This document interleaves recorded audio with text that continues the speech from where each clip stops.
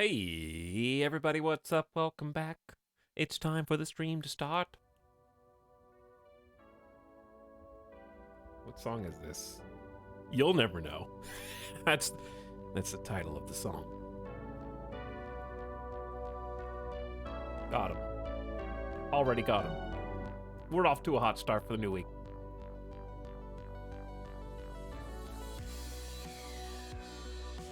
Welcome back, everybody. Hope you had a nice weekend. It is time for streams to resume.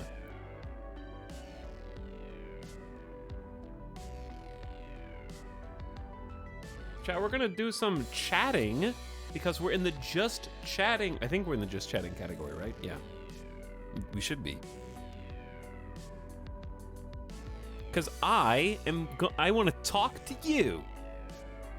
No, you talk to me.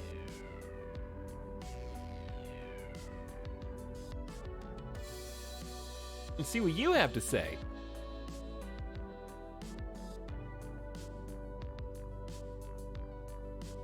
I don't really like normal Sprite. Can we have cranberry Sprite instead? Who said Sprite? Today I learned that cranberry Sprite is real, if limited edition, winter variant. I would drink it. But also regular Sprite's fine.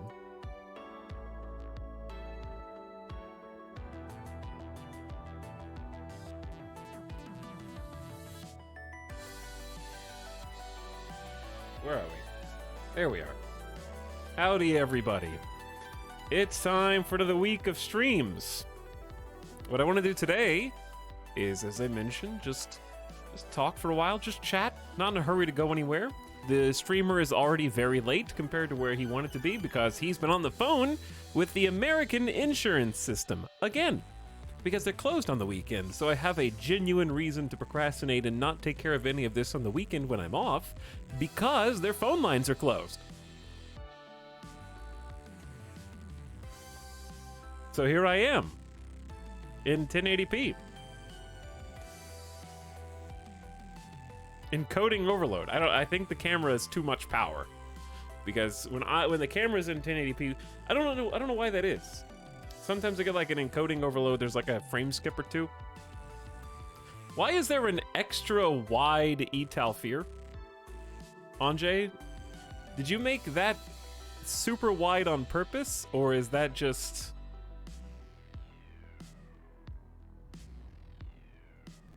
How do you do that? Why are all the... Wait. Alien Pleases ultra wide. Big people. they're all massive. I don't know if I'm the only one seeing this. Okay, Donu is not. Now they're back to normal. What? It's a new emote feature. Is it? You can do it on purpose? Is it exclamation W? Or is it W? Wait. I don't know. They're all super wide now. That's obnoxious, and also I like it at the same time. I'm confused in how it makes me feel.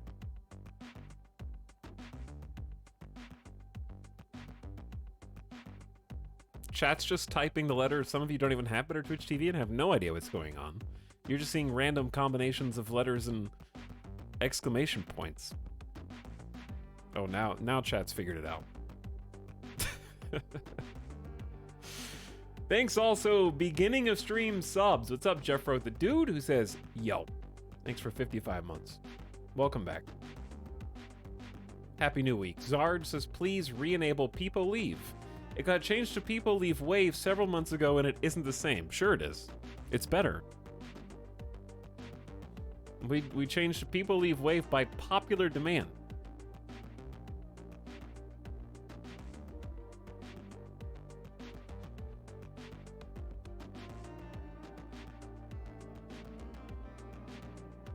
Two people say it's bad. Very vocal minority. I want People Leave, it's easier to type. KJ, imagine not using colon and the letters that you want to abbreviate all emotes and not typing them all out. Chat's about to learn something crazy. How? I just told you. Type colon. Start typing the emote. It'll autofill, and you can use the arrow keys to select. We're having revelations in chat.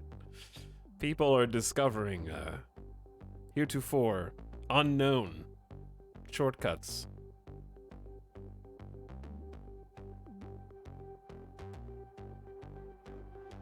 I knew this. Okay, one of you knew this. Little Zim knew this. That's because they subbed via Fira, who gave them a gift sub. Welcome back, Little Zim. Muppenheimer is happy to be here for almost 3 years. Mary Skipper says Spite stream sub. Oh, that's why you said Sprite, because I wrote Spite. I'm not trying to sprite anybody. I have neither the artistic talent to make you into a sprite, nor am I going to shake a Sprite can and open it in your face. Mary Skipper, thank you for the mod sub, and welcome back, Mod Squad. Hello, Nog, Mary Skipper, and Grugan. Of course, GDB as well. Shaq Genie says, much love, Talks. I've been really enjoying the stream lately. All the different and new games have been fun. Have you considered playing Peglin? I have considered playing Peglin, but I don't own Peglin. I remember looking at Peglin and thinking, this seems like kind of a small game. I don't know if I can get a full stream out of it. This seems like the kind of game that only Northern Lion can get a full series of streams out of. But maybe that's not true. Maybe there is that much content that you could get a full stream out of. I'd like to see an Etal Peglin stream. I found it pretty quick.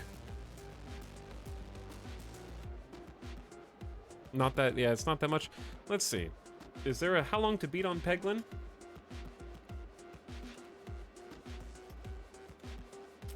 How long to beat this? 3.5 hours. Not all games need to be long. I'm not laughing at the expense of the game. Okay, but if you also have a roguelike, and the roguelike is 3.5 hours for all playstyles, or 3 hours and 45 minutes, how much Rogan can you do in that much time? You know?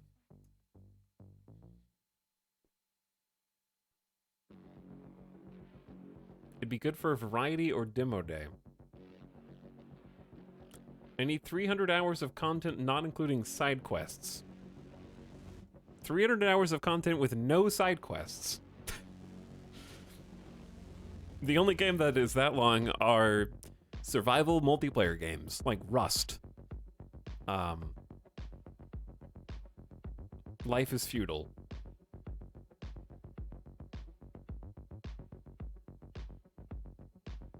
Yeah, that's 3.5 hours, including like multiple runs to beat the quote-unquote story. But it's somewhere on the list somewhere. I mean, it looks like a fun game. It just looks like the kind of fun game that you wish was like a 10-hour experience, you know? That's all. Hello, Mini Megan says 3 years Neum Speedy. Speedy indeed. Thanks for sticking around for 3 whole years, Mini Megan. Welcome back. Thanks for tier 1 sub. Kiera B as well, who says W, which is not the letter E, as it happens. Different letter. Maybe you are starting in Ireland. Possible. Brimo says, what you playing today? I don't know. I mean, I know, but I don't know. What I kind of want to do is actually like watch a few game trailers. And I will take some suggestions. We may also watch one of the, I wanted an excuse to watch the Kerbal 2 Dev Diary thing that we had queued up. So we might watch that, possibly. So I figured I'd just be in just chatting just to start the stream, so we could have reason to watch things without people getting all complainy. I can do whatever I want here. I am also wanting to possibly play some Kerbal today as well. I am also possibly wanting to play a few games of Snap because I'm this close to max rank again. This close, chat. And even a little bit of progress would make me feel good.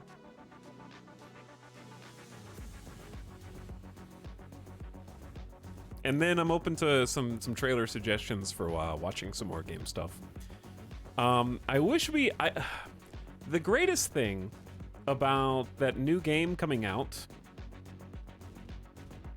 not Returnal, Forspoken. I don't know why I got those two confused in my head. Is once it's in the hands of the masses, I'll get to see a full dialogue collection video. Because I've already seen some of the early reviewers who've gotten it post various clips from the game and be like, oh, the dialogue is actually like that. So I would love to watch like a full... I would love to watch a Forspoken cutscene only video, like Metal Gear Solid, but instead it's Forspoken.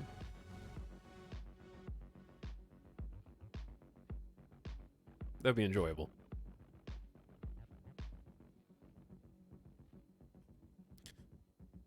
Talks, I know there's no shortage of new takes on Colony Sim, but if you're taking suggestions, definitely check out Against the Storm. Well, I want suggestions for trailers to watch, not games to play, necessarily right now. But I have seen a few people say that that one's fun. I don't know if I would like it. I would probably have to play it as part of a larger day of different games to play. I don't that those words didn't make sense when I put them together, but I don't know if I would want to dedicate a full stream to it. The way that I imagine Against the Storm is I imagine it as God,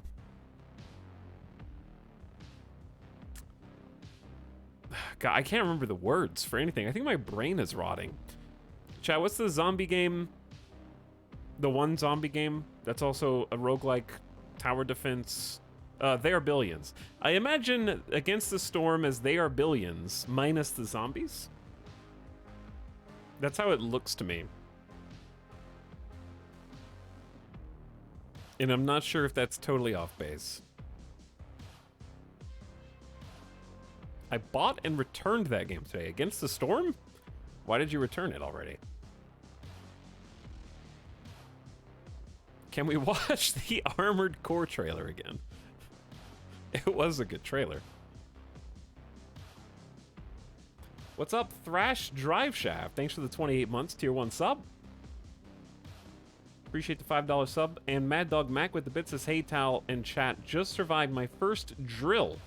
I got assigned to get a Humvee and 7-ton truck certification, which will be fun. Local chatter goes to training for the military and occasionally comes back in and pays the streamer to give updates on where they are. I'm looking forward to your eventual promotion to sergeant and eventually colonel and eventually just like general of whatever branch you happen to be going into. Okay, but I just want to say that as you do get promoted up to the top of the chain, with that increase in paycheck, I expect a comparable increase in support here. Okay, what I'm saying is remember us when you start answering to the president.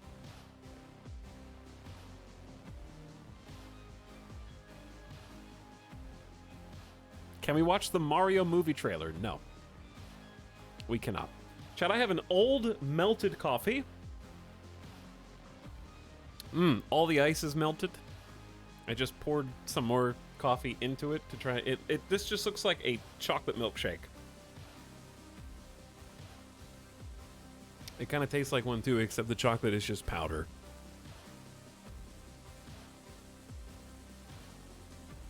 E-Towson just chatting. What are we chatting about? We're chatting about Starbucks, okay? Starbucks, I don't understand how... This is also true for Firehouse Subs and some other places, of course. But, like, if you order online or on the app, on your phone, whatever, and you just do, like, a pickup, okay?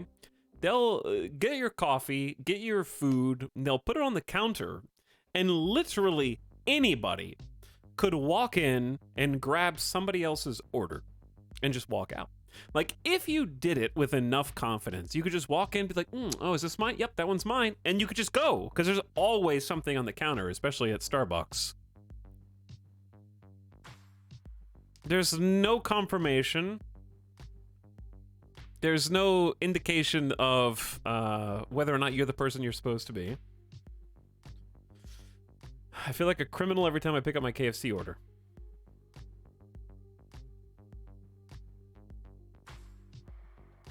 Coffee vultures. Everywhere I live has stopped doing the contactless pickup for this exact reason. Dude, I used to work with someone that literally stole his lunch like that every day. Okay, but okay. You can't go to the same place a bunch of times, because eventually they'd figure it out. Like, they have cameras, right? If you did it like twice at the same establishment, that's probably the maximum that you could do it before they're like, okay, this is not the first time. This is like 2 days in a row somebody was like, I didn't get my order and I know that we made that. They would probably go and like check it out at any competent restaurant. I only did it once and it was from Panera. You had just admitted to stealing from Panera in my chat. Am I saying that correctly, Ralamu? Okay, two things. Number one, you thief. Second, Panera? Like, there are so many better places to eat. Were you just like, well, you know, I am a piece of shit, so I guess I'll go to the most shitty sandwich place as compensation.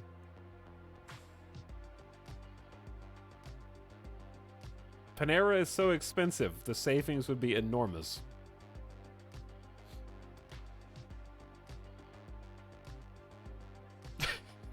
Soups are OP. Their name is Panera Bread. Okay? Anyways, I think that that person wasn't confessing to stealing from Panera. I think that they were saying that they did a contactless pickup from Panera. I just want to make sure I don't throw them under the bus too fast. Bread bowls of soup. Their soup is Progresso reheated in a bag. I would believe that, yeah.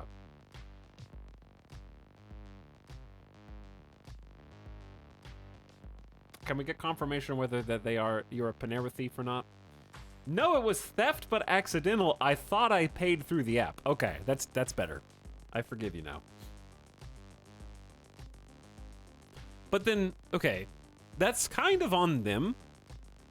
I'm not trying to like victim blame the restaurant here, but it's kind of on them, because if you put your order in and they put it in a place that's accessible to you to just grab, like, for the money exchange portion of it, that should be like something that you have to go to the register anyways to pay.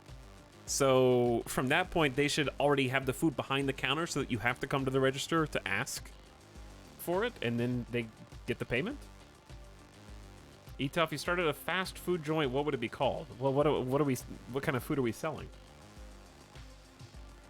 That depends entirely.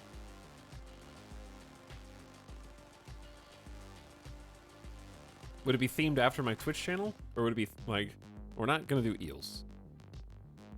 Big E's. The theme is Tex-Mex.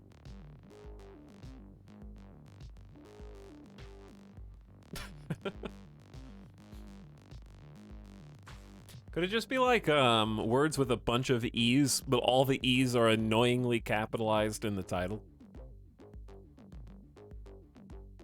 Like Easy Sneezies, and it's like all the E's are capitalized. Etal's Easy Eats.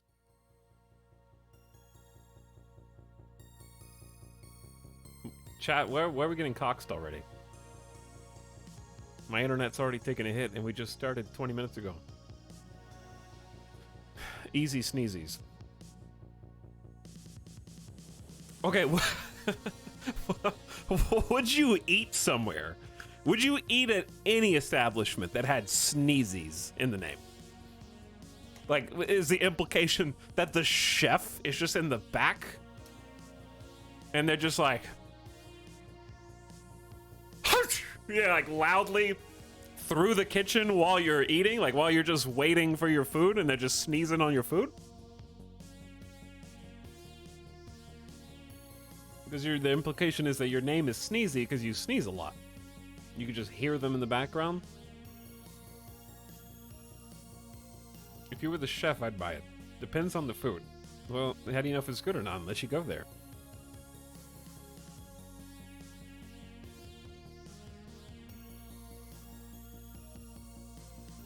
Did someone grab your meal at Panera Bread? Chad, I haven't been to Panera Bread by choice in many years because I think it sucks. Like, on the scale of food, I put Panera Bread and Buffalo Wild Wings on the same level. Just for reference. Speaking of sneezies, that like fake sneeze made me need to blow my nose.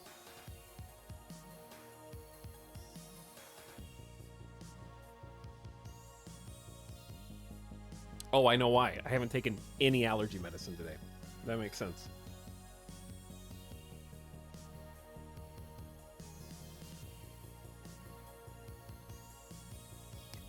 Now I remember.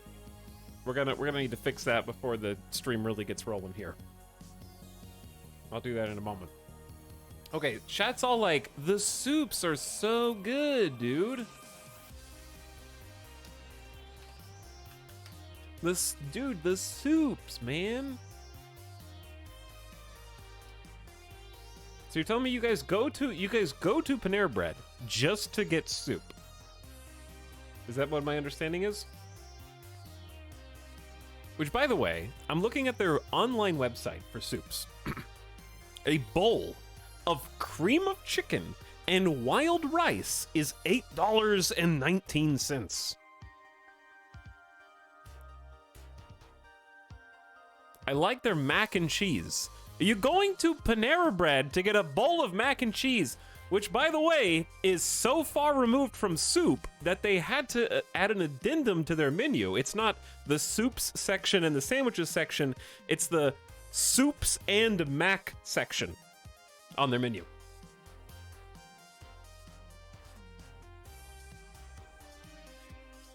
How much is your favorite restaurant's soup? Two things. Number one, Panera Bread is fast food sandwiches on the same level as Firehouse. But I would still say that even though Firehouse is very expensive, they're much better. Is it like Zupa's? And that's the second thing, is Cafe Zupa's is far ahead of Panera in both soup and sandwiches, because you can get a combo where you get like a sandwich and a soup and a piece of bread and a strawberry with chocolate on it, and it's a little plate lunch. And they have pretty banging desserts too, because they got these sweet brownies.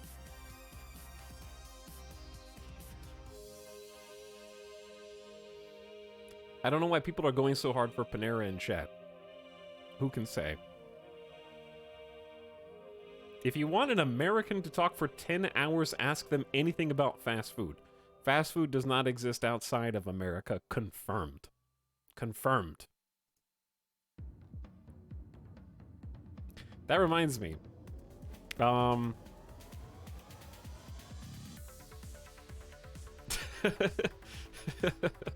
There was like a post. Did you guys, I don't know if I can find this viral tweet. It was from today. Wait, I might be able to find it because I remember enough keywords. Search engine optimization. Yep, I found it. Thank you, Google. Speaking of European fast food. Oh, never mind. This is the wrong one. Chat, I didn't find it. I take it back. Okay, we need help from chat because, yeah, I saw the post. You did? Okay, help me find it. It was a photo that looked like a Renaissance painting from a McDonald's in York, I think, and it was from today. Those are the keywords that I have to go with. Go. I need backup. Oh, I saw that, yeah, because it was viral today. but I can't find it because I didn't like the post. I didn't engage with the tweet. I think. Hello, what's up, Feng Shui? How's it going? This is backfiring and just making me hunger.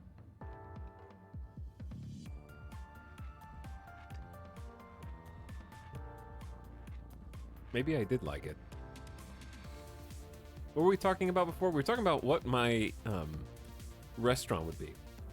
The problem with me making my own restaurant is I would be just a lowly idea guy. Like, I wouldn't be able to work in the kitchen. I wouldn't be able to be one of the chefs. I think, though, I would actually be pretty good at management.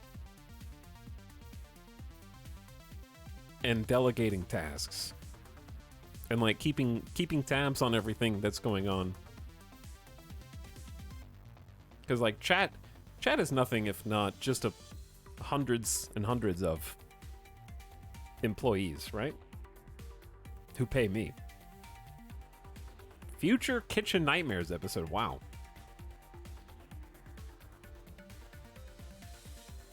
We own stock. People who think they are good at management are not. That doesn't make any sense as a statement. Are you saying that all good managers think they suck at management? So you have to have imposter syndrome in order to be a manager?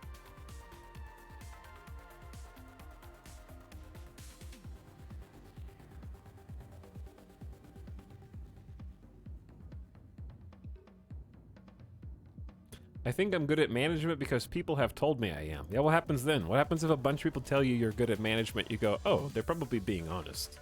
I probably am a good manager.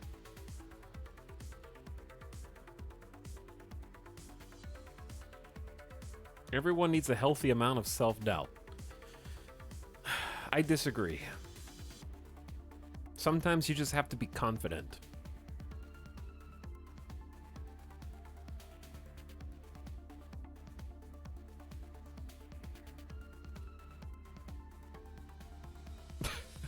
Okay, there's a difference in saying, like, I think I would be a good manager and I think I would be the best manager in North America. Okay? All these other business people don't know what the hell they're doing.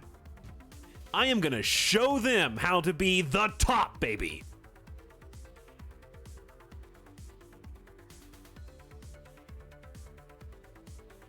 Like, all you need to be a very good manager is an understanding of the ins and outs of your business and your employees and empathy. Okay? If you have a healthy amount of empathy and you treat everybody that you work with as a human being,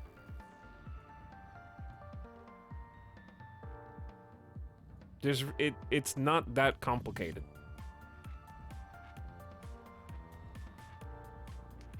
Empathy and capitalism, omega lol. And the fourth thing would be that hopefully you're making at least a net profit as a business, because trying to manage a business that is actively sinking into the ground isn't good for anybody.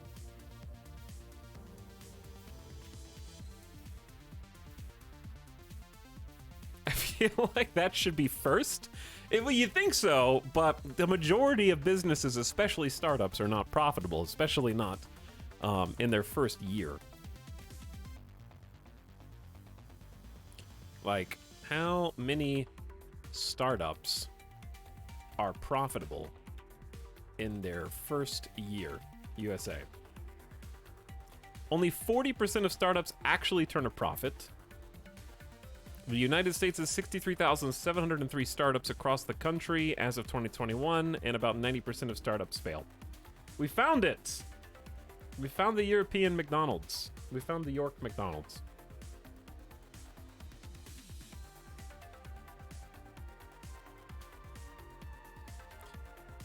Who did it? Carson found it? Okay. Here's the tweet.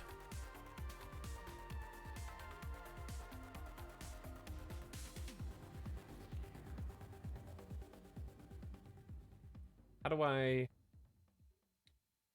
do this?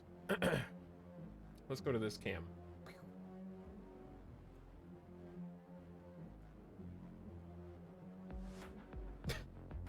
Hold on.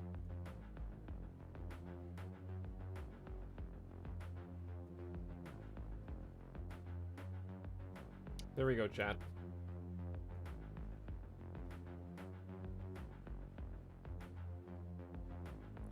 I'm weirdly in love with this photo I took in York McDonald's at 1:44 this morning.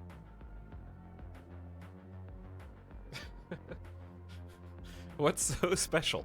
What's so special is that it's like... It's a fantastic photograph. Like, this is the kind of photograph that people could look at in, like, 40 years as a historical document. This is a time capsule. Moreover, the reason someone in chat said that something about like you can get an American talking for 10 hours if you start talking about fast food or something. And I think that's just because apparently if you're not American, your idea of fast food is carpeted walls, wood paneling, a very small waiting area. Like the distance between this counter and all of the people waiting. And I could stand on my tiptoes and touch the ceiling.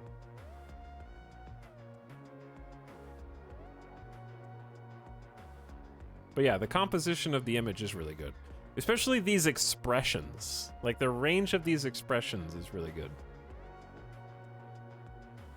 But what I'm saying is if my McDonald's looked like this, I probably wouldn't be talking about it for 10 hours either.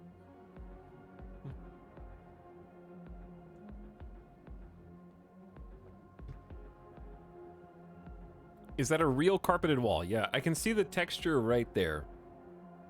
And I'm very confident that's carpeted.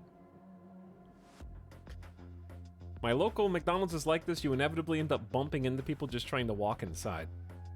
Then again, if you're in an American McDonald's, you're probably in a concrete fortress of parking lots where you cannot walk from place to place. You will have to drive from one parking lot to the next.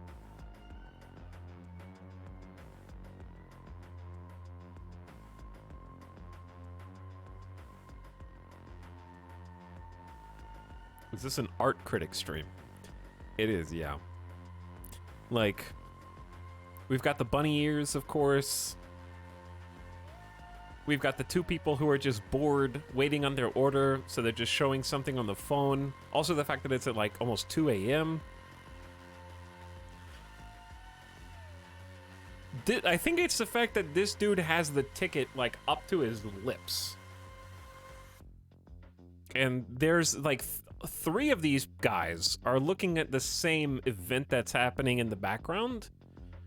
Almost like, it's in a way that suggests they are not happy with what's happening on the other side of the frame. Like they're trying to stifle some kind of laughter or reaction. Yeah, and they're all wearing suits too.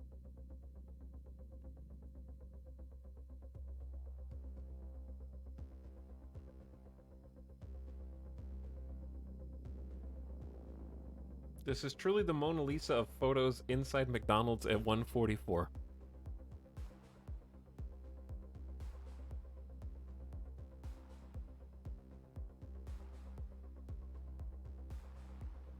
Anyway, yes, we do talk about fast food a lot. It's true. Where can I get a print?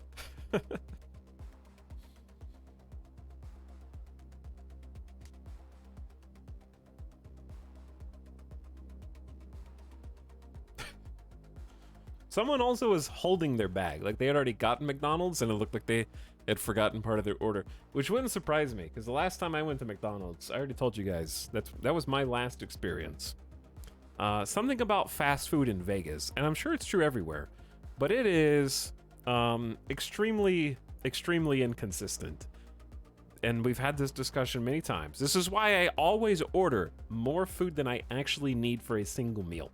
Because when something gets forgotten, not if, when, I will have extra food anyways, and it won't be a big deal.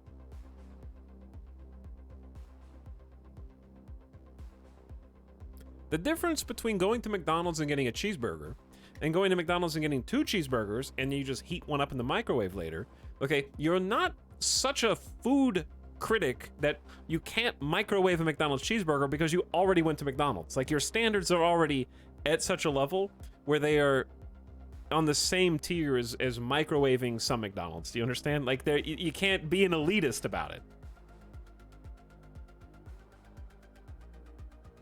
So just if you get more food than you need, then you have extra for later.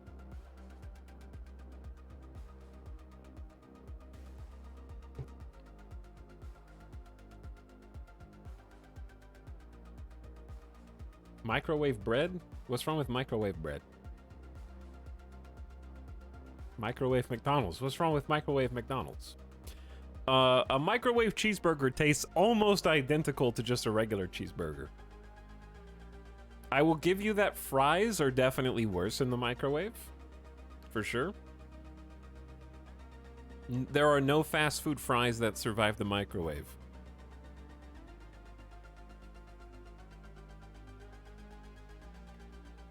But, like, everything else is just fine. It's a texture issue. Toaster oven? Okay, I will take microwave bread from a microwaved leftover sandwich over crispy toast that has taken the place of my sandwich bread. Like, putting a McDonald's sandwich in the toaster oven and it gets all crackly, like the bread gets all hard and crispy. McDonald's bread is so airy. Like, it has so many air pockets in between. I would rather just microwave it. Chad just keeps saying he's off his rocker. Chad, do you not microwave your pizza? The toaster oven takes too long. Give me my garage burger now. No, you won't microwave your pizza.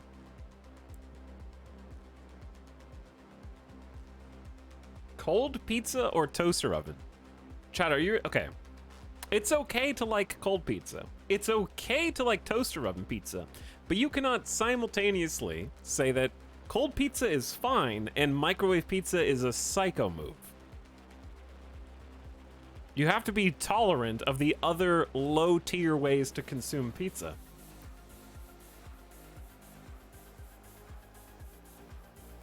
They're on the same level.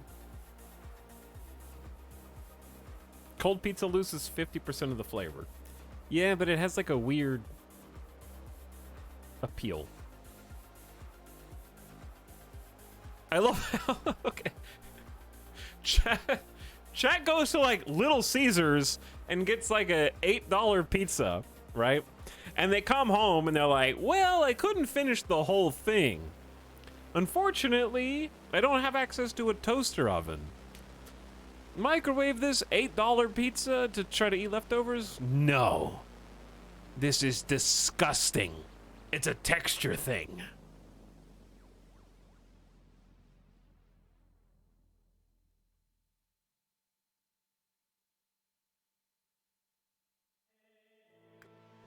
That's when I eat it cold. There's nothing wrong with eating it cold.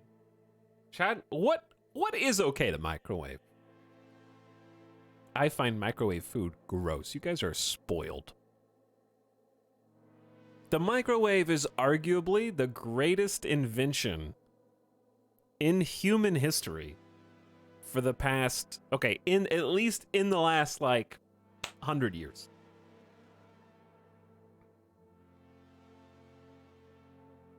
It's at least a top 3 invention. I microwave stale cookies. Just throw those away. You can't save them. Baked potato. Making those in the microwave is great. See, I think if you can't have a baked potato in the microwave, that's just a potato.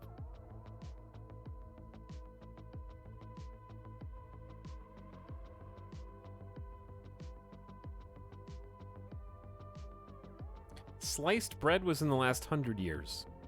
That's not true. People have been slicing bread with knives for generations.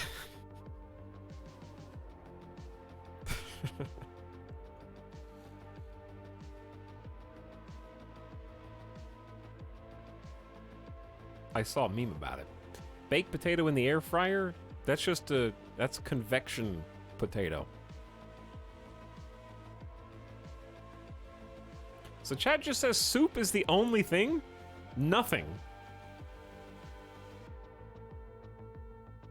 Chat doesn't ever eat, you guys never have to eat a frozen meal. What do you guys eat every day? Because I know most of you don't cook. So you guys are either like fast food order out snobs.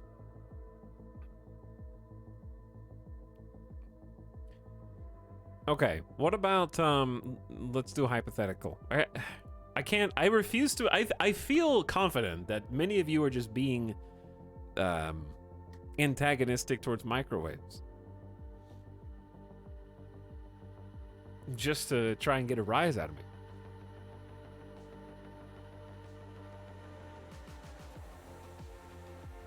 Microwaves aren't real.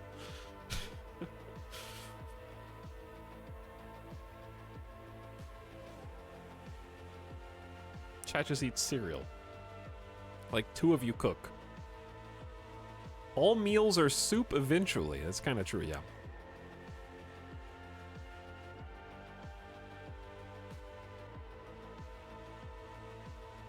Paid off by big microwave.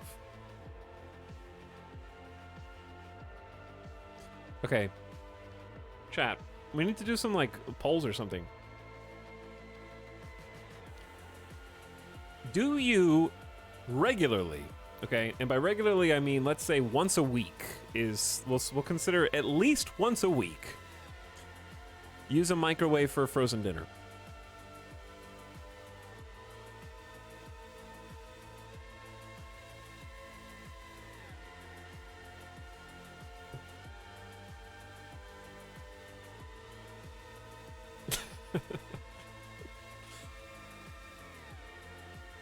Okay, it's like 80+% no.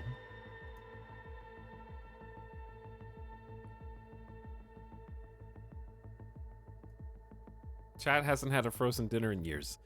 Okay. Let's see. I don't know how to do a poll for this. We're gonna have to just do a series of 60-second polls.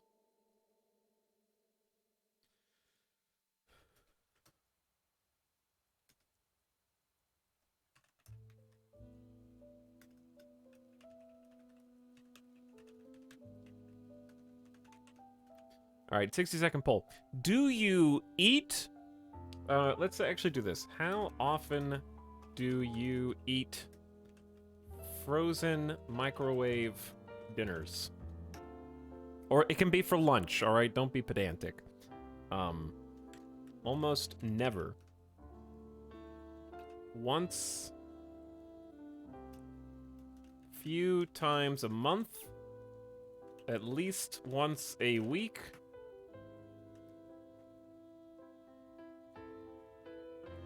Or nearly daily, or yeah, just some, you'll find an answer in there.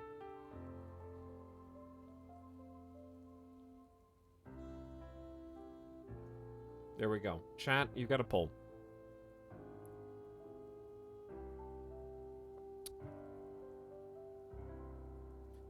I feel like some of you guys consider frozen dinners and you only think like, I'm talking about lean cuisine or something. There's other frozen dinners besides just like Michelin's, Michelina's, whatever their name is.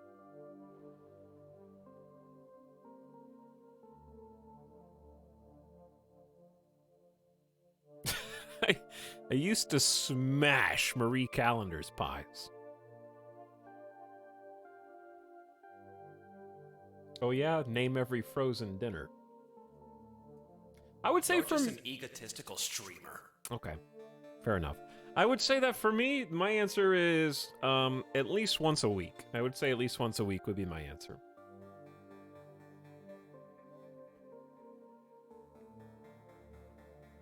And as far as which ones I eat, no, I don't eat the Michelinas. The brands that I typically will get, there are like 3 different, what's the name?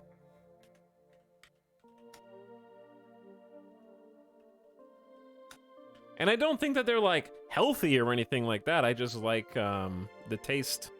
God, what is, chat, what are the ones in the green boxes? Not Stouffer's. Chat said Stouffer's.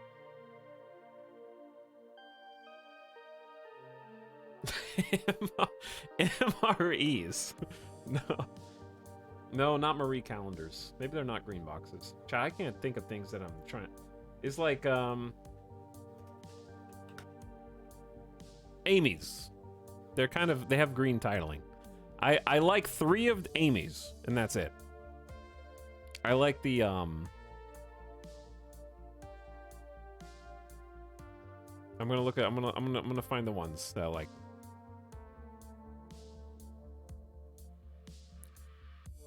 Yeah, I thought it was Annie's for a second. That's why it took me a moment. I think I like the Enchiladas Verde. Weirdly, I like the Mexican casserole, even though when it comes out of the microwave, it does look disgusting. Like, it does, but I really like it.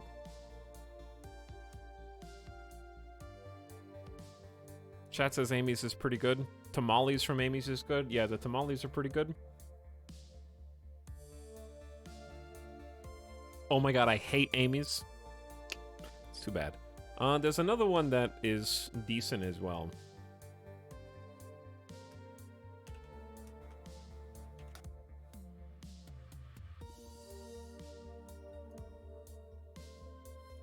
And I'll never figure out what the name of it was. I have had... when I was in college, I definitely was a lean cuisine boy. I had way too many lean cuisines.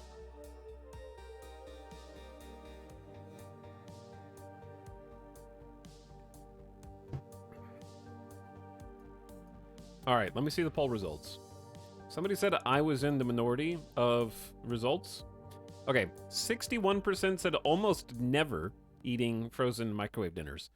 17% said at least once a week. 14% said a few times a month. And then 8% said nearly daily. So, 61% said almost never eat frozen dinners, and about 39% said that they at least consume them with some regularity. Here's the thing, chat. Some people consume daily frozens because of their work. And maybe their work either doesn't provide lunch or doesn't provide much time for lunch. And so you take a frozen and you heat it up in the work microwave and you just eat in 15 to 20 minutes and you go back to work. And that's just easier.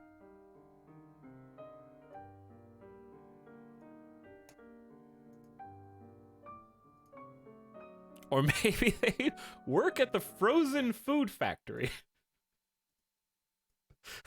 That's how it works. You work at the frozen, like, okay, hey, if you work at Starbucks, do you get free Starbucks? Yeah, sometimes. Okay, you work at like Cane's Chicken, they give you free chicken whenever you want. Yeah, I get to have a lunch there once a day. Oh, you work at the frozen food factory. You get to choose one frozen of your choice from our entire repertoire. On us. Oh, sick.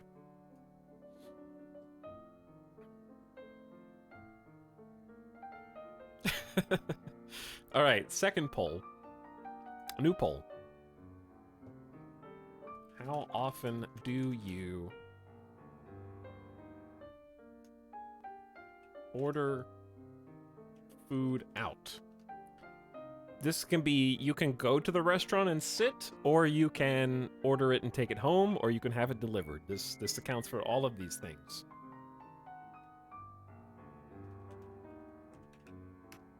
Okay, almost never. A couple times a month. almost, or at least once a week, almost every day. Does this count fast food? Yes, this is restaurants, fast food, any food that you did not prepare yourself, that you purchased and came from somewhere outside of your house to be cooked. You got 60 seconds, go. Let's see what the results are here.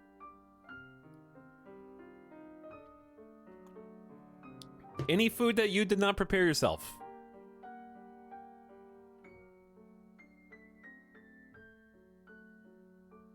What about eating an apple from the grocery store? Obviously, chat. I'm not talking. Are you guys really gonna be like, what about the grocery store? Oh, dude, what? The grocery store? That's the food you prepare yourself, you pedants.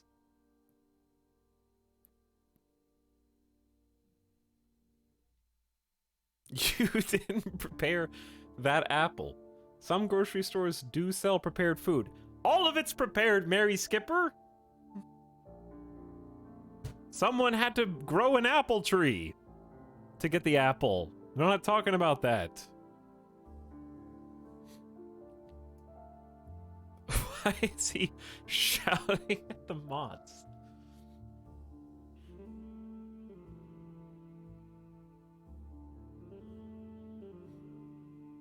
Okay, at least once a week is the winner with 46%.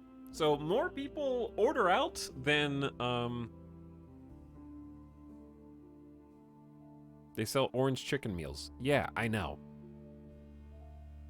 So you guys are splitting hairs over whether your deli, like if I go and get like a rotisserie chicken from the grocery store, okay, that still isn't eating out. If it is, I worry about your close family because you are selling them lies. Like you guys are coming home from the grocery store and like, good news, kids. Hey, family. I thought it was a special occasion tonight, and I want to treat you all to something delicious, something out of the ordinary. I spent a little bit of money tonight getting some food out to eat. It's on me. It's on me. I got a rotisserie chicken. I got some grocery store sushi. I got some deli meat. I got some bacon. You guys go ahead and just make that into stuff. Go ahead. Put that on. It's on me. You're welcome. Alex, you're gonna make mom cry. Did you get an apple? They got an apple. All right, here's what's gonna happen, chat. I have to take allergy meds or I'm not gonna survive the day. Who did the tier 3 sub earlier? Professor Bones. Thank you for the tier 3 sub. I'm glad that you like Marie Callender pot pies. And thanks for 2 years. All right, I'll catch the other subs at 6 just in a second when I get back. He's still in this. Okay. Imagine joining the stream late and you think I'm still on the starting soon screen for 56 minutes. Like, I've just been playing music with the longest intro possible.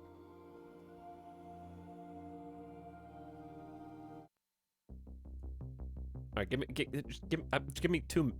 like 2 minutes to go get the allergy meds. I'll be back, and then we'll watch some game trailers.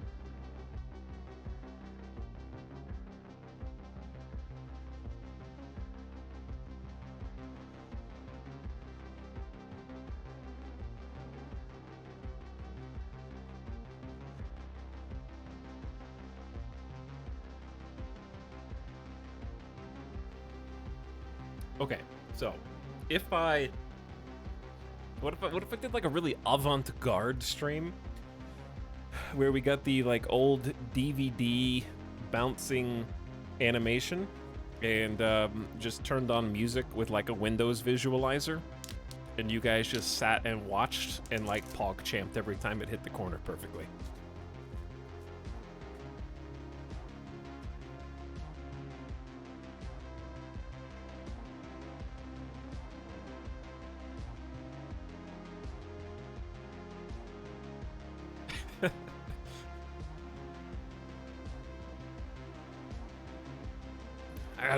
I gotta blaze a trail.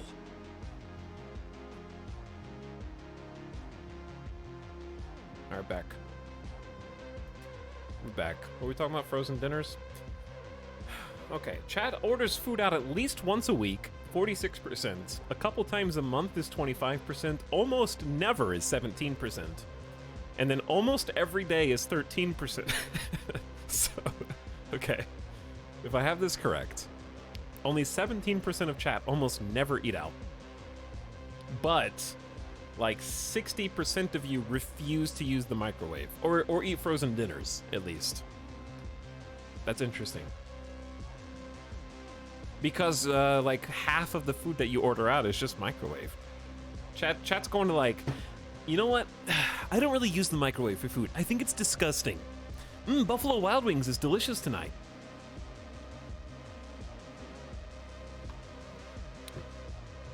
Oh, I really like their new, like, $10 chicken sandwich.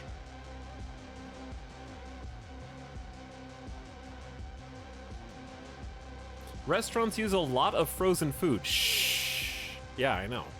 A lot.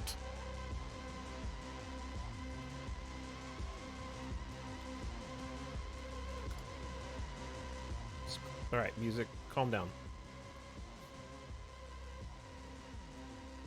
Like, you guys are walking down the grocery store and you're like, that's weird. Why is there a bag of Arby's fries in here? Just in the freezer aisle. That's crazy.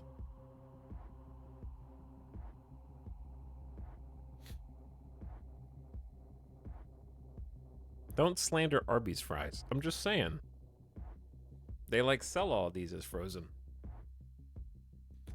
I voted for not using the microwave because the food tastes better frozen. It definitely will work out your teeth a little bit.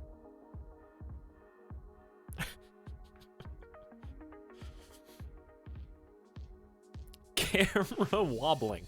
That's because it's attached to this stupid desk. Okay. And the desk is incredibly flimsy. Stop shaking us. All right, it's okay. It's okay. Didn't mean to scare you all. Okay, let's watch, I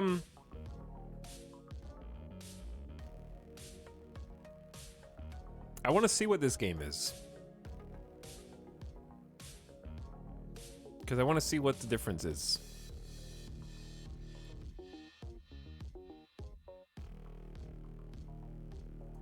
Streamer, please. What?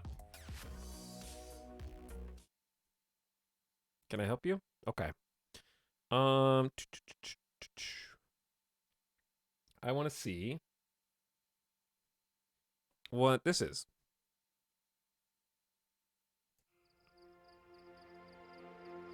Because I liked SteamWorld Dig a lot. So I want to see what SteamWorld Build is. I see it! I see it! The mine shaft! I wonder if there's... All right, folks. Time to get to work. Wait. Is this City Builder? Hold on.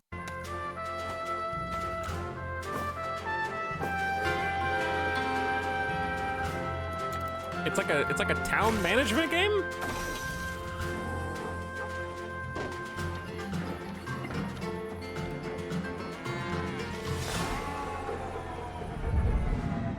And you go underground?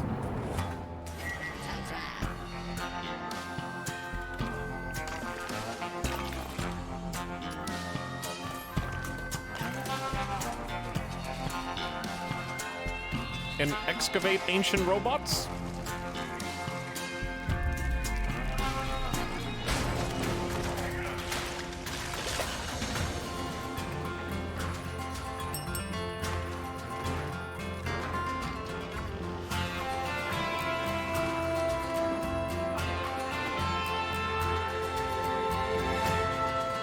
And there's trains!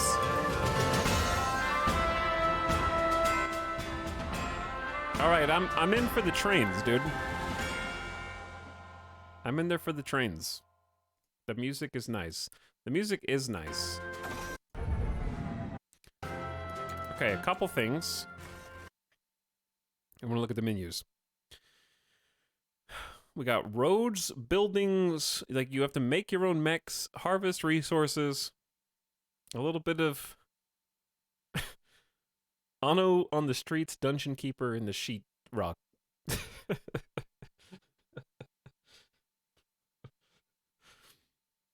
Chat says it's a dwarf fortress with mech dwarfs. I'm not sure if you guys saw any of the dwarf fortress streams. Or not. We got like a mechanized cattle farm.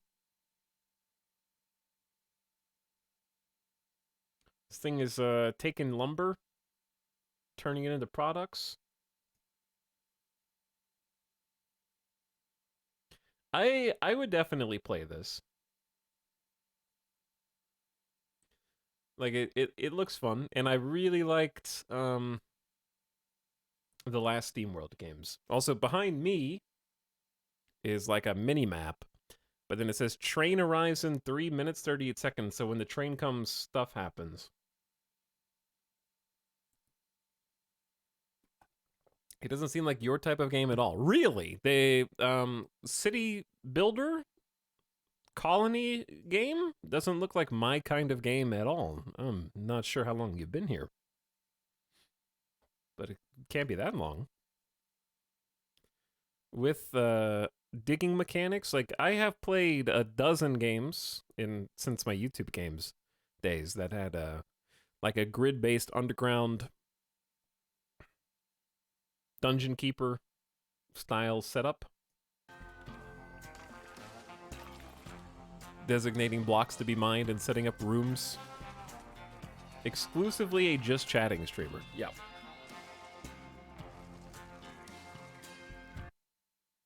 And we got bugs and enemies with some tower defense. It looked like there was a roof support that's actually taking damage there. I wonder if there's collapses. Interesting.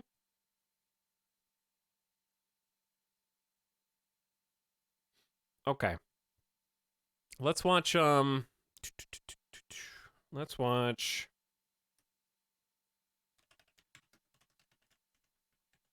I wanted to watch the Kerbal 2 video. Which one, yeah. Okay, this is like a 14-minute video. And I've been wanting to watch it, but I'd rather watch it with you. Because I want to see what Kerbal 2 is gonna look like. I have subs on. Subtitles are on. We're not going to watch all of them. We're going to skip to episode 6 early access.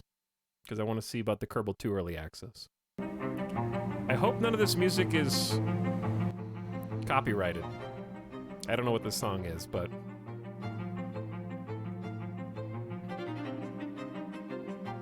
Feb 24th. Episode 6. For us, failure is not only an option, it's like absolutely mandatory, right? It's the way that we learn and evolve. One of the things I'm excited about with early access is it kind of makes everything feel a little more Kerbal in the sense that we're gonna get some things wrong. We're gonna make some assumptions that are incorrect. We're gonna fail out loud. Like there's nothing more Kerbal than that. Actually. That's a big vehicle. I mean, this has been my entire life for years now. We originally announced that we were going to release this game in 2020. It was ages ago. And here we are coming up on 2023, and it's still not out. Late streamer. I feel like I've been sitting on a secret in a way. I cannot wait to experience this with other people, and I'm looking forward to letting the game speak for itself. If you have any tendency toward perfectionism, this job is not for you. There is no one person who can encompass in their mind everything that this game is and everything that this game does. At the very beginning of this, I had it all written out. I knew exactly what this game was going to be, and it's blossomed. It's become something bigger than any one person on the team. Space. Going into early access, we have the opportunity to make this game amazing with our community, not just for our community. Each update is You're kind going of like too a little fast. present. As a community, we get to unwrap this wheels present aren't together with touching all the the ground. new features and all the new things to explore. Kerbal Space Program 1 was an early access game even before early access was a thing. But there was a moment when we were about to release on Steam and we had to just hit the brakes full stop because we were wondering if people were going to be annoyed that we were giving them an incomplete game. Well, I mean, there was no shame in it. We knew it was incomplete. We knew it wasn't. That's gonna happen regardless. How early access as we know it came to be. Kerbal Space Program 1 would definitely be a very different game if it had not been an early access game. Feedback from the community was invaluable, and it helped shape the game as it is today. We're thinking of early access in a kind of total way. First, completing the foundation, validating the foundation through community interaction, and then building successive new floors on top of that foundation. New celestial bodies, new star systems, colonies, interstellar travel. Okay, pause for a second. So, I know there's going to be interstellar travel, but do we know if there's going to be like preset systems to go to, or is it going to be like randomly generated? Yeah, a lot of this stuff is not going to be in at launch. That's why they're talking about early access right now. They're going to be pre-made interstellar. That's cool. I guess you'd kind of have to with the orbital mechanics and stuff. But yeah, this is over the course of the early access going to be incredibly ambitious. Chat's just now seeing like the word colonies, and I'll rewind like a few seconds to see the These new star systems, colonies. yeah, colonies, like building structures or having structures that you have to like supply via space travel from one planet to the next with different resources and stuff. That's not going to be in at launch, but clearly they already have stuff that's in the game for it. Interstellar travel, multiplayer, all of that stuff needs to be layered in on And top multiplayer. of those core features that we want to get in front of people as soon as we can. I cannot overstate how important it sexy is rocket. for me to just hear what people think about this thing we're creating. We've been working in a vacuum, it's a space joke, for quite a while. This is a rare opportunity to actually find out how we've been doing. They look so happy through the means window. that you have the ability to have a dialogue with the development team and to shape the future of the game. Much of what's in place on day one for KSP2 is that huge, massive technology beneath the surface that's there to support these new features that are coming down the road, like multiplayer, like interstellar, like colonies. Here are the aspects of the new game that I think are going to be most obviously improved. You're going to be able to make vehicles that are very different from the vehicles you could make in KSP1 and a lot more tunable in terms of their shape and performance. Oh, no. The way that we're That thing showing is spheres of going influence, straight down. the way that we're showing encounters. Right out of the gate, the map view is a completely different animal from what it was in the original Kerbal Space Program. The iconography of the map view is so much easier to parse, and it actually gives you more information than the old map view. I've been surprised by how much prettier everything looks. Specifically, the parts really result in some pretty impressive creations. One way that I can tell the game's ready for early access is that we can't stop playing it. Like, we spend all day Don't working on brag. this thing, so you'd think we'd be tired of it. But instead, we've had to set up a new internal Slack channel to keep track of all the creations everybody's making in their free time. We have 4 launch pads at KSC so that when multiplayer comes online, people will be able to launch simultaneously from the same base. We've That got sounds 2 terrifying. runways, and both runways are very long, with nothing at the end of the runway to run into. Accept each other. There's a launch tower next to the rocket, and the launch tower's position adjusts based on the rocket's dimensions. The new flight HUD is extremely cool. It still has, for example, a go button. You don't have to know the hotkey to launch a vehicle. For the navball cluster, we looked at a bunch of compact flight displays for commercial aircraft. They have what's called tapes. It's a little scale that just scrolls by, giving you a visceral sense of how quickly Microsoft that number Flight is Sim. changing. So if you're falling really quickly, you see the tape going just whizzing by. It really changes the way everything feels. One of my favorite new things is coloring parts. You can either color an entire vehicle, you can color individual parts, different colors. Oh boy. It's crazy how much fun we've been I'm having gonna with be this feature. customizing. I feel like there's a zillion things like that. We have had a couple of They're all opportunities to pointed put the nose current down. part set in the hands of creators who were prominent in the KSP1 community, not least of which is Chris Adderley, who is a part modder from the KSP1 community, who's now on our team. Those people can take what we've created and make things that are shockingly cool. It's been weird to be known.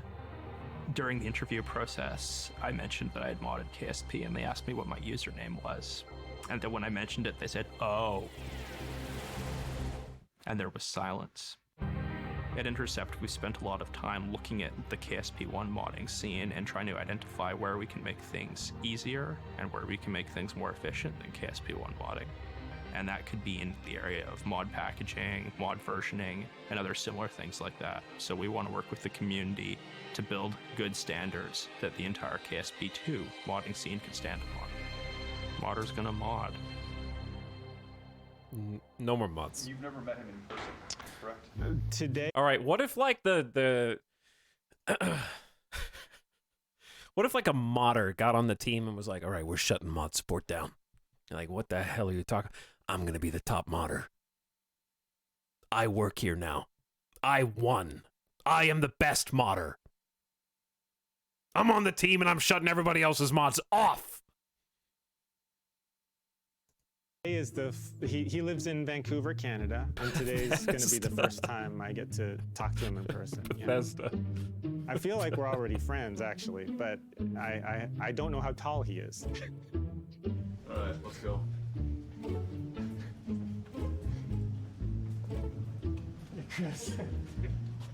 Hey, nice to meet you. Nice to meet you. Finally see you in person. Let's all look awkwardly at the camera.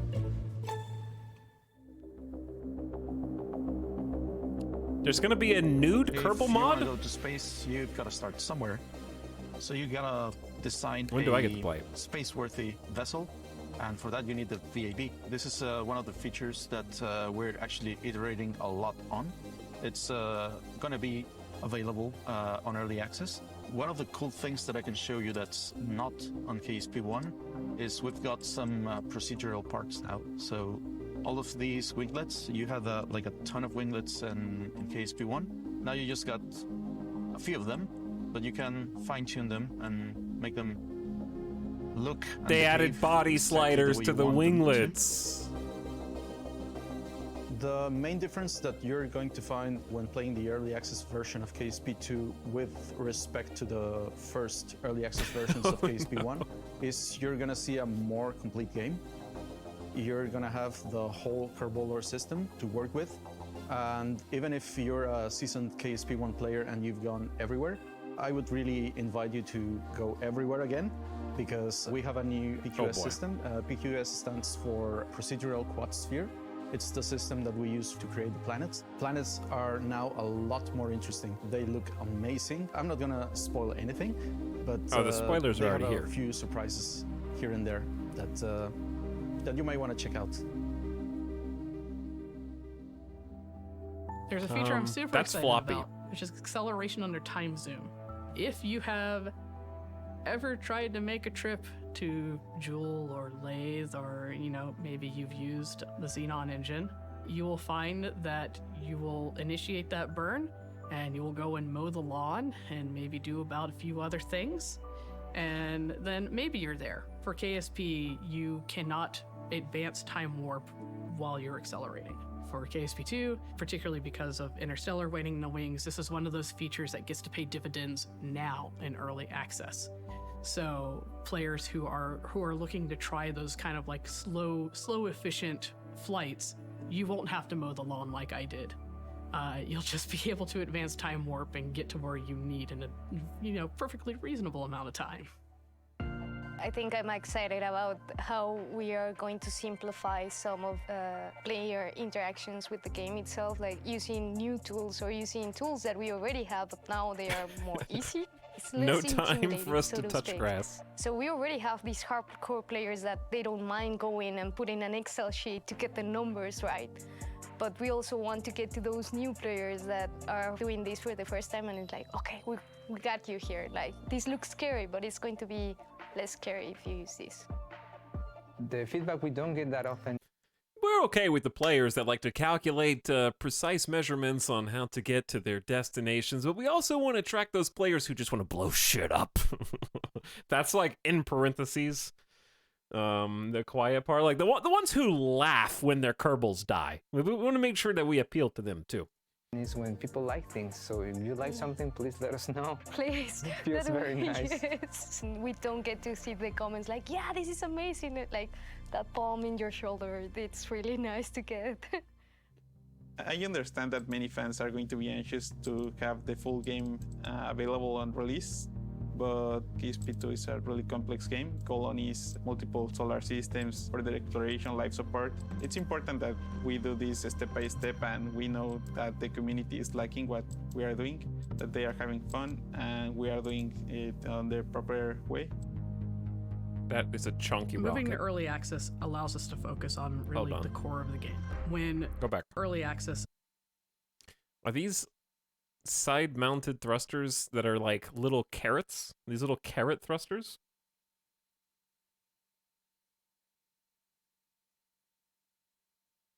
Yeah, the color scheme is amazing. There's like a this is where the crew are. And is this just all? Is this just a giant fuel tank?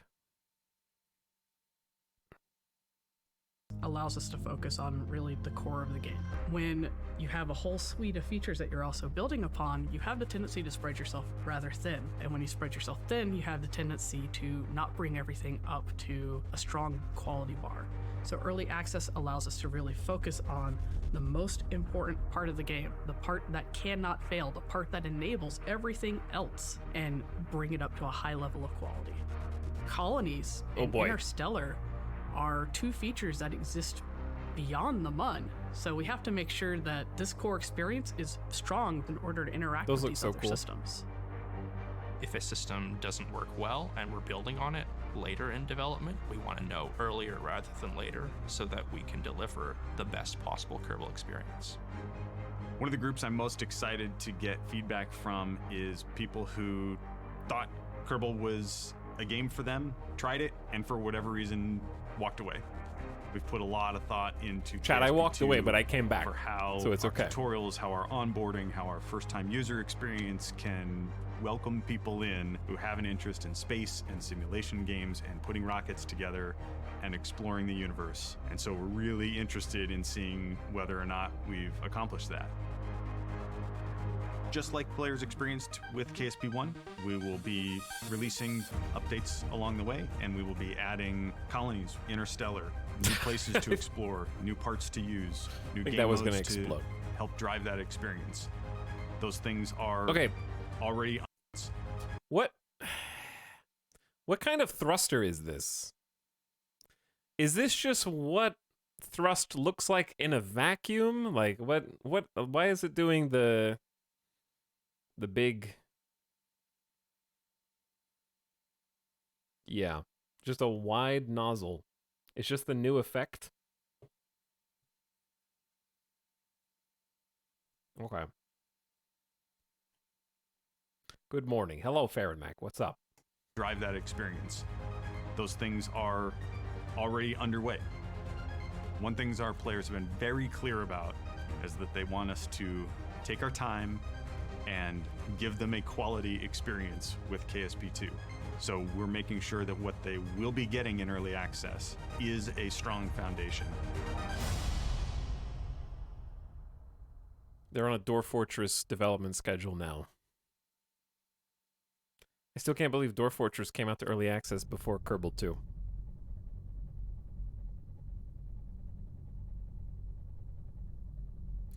This ship is going to run out of fuel if you don't come back from the kitchen soon. It looks like you're getting very close to the ground.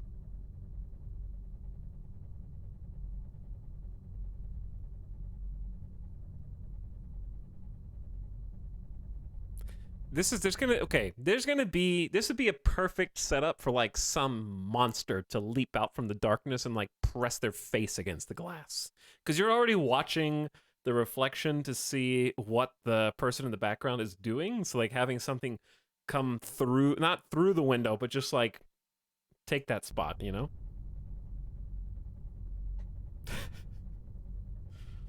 When they're not looking, when they're like turned away.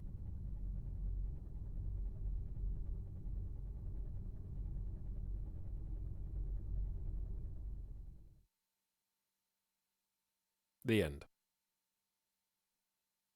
I didn't realize it was a window. Yeah, it's a reflection. Either way, it looks very cool. I am very excited to play, obviously, the early access, but mostly very excited for all the colony stuff, which we talked about. I'm probably going to play some Kerbal tonight.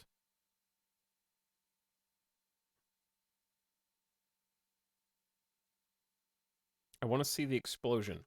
No. No boom boom. Talix, this is a really interesting effect when you use rockets and atmosphere. The air is pushing in on the rocket propellant. That's why you get the classic column-like fume behind them. But once you are in a vacuum and nothing is pushing in, the exhaust expands, which is why rockets meant for atmosphere and vacuum thrust have different shapes of exhaust.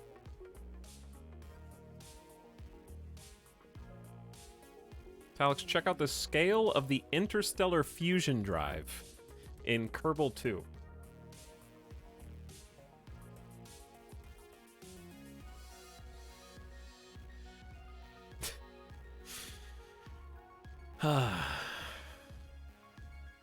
Rocket pictured on the right.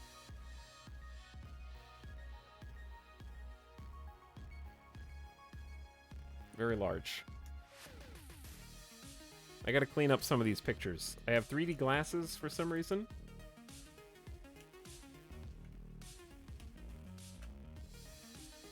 Actually, that was the only one. Never mind.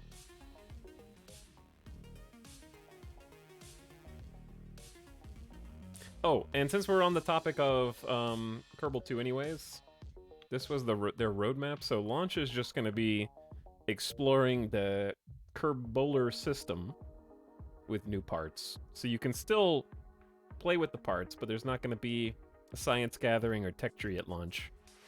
Then it's going to be science, then colonies, then interstellar travel, then a new star system with resource gathering, and then multiplayer. So, they're going to be working on that for a while. Quite a while. Chat, you guys got any more recent game trailers that you think are cool? Has there been a game that made each roadmap milestone on time? I don't think they put times on that one, which is probably smart. I wait. I won't wait. Because you can always build. Like, I enjoy the sandbox.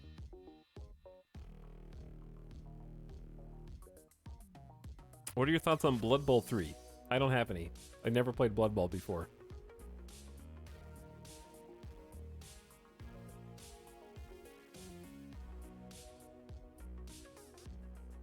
Specifically trailers that have recently come out.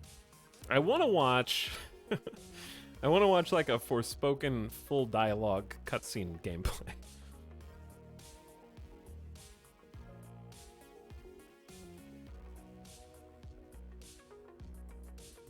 I wanted to trick you into watching this. I'm not going to click on a random trailer, Giso. Like, I know better. I know my chat. Oh, hey, watch this video. No, so I'm not going to tell you what it is. No spoilers. He clicked it. I actually didn't click it. I have no idea. Age of Wonders 4 trailer. I think I watched that one already.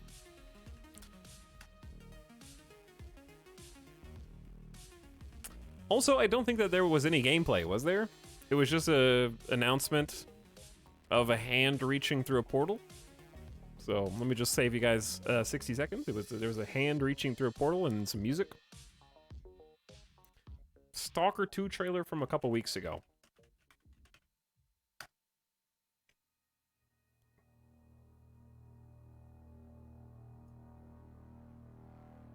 Was it this one?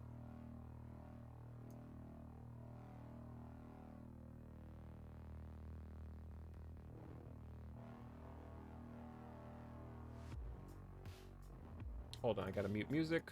There we go.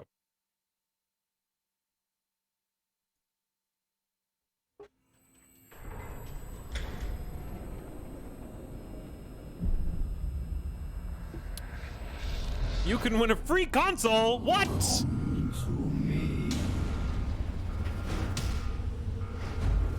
Right now?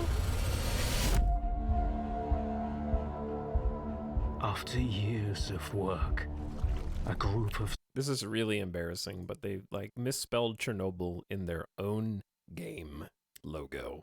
And they leaned so far into it that instead of correcting it, they just made it the YouTube title, tripled down on the typo, renamed the entire project. After years of work, a group of scientists managed to tap into the noosphere, the Earth's informational field.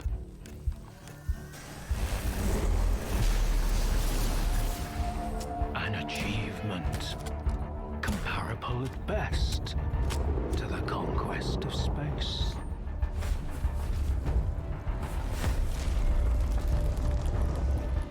Don't want the innocent to suffer? Then help me find the culprit.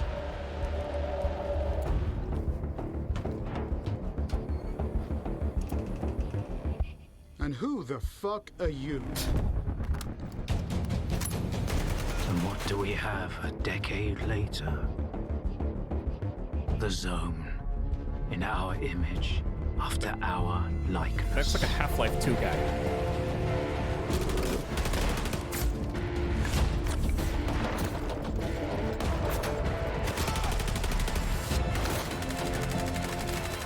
My men are still lying out there, and I can't even bury them.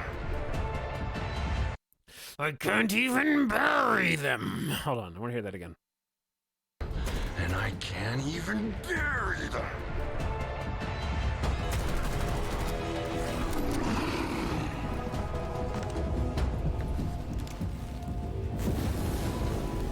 Died in an anomaly.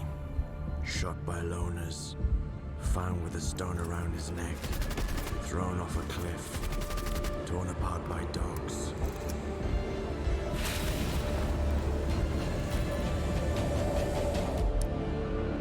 All right, sorry to pause again. I thought that this was a PlayStation trophy for a second. I was like, oh, you got an Achievo? No, well, hang on, Cloud Achievo? Snap. Don't snap during the trailer. You cannot kill God. Just like you cannot get rid of the sky up above. I am blind, but it is you who cannot see.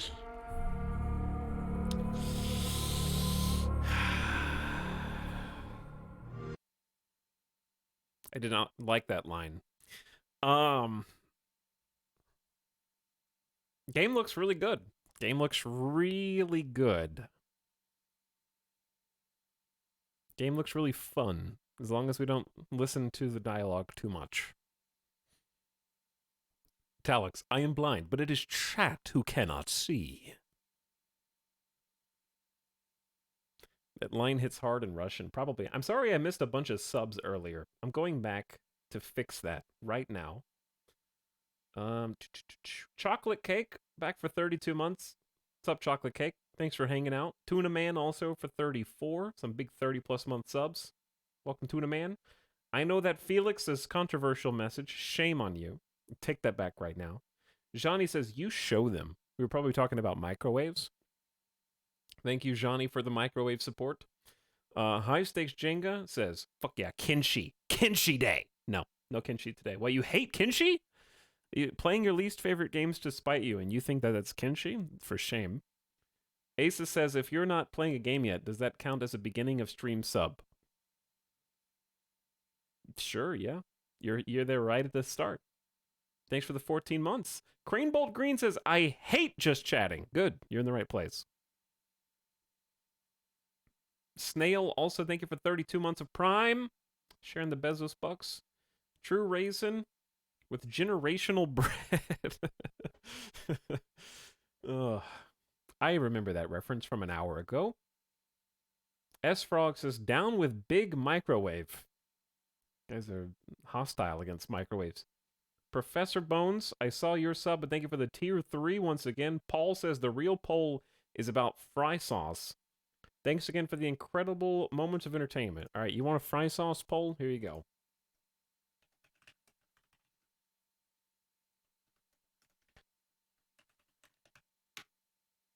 Okay, no sauce for fries. Ketchup. I'm going to put in my personal favorite.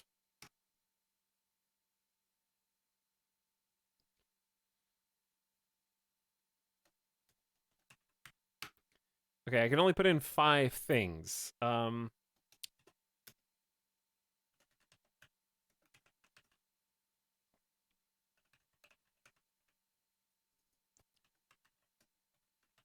Okay.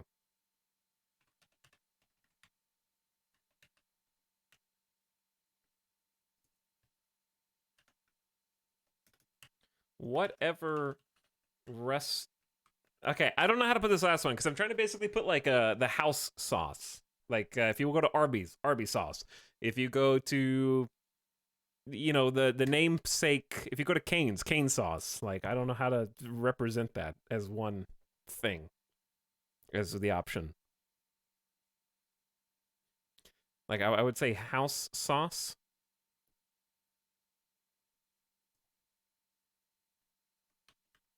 House sauce. All right, here you go. 60 seconds, go.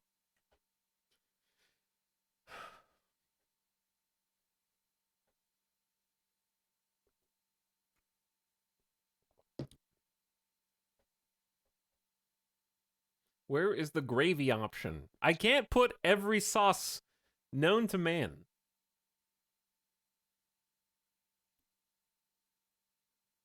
I mean, you could put an other, I guess, but other is going to take up the. That includes too many options. First of all, there was a shocking amount of no saucers in chat, but you put mayo. That's because people are actually picking it. Some people just love mayo on their fries, I guess. I don't know. You found room for a honey mustard but not gravy? First of all, yes?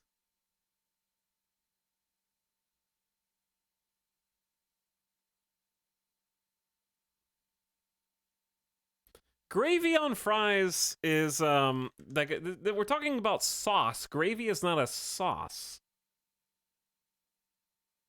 Gravy is gravy. You don't get gravy in like a little packet that you open the top of the packet at the restaurants.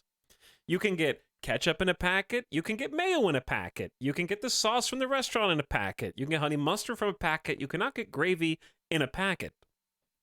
It is in a different category, and it must be prepared. We're talking about you go to a fast food place. Like, if you go to any fast food place and you get fries, what sauce do you get with the fries? And we have 43% who say ketchup. Etal doesn't know about gravy packets. 43% say ketchup. 22% say no sauce, which I find incredible.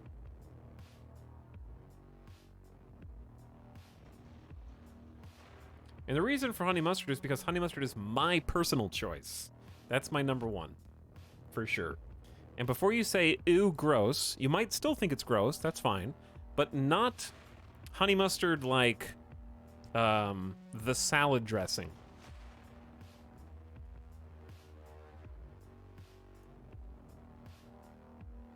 Not like, this streamer is awesome. Barbecue sauce is okay, it's fine, yeah. If fries need sauce to be good, then they were shitty fries the whole time. That's not true, okay? Chat, true or false? Steak fries are always better with sauce. But that doesn't mean that steak fries are shitty, right?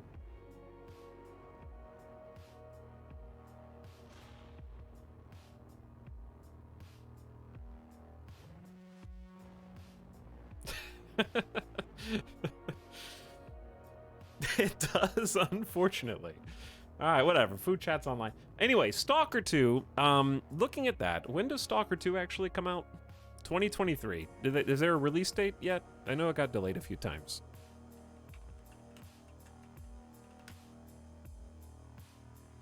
$2023. Should we finally have Stalker streams this year?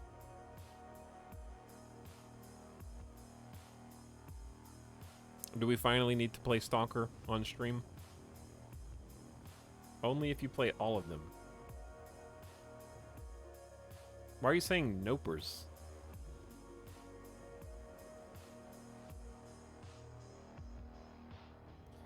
Wow, why are chat Stalker haters WTF? That's what I'm saying.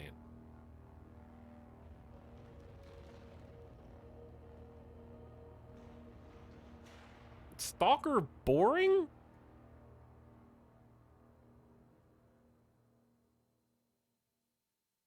How is it boring? It's like one of the most beloved in survival shooters ever.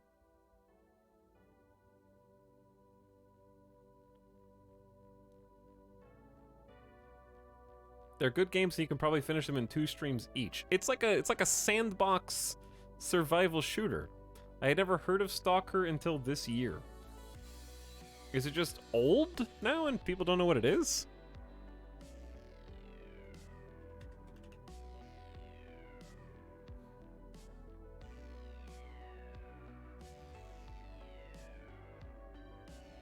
Everybody knows that you play Stalker with a couple of mods. All these people that said sauce good or anti-Stalker, I don't know about that. I think it's just the ketchup lovers. Bunch of Zoomers in chat. Stalker has, like, so many funny things that can happen.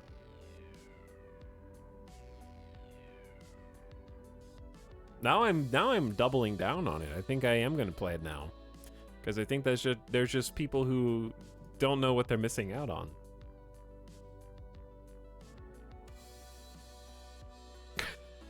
Okay. That's a good point, actually. Chat was like, oh, any fry that you have to add sauce to just inherently sucks. Oh, really? How many of your games do you play modded? Oh, you apply that same logic to your Steam collection. Any video game you have to play with mods is a shitty video game. Is that what you're saying? You hypocrites. It should taste good by itself with no help. I add gravy to all my games.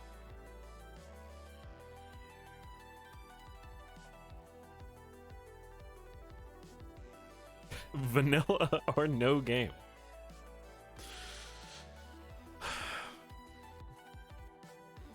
Okay.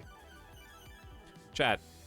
I refuse to believe that there's that many people that are actually, like, opposed to playing Stalker when we have done a... You celebrated our full Fallout New Vegas playthrough. Which, might I remind you, we played for 85 hours on stream. Those are in the same stratus.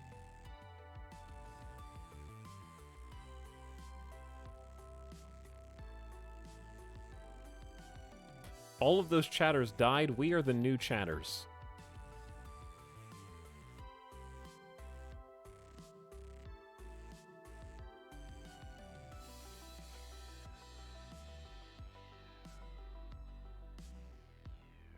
Talks, if you put ketchup on a fry, it's an insult to the fry chef.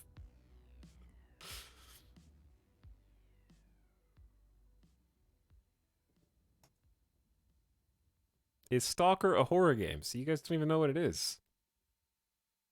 Fallout's a horror game. It's a post-apocalyptic radiation zone anomaly creature sandbox shooter.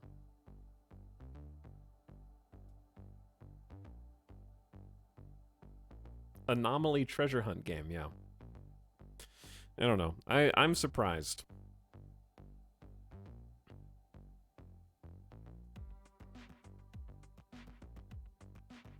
Stalker's not good in 2023. I disagree.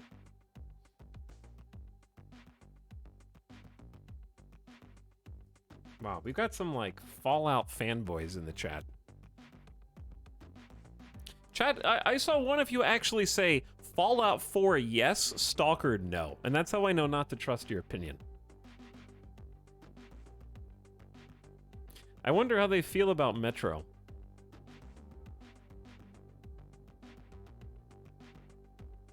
We have literally streamed Metro 2033.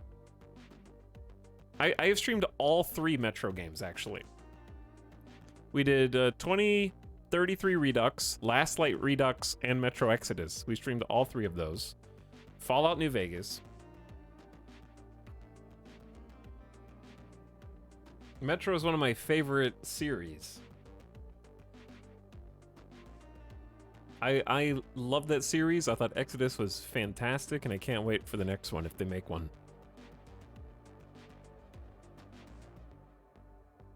I always forget Metro and Stalker aren't the same thing. I can't believe I have to share a fandom with people who like Fallout 4. Well, now I'm just like extra determined to make this a thing. You guys know there's more than one Stalker game, right? You understand that there's multiple Stalker games.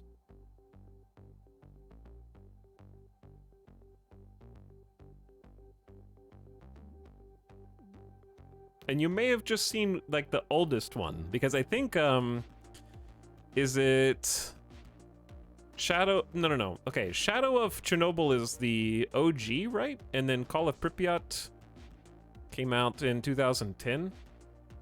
Was Pripyat the one that people like more?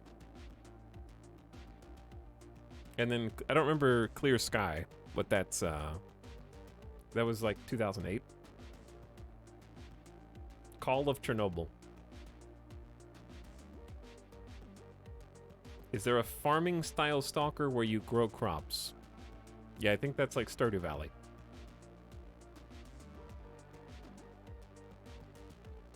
Shadow of Chernobyl has the best story, Pripyat has the best gameplay, is a general idea. People don't like Clear Sky, that's what I thought too. Okay, well. Anyways, we got the fry sauce poll. I got distracted. Flapjack sub for 26 months. Thanks, Flapjack. CG Core is back for 12 months. Officially, happy 1 year. Migwar says 31 months. My sub is still in early access. I hope people figure out how to develop it soon. Thanks for the $5 sub. Fluffy Panda says strap this sub to the moon. Will do. Concormastar with the tier 2 sub for 56 months. Thanks for snapping, Concormastar. J. Micah Cooper. Priman for 69 months. Nice. Dag says, how big do we think Starfield is going to let you build your ships? I'm excited for Starfield. Like, I'll definitely play that. Does Starfield have a release date yet? No. Okay. If Starfield comes out, like, later this year, I will consider doing a limited revisit of either Skyrim or Oblivion, maybe with mods. Not as a full playthrough, but just to do some things. I'll think about that. It's on the list. But I hope that Starfield is good, because I definitely want to play that. 99 Zebras, thank you for 29 months, and for Priman as well. What was the requirement? That Starfield comes out, like, later this year. Like, late. Downloading 81 Skyrim mods now, all safe for work. Gotta be safe for stream. Okay, chat. I can't believe there's this much hatred for Stalker. Unbelievable. This is the same chat, by the way. God, what was the other game that you guys said never to stream? There's been a few. Sometimes you have bad taste. We're a different chat. Oh, that was a different chat. Okay, that makes sense. This year looks like a good year for gaming. Hopefully. Best upcoming games 2023. Survey says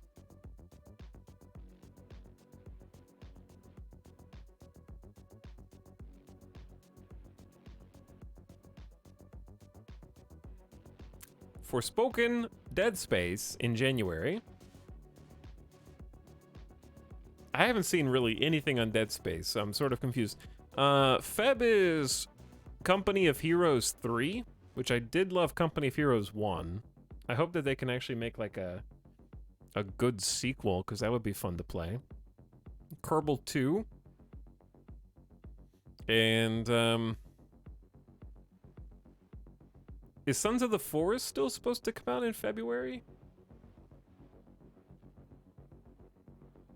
Star Wars Jedi Survivor in March. Resident Evil 4 remake in March. That will hopefully be good. Yeah, I'm skipping over some, I'm sure. Age of Wonders is supposed to be in May. Diablo and Street Fighter in June. August, question mark? Baldur's Gate 3. Stalker 2, question mark, December, maybe. And then a bunch of games that is supposed to be 2023 with no date announced. And there are a lot of those. Many, many, many. Dozens, I would say. Feb 23 for Sons of the Forest. Oh, really? Well, I know what I'll be doing in February. And also, I'm very hyped for Baldur's Gate 3. Okay, chat, let's change gears. Chargoth also, Mod Squad, thank you for the 75-month sub. What up, dude? Thanks for chilling. Chat, I want to play some Kerbal tonight, but before that,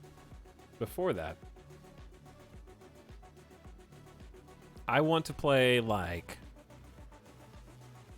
30 minutes of Snap.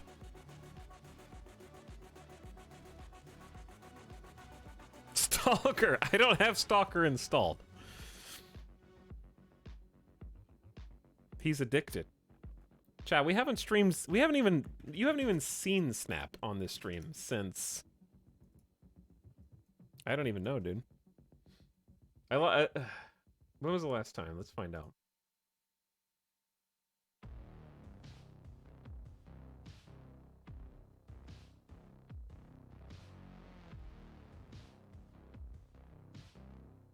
I can't load. Twitch is not loading, so I can't tell you.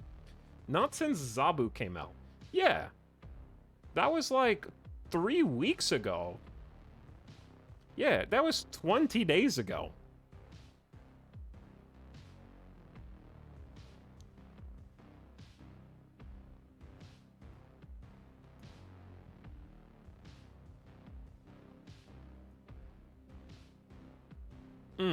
Jamming, dude.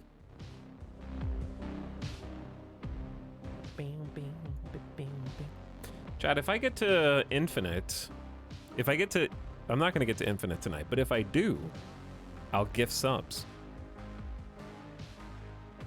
How about that? In fact, just to kick things off, I will gift a sub right now to the first chatter who has a new sub for your collection. Run while you still can. You know what, guys? Being a sub's not so bad. Get that guy. I didn't finish. The first chatter who has never chatted in here before. If I see a first-time chat notification right now, I will gift the first person that I see a sub. I found you. Big dubs. You're in.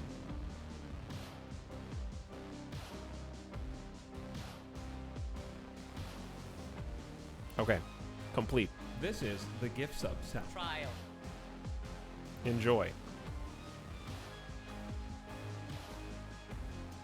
Free sub. Big dub.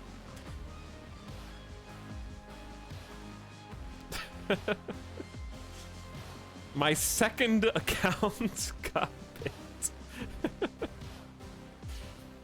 Ugh. How many first-time chatters did you see? I saw at least 3.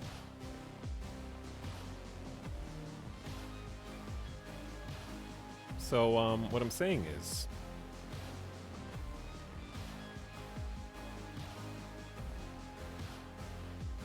This is the gift sub sound. Trial.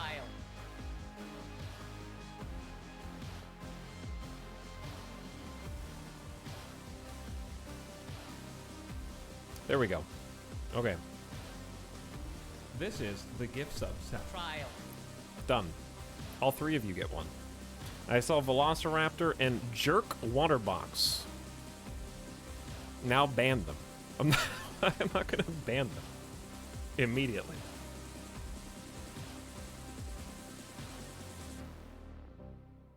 They tested me. Bullied the streamer to gift more subs.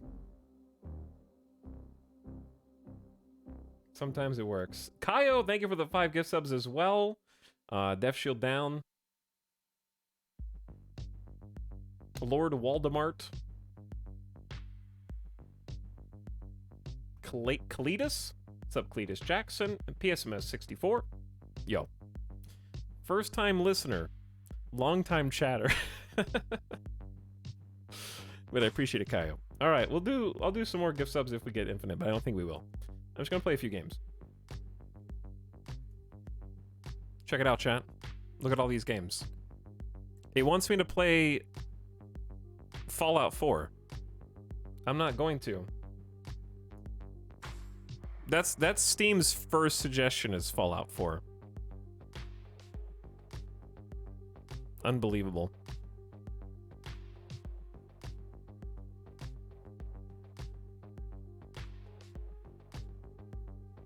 Steam agrees with chat.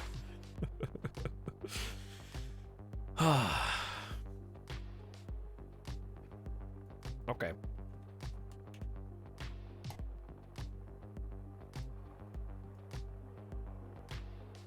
I gotta do it to him. And then we're gonna go to the moon tonight. In Kerbal, because I'm addicted to Kerbal right now. It's like the first thing that I think about when I think about things that I want to play on stream.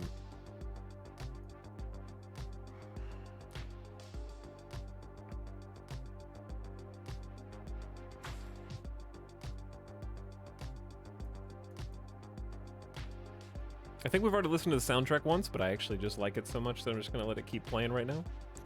Okay, here's the plan, chat. I am rank 96 out of 100. And I'm only 3 cubes away from 97.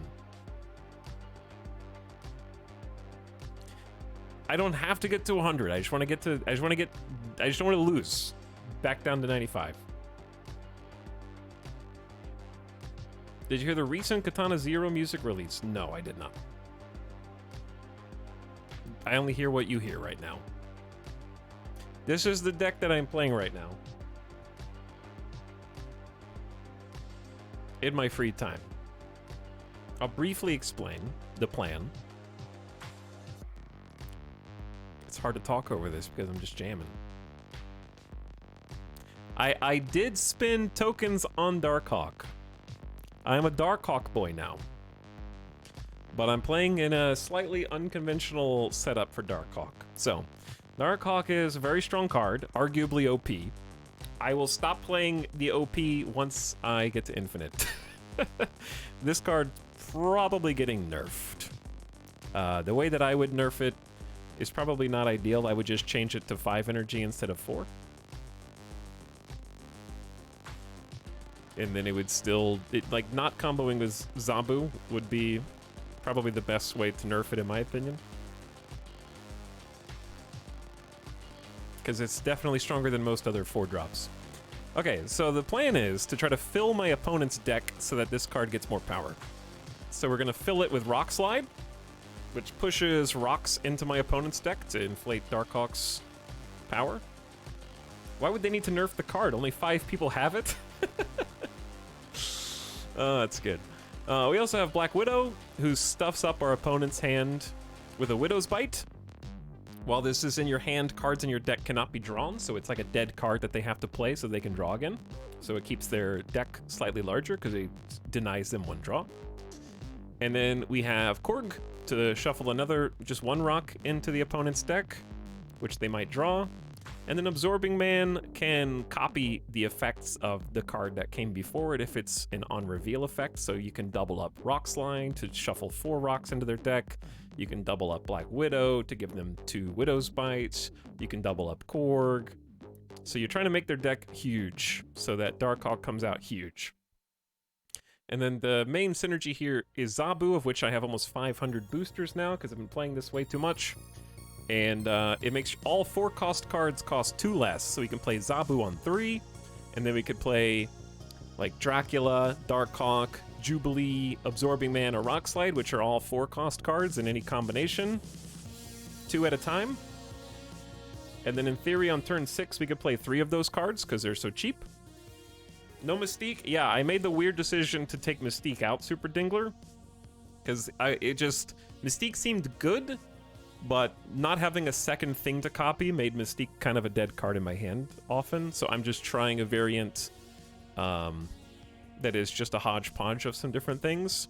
Namely Vision, which can move each turn, which is great to get into some hard-to-reach spots. Like, I'm bumping into a lot of Surfer decks that have Storm to deny a lane, for example, or if you have, like,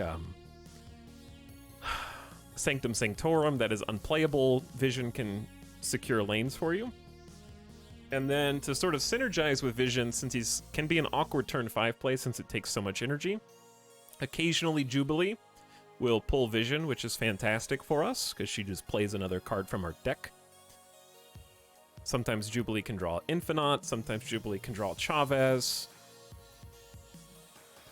And then we also have Dracula, who is at the end of game, discard a card from your hand. This card has its powers. So Dracula's basically uncounterable unless you have like Maximus to force my hand to draw more cards. But yeah, that can often discard Infinite for big 20 power, or Chavez for 9, and even Vision for 7 is fine, if that's just a dead card in hand.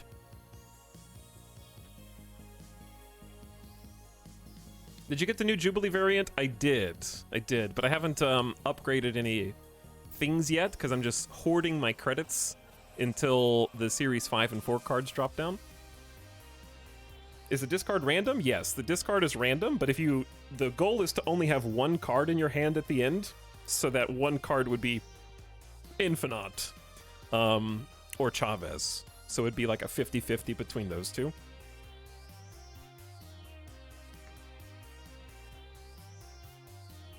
At 5 energy, how many times will Vision move?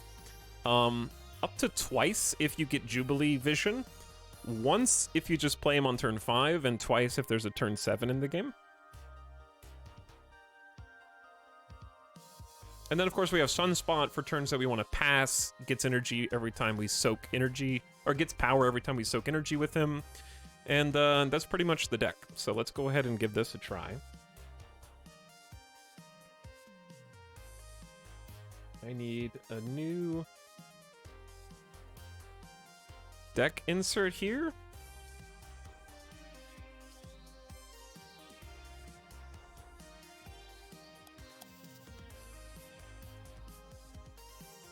Okay, check this out. Why did it do that?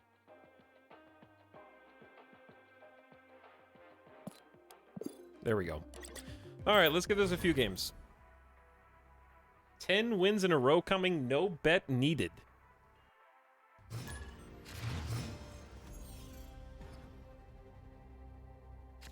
But yeah, I'm going to try, like, our goal is to hopefully have Zabu in hand by turn 3. If we don't have Zabu in hand by turn 3, we tend to retreat, depending on the board. Is Etal Pool 3 complete? I am Pool 3 complete. And I have about 3,000 or so tokens for the next Series 4. So this is not a good opening hand for us at all. And it's been made slightly worse because Scorpion is here to -1 power all of our cards. Yeah, this is going to be probably a retreat here. Especially if they play Machine World and gunk up my hand with something. We could still get Zabu out on turn 3 and probably bounce back. That's another thing that Jubilee is interesting at. Wind. Okay, so there's Storm on cue. And games say no. Diablo's just ruined a random location, so their flooded location just got instantly ruined. We're just gonna pray for Zabu coming out with Jubilee here. And if it doesn't, we cry. It can also be Sunspot. Could be Chavez, could be Rock Slide, could be a lot of bad things. Cerebro 2, looks like it could be Cerebro 2. Did Los Diablos just nuke Storm's Hurricane? They did, yes. Hello, Alan Miller Time, what's up? Make snap a snap good day. What did you just say? Oh, he's here! What a pull! Okay, we're still in this. We just have to not play to Ruins at all, because they've got a lot of 3-cost cards there. I don't think we need Vision anymore. We just need to focus on, like, emptying our hand. I need to plan my turn. Okay, so we're definitely playing Korg this turn, because he's 1. He'll throw a rock in. I think we definitely are throwing Rock Slide down. And we're gonna get Chavez next turn. So I have to decide if I want to play Chavez. I probably do want to play Chavez, but Dracula is nifty as well.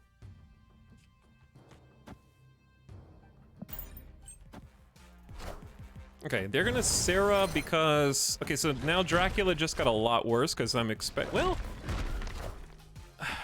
This isn't Cerebro 2, it's probably just Surfer. Probably just Sarah Surfer. So Dracula's usually worse because they'll play Maximus and kind of gunk up my hand. So I'm not gonna snap, we're just gonna hope for the best here.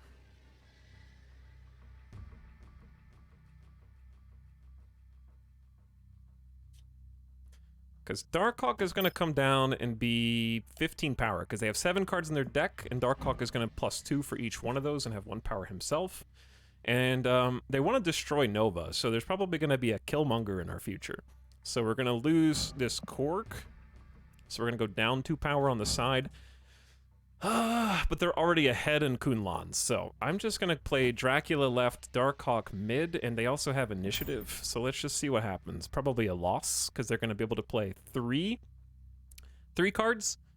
Sarah's reducing the cost of each of their cards by 1, so they can play 3 3-drops, because they're 2 energy each.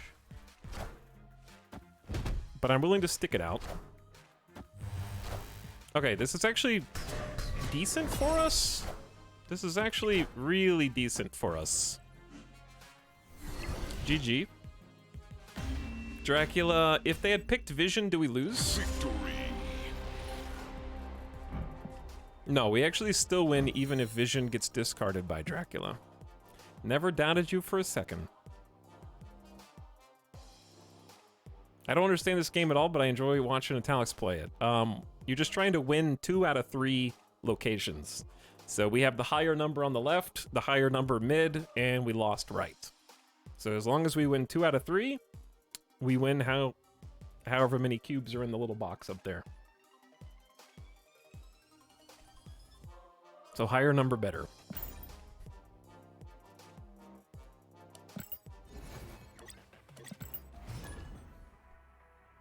What's wrong with playing Ruins? What's wrong with playing Ruins is they had 4 cards there that Silver Surfer could empower +3. So I was just sort of giving up on that because I didn't think that we had a chance of beating them in power. When you play a card here, add a copy to your hand. 2 Sunspots is fine.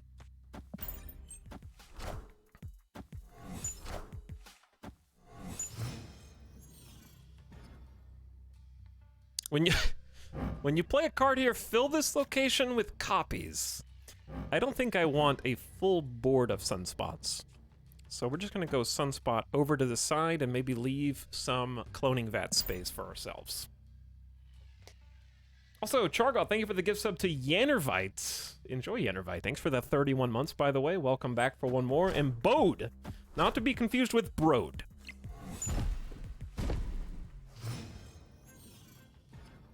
Only Sunspot.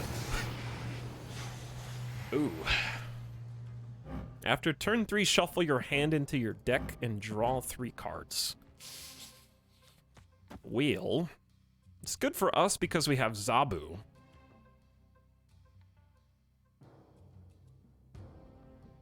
And they've got, what, 2 Soul Stones? Ongoing enemy cards have -1 power here. It's kind of annoying. I don't know if I should snap on this. Let's snap on this.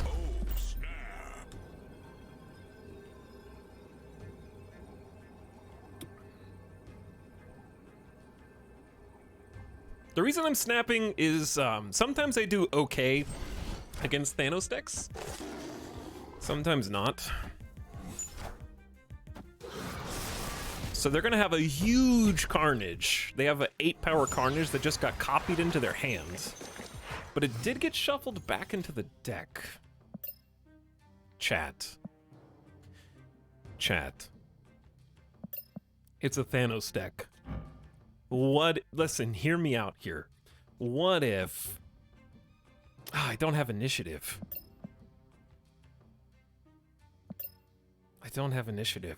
But they have 15 cards. Black Widow against Cloning Vats and Bar Sinister, there's gonna be nowhere to put the cards. Okay, let's Darkhawk in Cloning Vats so we can just have multiple Darkhawks. Ah, shit! They changed the location with the Reality Stone! They knew! They didn't draw the cards, though. Nobody got to draw the cards from Asgard, so that's helpful.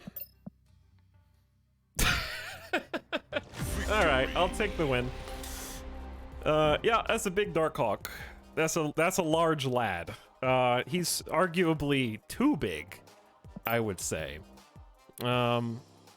So Darkhawk is quite good into Thanos because their deck is so huge. If you don't know what Thanos does, he adds all of the Infinity Stones into your deck at the start of the game. So if they can't draw cards, then they have a problem because they have to thin their deck via the Infinity Stones. That's a very nice Infinity Stone, though. The gradient there looks really nice. Chat, we're 97. This is the highest rank I've been this season. Let's keep it up. Thanos does have a thick deck, for sure, yeah, for sure. I just got 29 more cubes, no big deal.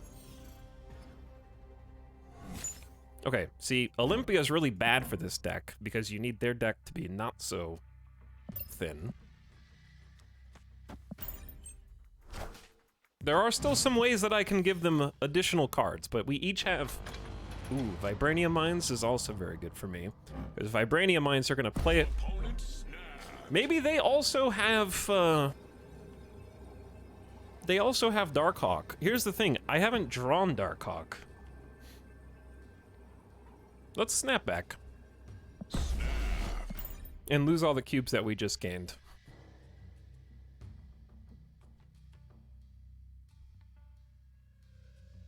I mean, we have Zabu. And we have plays.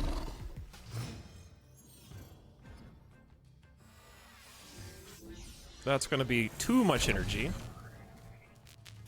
Well, the one extra energy is good with Sunspot. Okay, so there's our boy.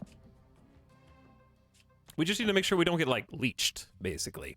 So I'm going to throw Zabu down and get the ball rolling. Oh, it's Galactus. It might be Galactus.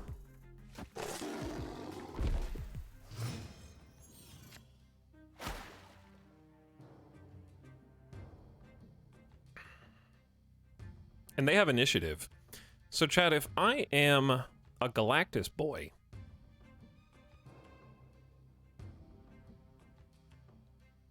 How do we want to do this? So I'm probably going to lose because I have a really bad matchup against Galactus. Because they'll usually just run Shang-Chi, or they might even, like, Doc Ock me. They might, like, Doc Ock somewhere.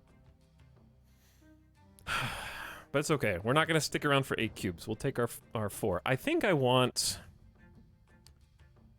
to Rock Slide there, because I feel like Galactus is coming down on Tinkerers. And in the event... Do I want to be ahead, though? I'm going to lose Zabu. Yeah, there he is.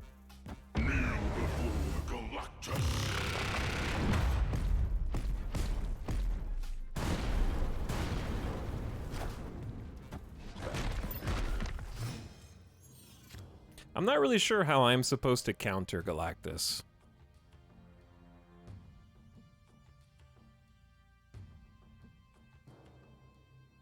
Because they can just pass and then Shang-Chi anything that I play.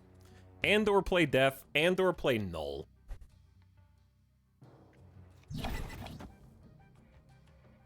Because, like, they don't need to draw any cards. They've already got a hand of 6. So I don't think that Black Widow's any good.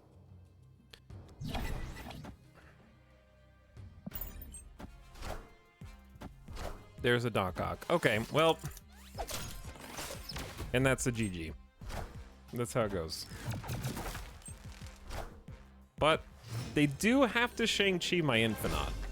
But I don't really want to test whether they have Shang-Chi or not.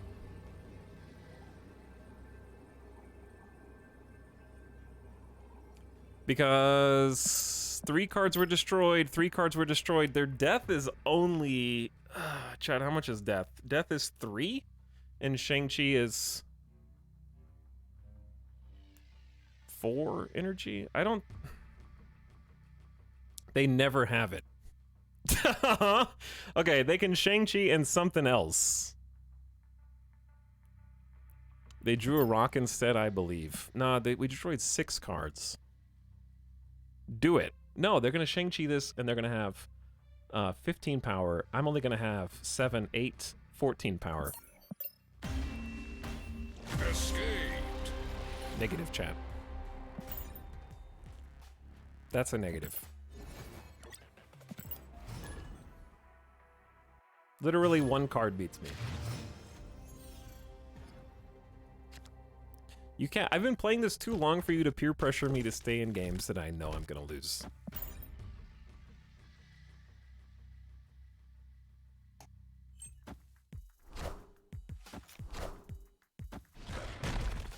But what if you didn't lose? If I wasn't gonna lose, they would have left.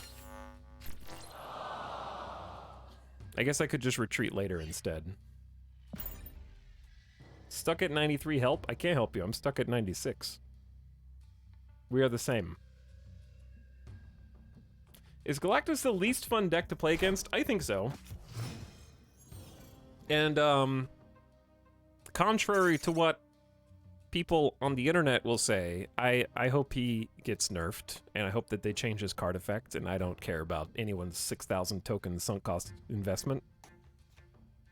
I think it's a super boring play pattern to play against. And some of that is just because I only win maybe 1 in 6 Galactus games, but...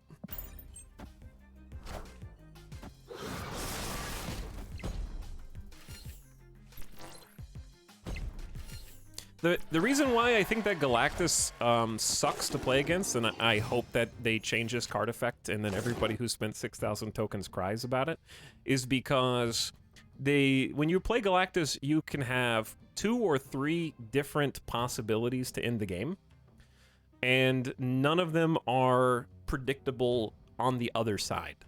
And I'll explain more once I play these cards because I can't walk and chew gum right now. Let's get...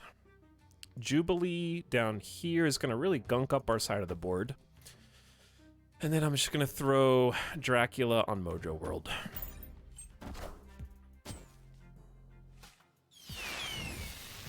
Okay, that's less than ideal.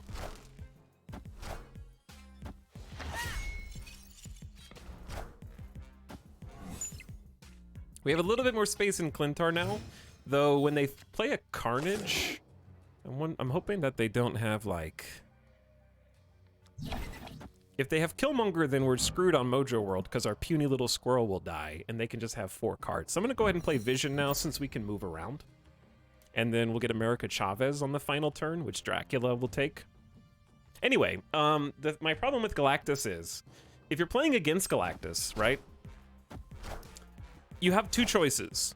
Do you make sure that Galactus has initiative and get Doc Ocked, and they pull your entire board out, and you have no choice? Or do you play your strong cards early and just get Shang-Chi'd? And let's say that they aren't planning on Shang-Chi. That's the thing, it's a 50-50. Either they play Shang-Chi, or they have death plus something. So you're damned if you try to give them initiative, and you're damned if you try to take initiative. Like, it's a lose-lose both ways. That's why I think it sucks to play against. Okay, where are we playing here? I have a really strong Darkhawk, and I think Dracula's going to push us up 9. So we're going to have 9, maybe plus 3 is 12, 13, 14, 15. I have to do better if I want to compete for Mojo World. Or I can give up Mojo World. I think I want to go Darkhawk to Central Park.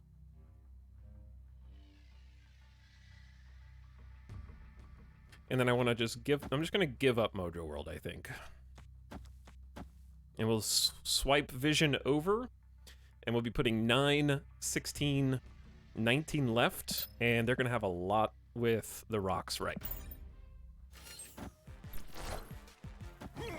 Interesting, they just didn't compete for Mojo at all.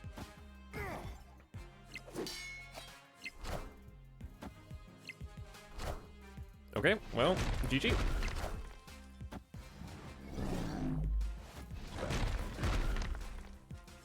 The third choice is to retreat, that's what I do. Yeah, I mean, it's pretty telling that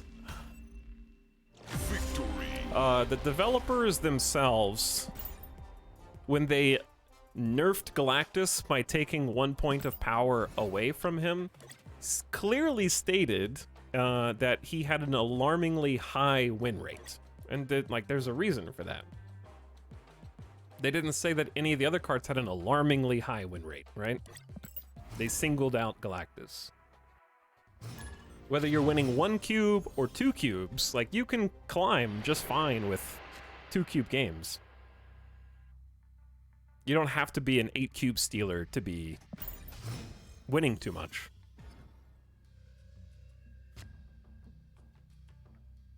As a Galactus owner, I agree, he's boring as hell to play. That's why, like, I'm just never going to spend points on Galactus, because I just don't think he looks very fun. All right, Black Widow, gunk up their hand a little bit. Spider-Man pointing meme. This is why Vision is in this deck.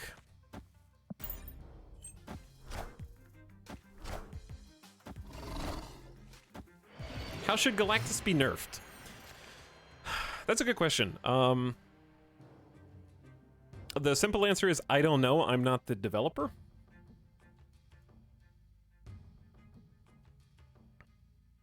Wave being the enabler that lets him come out on turn 4 is what makes him so difficult to deal with, but I don't know that nerfing Wave is the answer, because that takes away a lot of different deck builds. All right, we need... The problem with Jubilee. Jubilee is going to take up a lot of board space, but it might get either Zabu or Vision, and I think Zabu or Vision helps a lot. And they don't have their Zabu either. Ah, there's our Vision.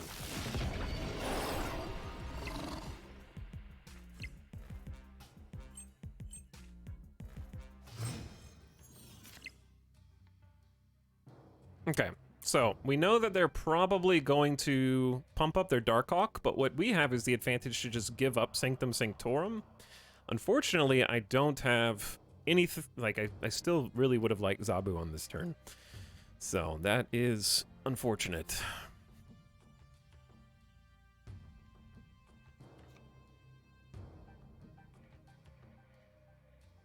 I think I want to just play Rock Slide for Titan.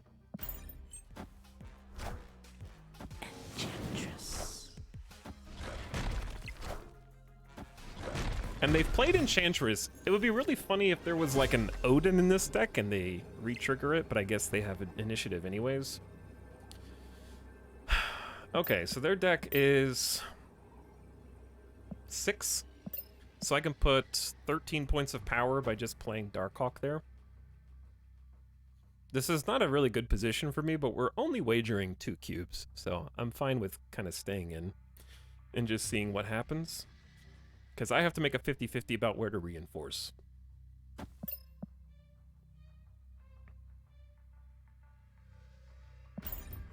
Should have reinforced left. By this much, chat. Yeah, that's a 50-50. Little coin flip.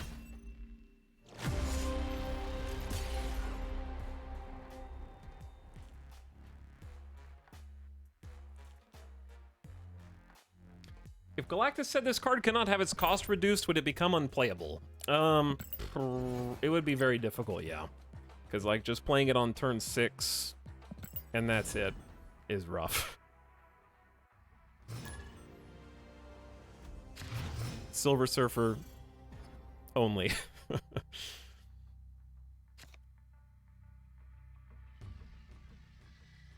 You can't play your first card here? Alright, Sunspot. You go.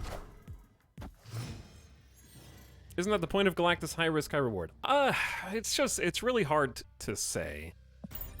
I think that there's just so many variable things you can do after Galactus is what makes it tough, because often... I'm just gonna retreat from that. Typically, if I don't have... Even with Elysium, cards cost 1 less. If I don't have Zabu already,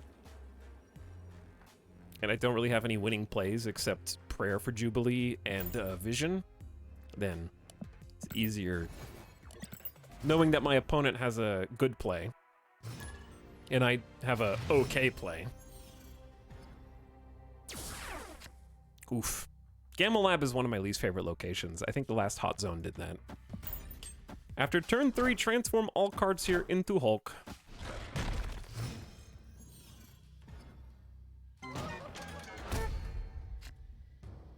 And if you Black Widow, they get a free Widow's Bite that they can just put into Gamma Lab and then turn that into an extra Hulk. So I gotta save Black Widow for the next turn. What happened last game? I retreated because my opponent snapped, and I did not like my hand compared to what they felt like their hand was.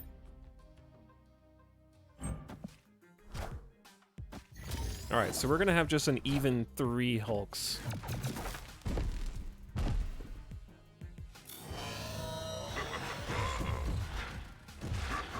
Would Galactus sending cards back to hand be better? I honestly just don't know what the best solution is, because I haven't sat down and tried to think about it. But also, I heard it best said when another streamer basically said, like, sometimes people would say, oh, well, you don't know how to fix something, so how can you criticize it? And the simple answer is, it's not our job or your job, chat, to fix. Because we didn't create the problem in the first place. There were smart people paid to fix the problems. And they clearly, like, know that there's a problem, otherwise they wouldn't have identified it. Either way, Chavez here, and they just played a Widow's Bite, so they have, like, 5 energy extra that they didn't play, so maybe a She-Hulk is coming. That's possible. I think I want to go ahead and Vision over here, and the reason we're not playing Vision to Need the Veiler is it'll boost my power +5 to 12, and then Vision is subject to getting Shang-Chi'd, like America Chavez is right now, so we're just going to fill Gamma Lab, just in case. That's going to be a chunky lad. Okay, so they played Shuri turn 5. That's probably good for us because it means that they can't do a free She-Hulk plus Taskmaster, right?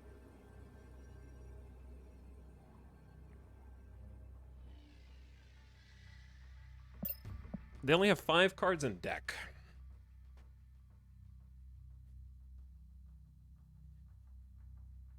If I am the opponent, Like, how are they going to play 2 cards to beat me in Nidavellir? They could play, like...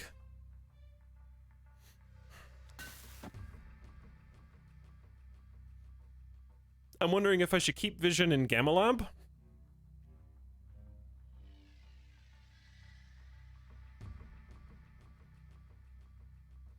They need something with at least 3 power in Nidavellir to tie. And then they're also trying to double the power of the next card they play with Shuri. So I'm just going to stay left and mid and see what happens. Okay. That's what I thought. Victory.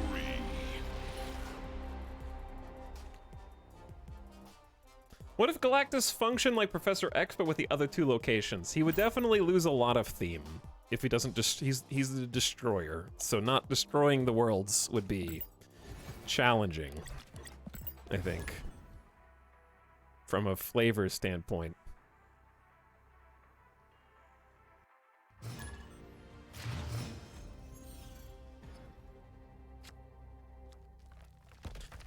Cards here with the highest power have their power doubled. It's probably going to be good for us later, but I'll just play Korg there for now. I definitely know... Okay, the way that I would... I don't know. Adelon, can you go away when I actually have a decent hand? That's fine. I'll stay through the snap because I can at least get Zabu down first.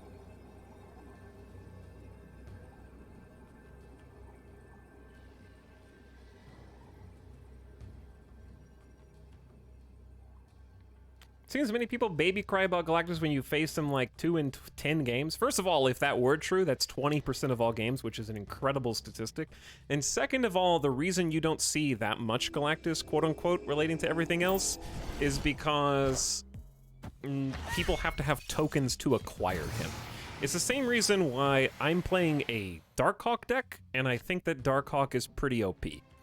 Because it's possible that if everybody had access to Darkhawk right now, that would be the deck that you see 8 to 9 out of 10 games. Similarly with Galactus, from the developer's own mouth, it has an abnormally high win rate. Therefore, you can deduce that it would become the meta very quickly if everyone had access to it.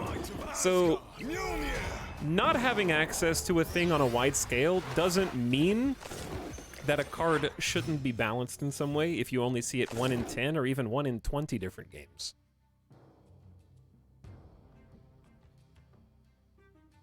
Like, you don't see a lot of Darkhawk because people have to pay tokens for him, but like this should still probably be adjusted.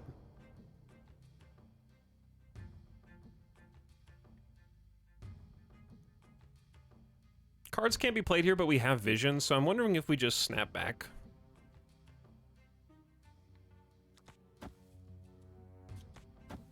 Yeah, let's just leave this at a, like, I don't have any way to pump up Darkhawk, really, but... sure, let's snap back.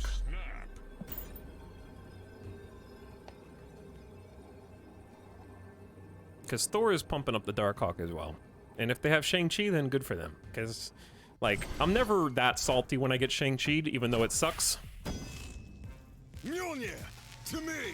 It's just a respectable card. Rock.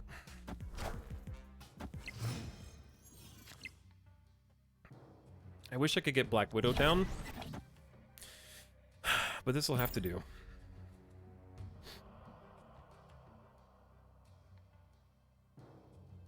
What if Galactus destroys your hand? Now that would be funny.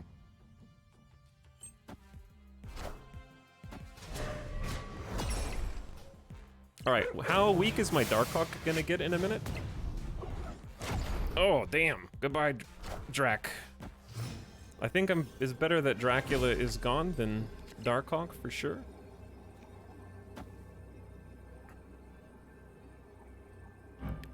So that's a very 26 power Thor right there. If only I had something that put cards in my opponent's deck. Wouldn't that be crazy?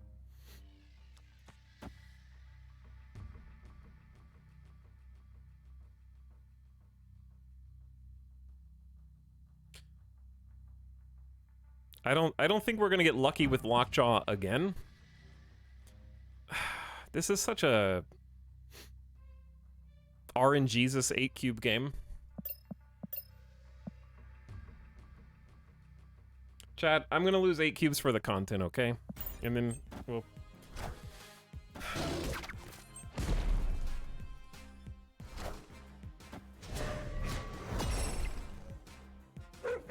Yeah, I think I already lost.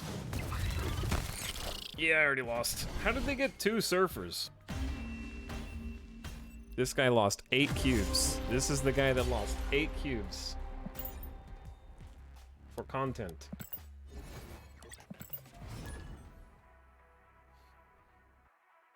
Getting surfer twice was unfortunate.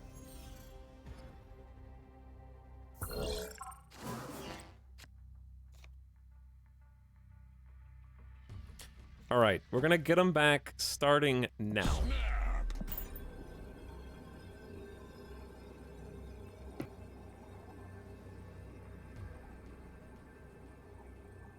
Galactus destroys your account. This is a really good pull from the hub. If we can just get Darkhawk. Okay, that's pretty good. Goodbye. See? Victory. We're already climbing back up. We'll be back in no time, chat.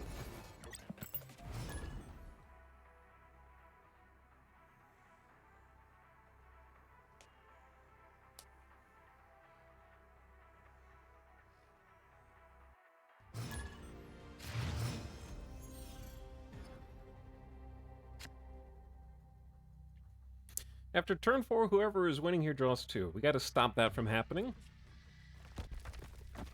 We have to turn them off. But I need to get a rock in their deck as soon as possible. So that way they have a better chance to draw it. But anyways, again, a lot of... the meta for Marvel Snap is very sort of weird. Because... even if we had the ability to track the Snap meta through widespread usage of widespread usage of apps that tracked win-loss rates and professional tournaments and etc., etc. Even if we had all those things, the collection rate of Snap is very difficult to measure any sort of meta change because of the scarcity of cards. If everyone had access to the same pool of cards, and there was widespread tracking available, then we could track the meta. But right now, it's like, only this many people have this card, and this many people have this card, so if everyone had access to Galactus, or everyone had access to Darkhawk, things would be different. What is my opponent doing? My opponent is snapping. Are they snapping on Surfer? Fantastic Surfer? I don't know. Let's stick around.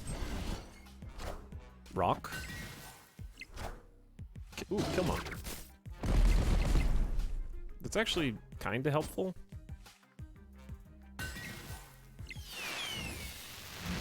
Oh!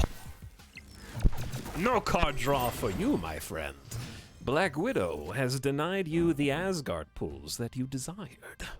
That was a godly draw. I mean, Zabu would have been nice too, but yeah, stopping their Asgard pools was cool. Okay, final turn. I'd say let's get Zabu mid, and then we have a pretty good Darkhawk Dracula rock slide to go wherever we want.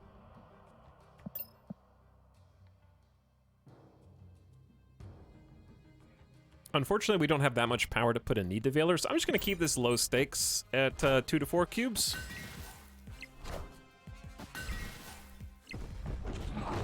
Okay, right is acceptable. If they had saved Juggernaut for turn 6, that would have been better.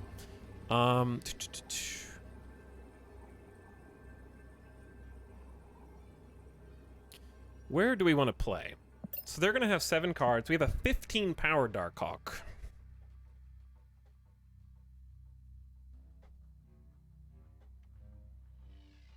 And they have the potential to Brood Surfer anywhere that they want, which is like actually quite scary. So I think it really depends on if they're going to play Brood or not. There's 5 cards in their deck though. Because if they Brood right and then Surfer here, it's very good for them because they'll get 369, 246. They get like 15 power in Central Park. Easy. And also they have 2 3-drops here. That's plus 6 power. So they have at least 11 more power here than I think they do right now. This is a tough one, Chad. This is a tough one. What if we do Rock Slide, Dracula, Darkhawk, and just pray? Oh, well, they went left and mid. There's the Surfer. Do we have enough power?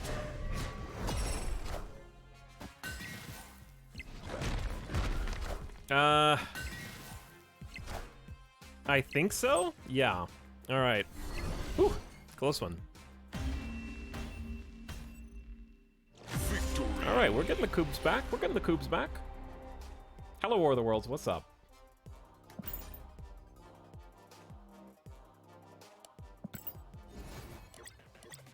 Darkhawk should be 4 cost, 0 power. I actually think Darkhawk maybe should be 5 cost.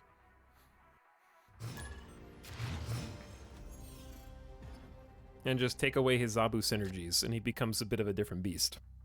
Because I think that Darkhawk is a very powerful card, but I feel like most of his power doesn't come from his actual power stats. I feel like it comes from his super flexibility with Zabu. Ronin is a different card with a different effect. Ronin is based on your opponent's hand size. Darkhawk is based on your opponent's deck size.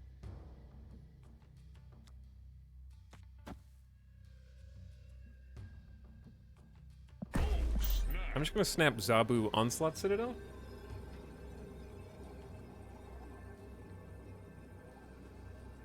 Anyway, thanks for the worlds. Doing good. Just kind of breaking even in snap, so chat's not gonna get... I already gave you some gift subs. I already gave you some. We can't play to Kiln after turn 4. That is a good draw, though.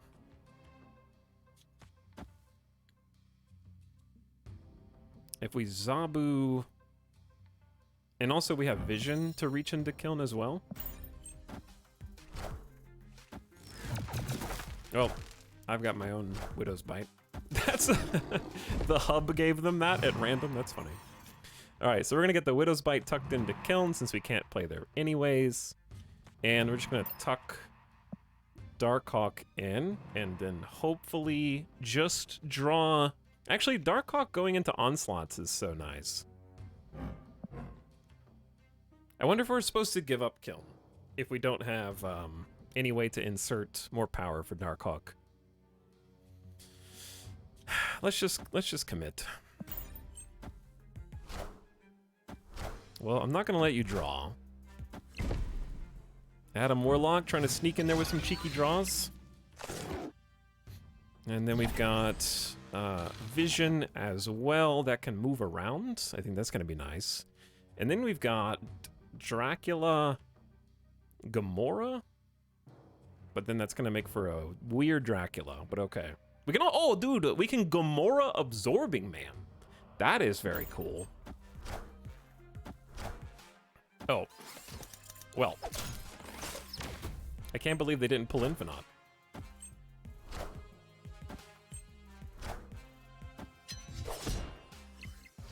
Okay, I mean, that's 22 power. And now okay, that's what I thought, because I was gonna say, the fact that they didn't draw Infinite is incredible, because then Dracula would have got a guaranteed 20 power from discarding Infinite, because I can just play Chavez out. So that's nice. Is there a card that's the opposite of Darkhawk? No. Based on your own deck? Just watch the second episode of The Last of Us. Oh, I love the second episode of The Last of Us. I watched that last night too. I thought it was really good. That scared me. The hub just gave me a random card and now I can take a peek at the other locations. Got another Onslaught Citadel on the right.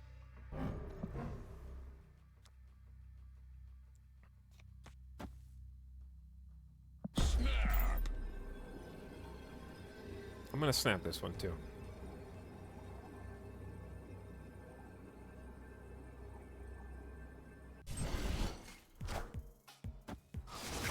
How dare you make my Watcher cost 2? I don't have a turn to play anyway. Shit. Okay, well, the problem with this location is they're just gonna put the little Widow's Bite that I give them there. So it's like giving them a free +5 power. But it is what it is. Still stops the draw.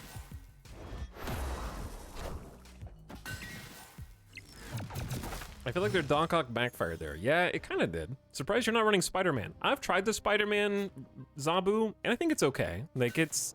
When it works, it really works. But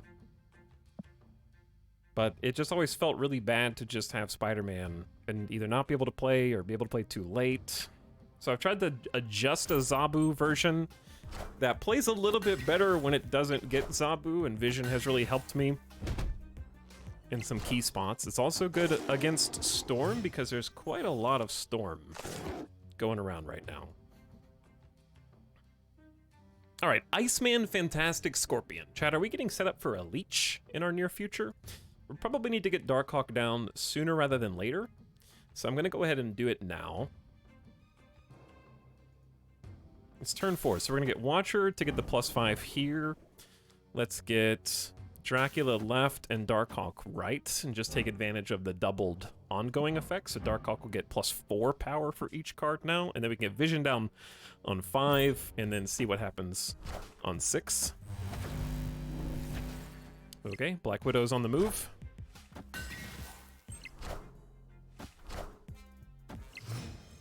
And if we get Shang-Chi, that's okay, because it looks like a Surfer deck. Fantastic Polaris, but why do they have Iceman Scorpion? I don't know.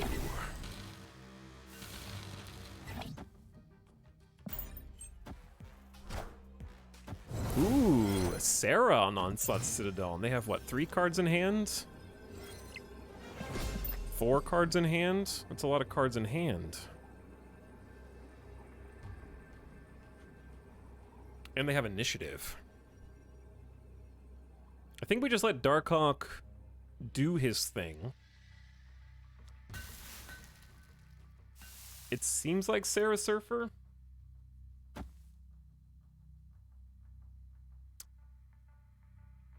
I'm gonna make them play... I mean, they've got 4 cards. Is this bad? Probably.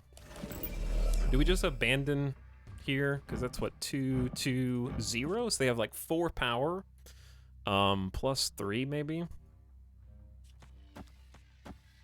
And then I'm gonna have like 1, 3, 4, 5, 12.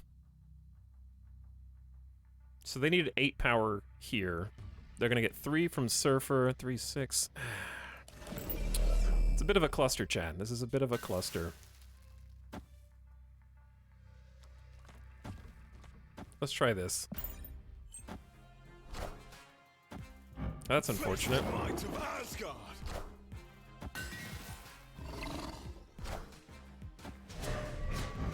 Okay, so Absorbing Man will still copy, and I think we win because America Chavez will go to Dracula, and we soak 4 energy with Sunspots, so, like, we got this covered. Dodging Nidavellir, I think, was the right call. Victory. Okay, I climbed back to 97 after giving 8 cubes to my opponent a couple games ago. GG. Oh, it's 7. Hang on. It is 7. I gotta check the shop.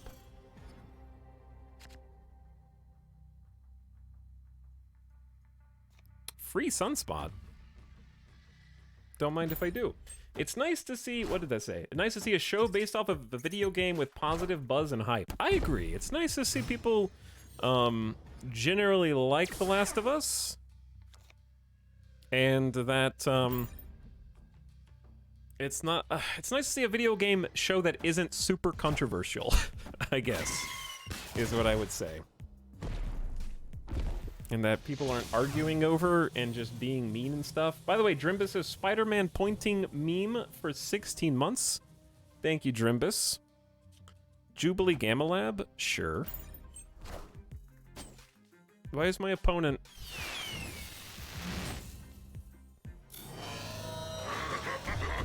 Interesting action there with Jubilee and Absorbing Man. Absorbing Man copies the on-reveal effect of the last card you played, but Jubilee doesn't finish playing until it has pulled a card. So therefore, Jubilee is not the last card played because it hasn't finished playing yet. So it looked past Jubilee and couldn't find anything.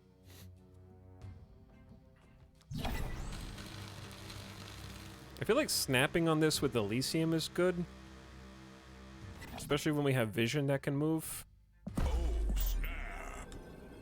And we also have an extra Hulk, and I don't know, maybe this is a Deathwave deck that also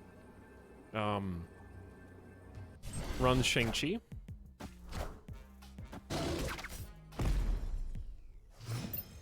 Two cards destroyed so far, one card destroyed so far. Alright, so we're gonna go ahead and move Vision just to get the +2 power. And then I don't know, maybe we get leeched or something this turn. Maybe we get leadered this turn. Any of those are a possibility. It's either going to be wave or it's going to be leader, because cards are one cheaper. They can do wave for 2 and then another 4-cost card. So how do I dodge leader this turn? Because wave doesn't matter, because we'll be able to play 2 cards next turn anyways. So why don't we just get Dracula down left, with Black Widow down left, Korg down right. Play for all 3.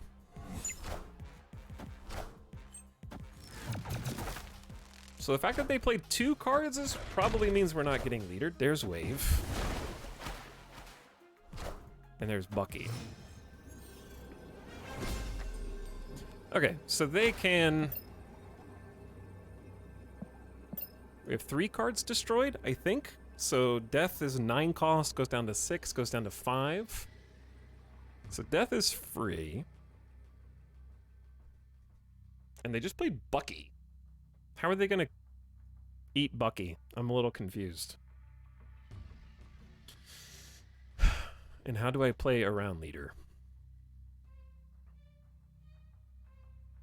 I think we just dodge Shang-Chi mid. Let the Hulks be Hulks.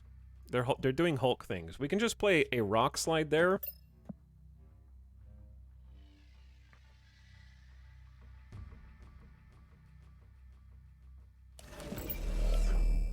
Let's play Rock Slide there, leave Vision, Darkhawk, and then Chavez discards Dracula? No, let's play Rock Slide here. Darkhawk here. But if they Shang-Chi right, I'm super dead.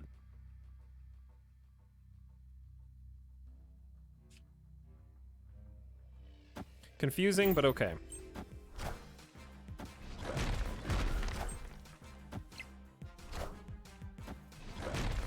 Okay, we beat leader left. No, we don't. We beat leader left. Good try, you leader arrow nerd. I don't think so. That was a confusing one even for me to watch. God, I love Vision against leader. This is why I love Vision against leader, chat. Because I can move this and they can't copy my move. So they copied my Rock Slide.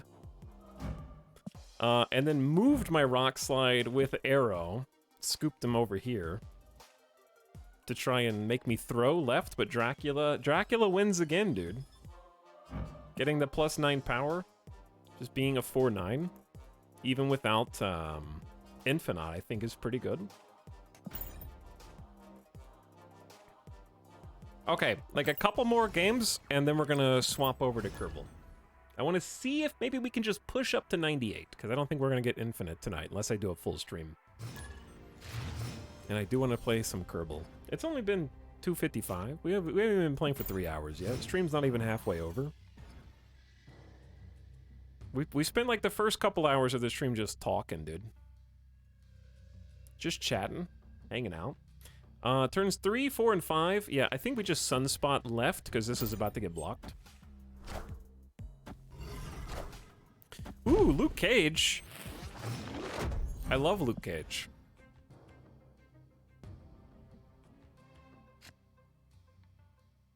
You said 30 minutes. Yeah, that was in case I lost terribly, but I'm actually doing decent, except for one 8-cube loss. We're actually doing pretty good.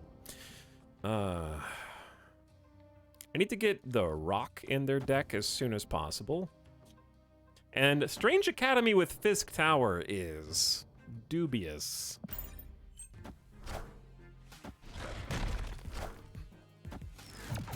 So we're not going to snap on... Oh. Wind, aid my Okay. hand. They're just going to change it to this flood location. Here comes Wong Hazmat, maybe. I need to get Vision down on 5. What are the odds I get Juggernauted this turn?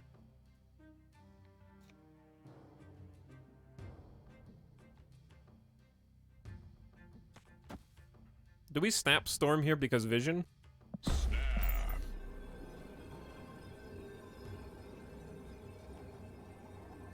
Sometimes it's right to play Darkhawk early, sometimes it's wrong. It is always right to play Darkhawk early when your opponent is going to leech you. It is always wrong to play Darkhawk early when your opponent is going to Brood Silver Surfer. Hang on. Luke Cage. Oh, is this Cerebro 2? This might be Cerebro 2.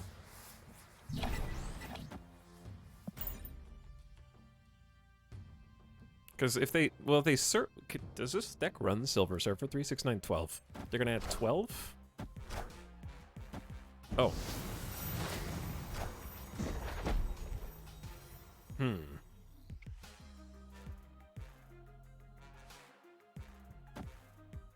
Chad, am I gonna get, am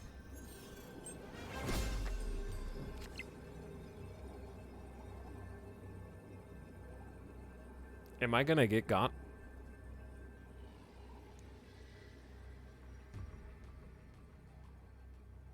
Okay, what happens? What is that Wong gonna be doing, though? Here's the thing. The Hazmat doesn't really scare me that much because it's gonna be -2.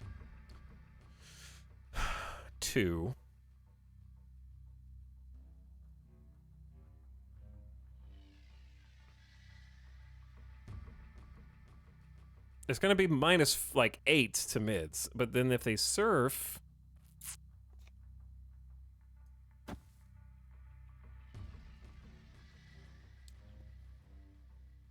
what if they surf and also Wolfsbane at the same time?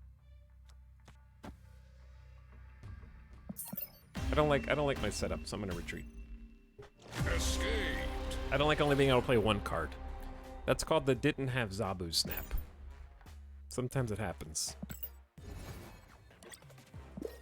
Oh, dude, it's new weekly time. Okay, what's in the shop? Show me my shop.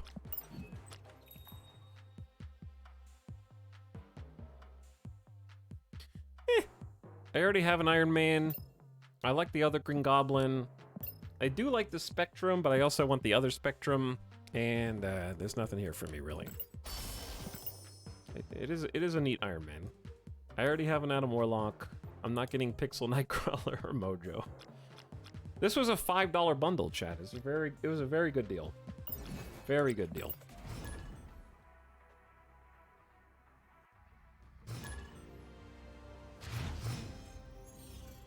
Barely Masked, thank you for the 96-month sub, by the way. Howdy, and thanks for coming back for almost $100. Incredible amount. Why not also for 6 months? Thanks for the Prime. And Just Mojo, I saw you for 51. Hope all's well, dude. Hello, GamerDeathBot. Mindscape my nemesis. All right, we're looking for Zabu turn 3. That's a 1 in 7 of getting the Zabu. We can also Jubilee turn 4, and that's sort of like panic mode. Oscorp Tower.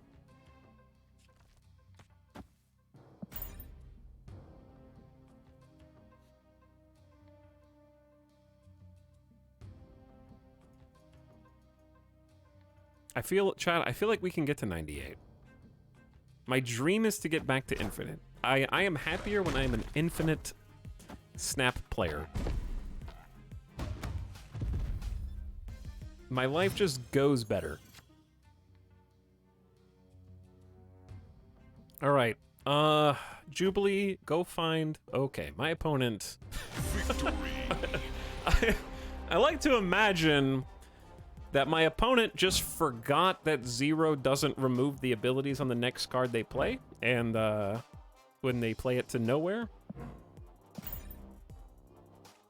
And they drew my rock at the same time.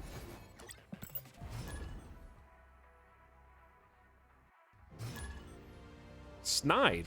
Is that Snide Kerfuffle is playing me in Marvel Snap right now? Playing against my own community?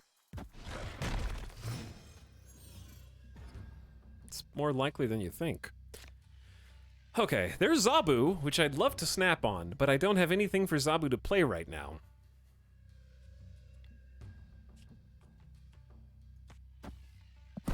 Oh, I actually didn't mean to click the snap button. Okay, well, we're in this now. My brain just did that autonomously.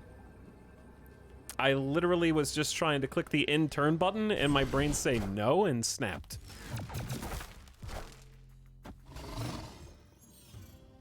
It was a reflex.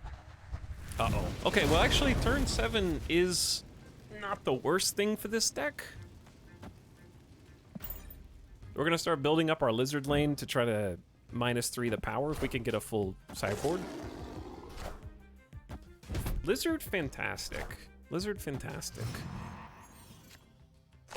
Ooh, I heard that they like rocks. I hope they like rocks. So this is quite good for us, I think. We're gonna go ahead and just add some power to the left with Rock Slide that dodges Shang-Chi if they decide to take up my monster. And then copy Rock Slide to add 4 rocks to their deck. Wait, another Luke Cage, or is this a rematch?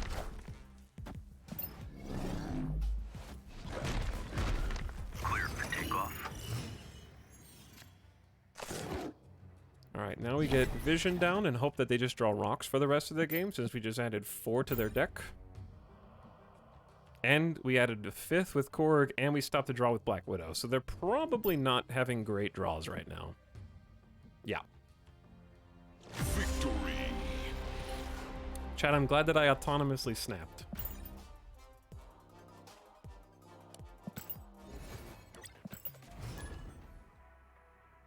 How much did he spend on the sexy Sunspot skin? Okay, technically the Sunspot was its own bundle, but I got it less for the skin and more for the fact that the bundle had like 2,000 tokens in it and a whole slew of credits. Because that bundle was $100. And it was probably the best value bundle for people who spend money on this game so far.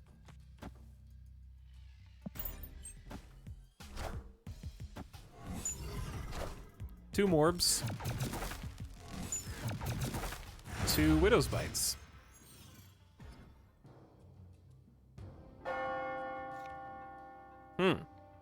Comertage is kind of like Sinister London, except not. It's Morbin time! It is Morbin time. He's here. I like how they added artist credits to the card art. I agree. Well, Lockjaw getting 2 rocks in his deck before he... Yep, that's exactly what I thought was going to happen. Oh my god, they are probably fuming right now. I apologize for this stinky snap, but I have to. Like, that was the worst possible luck imaginable. And I say this as someone who loves Lockjaw, to be honest.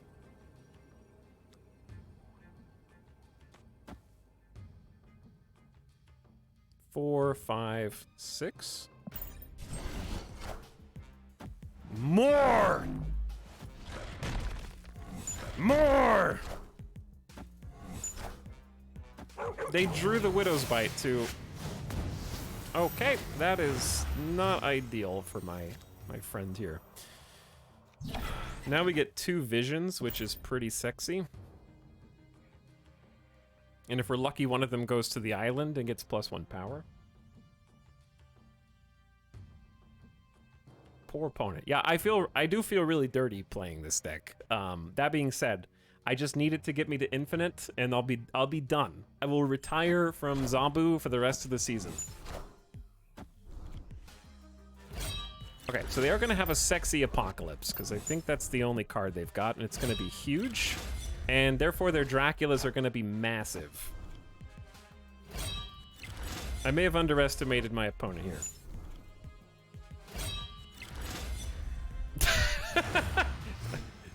You know what?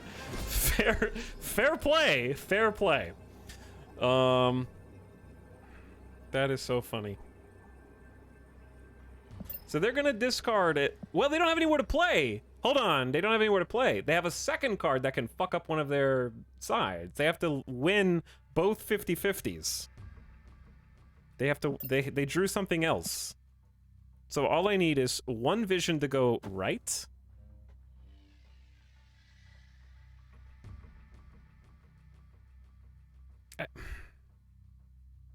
I need to somehow force my other Darkhawk to go left, because we're gonna have a 17 powered Darkhawk.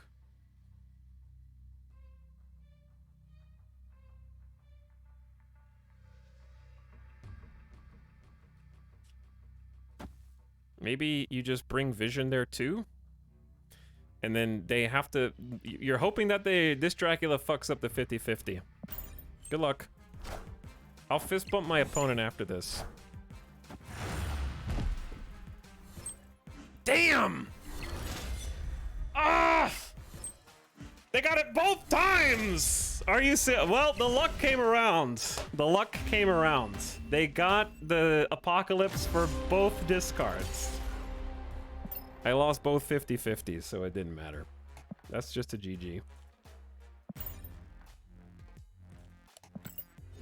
Not lucky. See? They had bad luck and then they had good luck. This was a roller coaster. It was a roller coaster.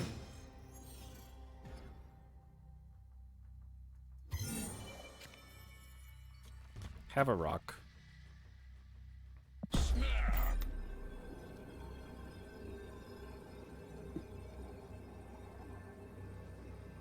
The heart of the cards. They believed. Ooh, Bast. And it's new, it's green border. So Bast adds the sets the power of all their cards in their hand to +3, and that's good for us.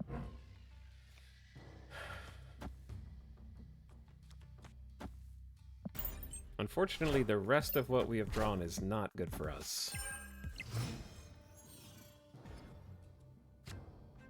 Okay, Jubilee is gonna draw a rock, basically guaranteed.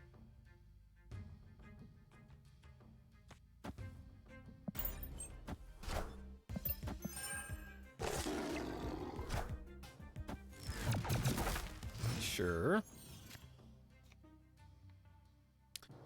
This does make things very awkward, doesn't it? Because I can't put Jubilee into Necrotia without being negative power, possibly.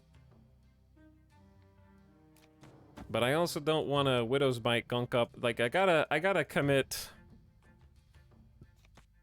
probably the Widow's Bite mid, and then just save Dracula for now, because we're definitely pulling a rock, and this was a bad snap now.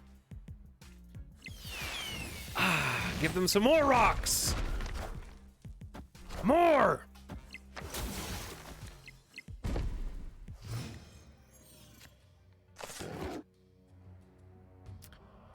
Okay, will Absorbing Man actually copy Jubilee here, by chance? Because we know that we're drawing Chavez next turn.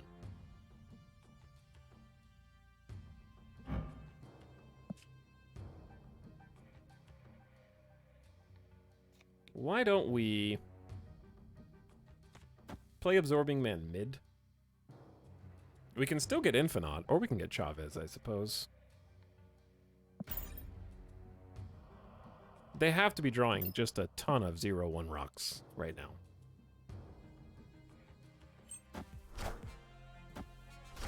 Nope, nothing to copy. I am Iron Man. That's so weird. Like, it physically can't copy Jubilee. I am Iron Man. Are you serious right now? I'm having to play against Iron Man and Bost. Yeah, that's gonna be our GG, chat.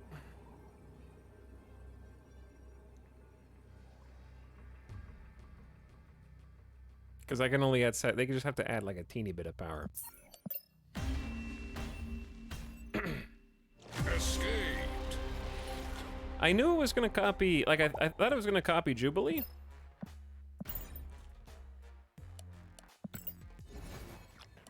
Chat, you can't do the snap emoji if you don't snap. That's the rules.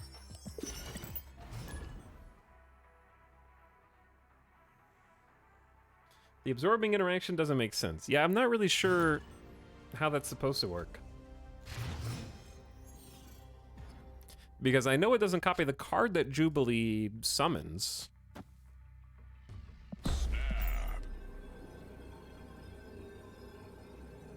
But I thought it would copy Jubilee. Didn't he play Jubilee and then... Oh, I may have played Widow's Bite. Okay. Yeah, I may have played Widow's Bite instead. That may be on me. I would have lost that anyways, but yeah, that's very possible.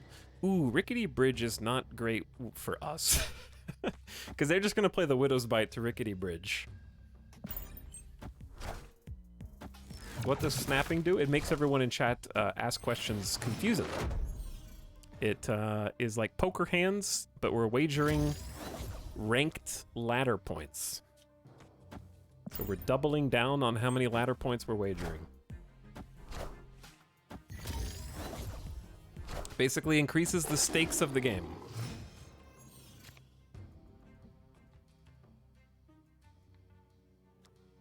All right, we're just gonna play Dracula. Infinite here is great because of Dracula, and then Sunspot can just take the extra 2 energy that we have and just start getting a little bit more powerful.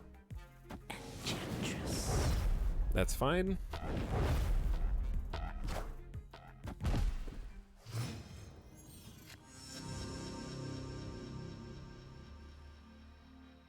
I mean, what? Oh, Daredevil plus Professor X. Chat, here's a question. Are we supposed to play Rock Slide to Rickety Bridge to stop Professor X?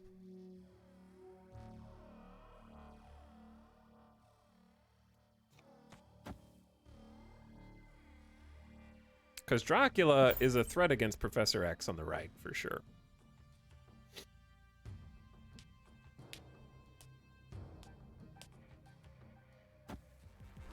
Okay. So, they did have Professor X. I was right. Now, we just have to let RNGesus take the wheel. It's easy.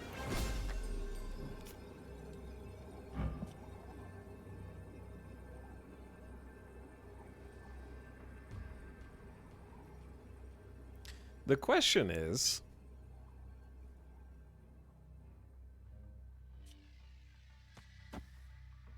what are they going to play left? This is going to be another -4 cube game. Okay. All I need is a 66% chance to win in Wakanda. Actually, we might just win the breaker anyways. Because Rickety Bridge just deleted their cards, and easy peasy. Why would you lead her there?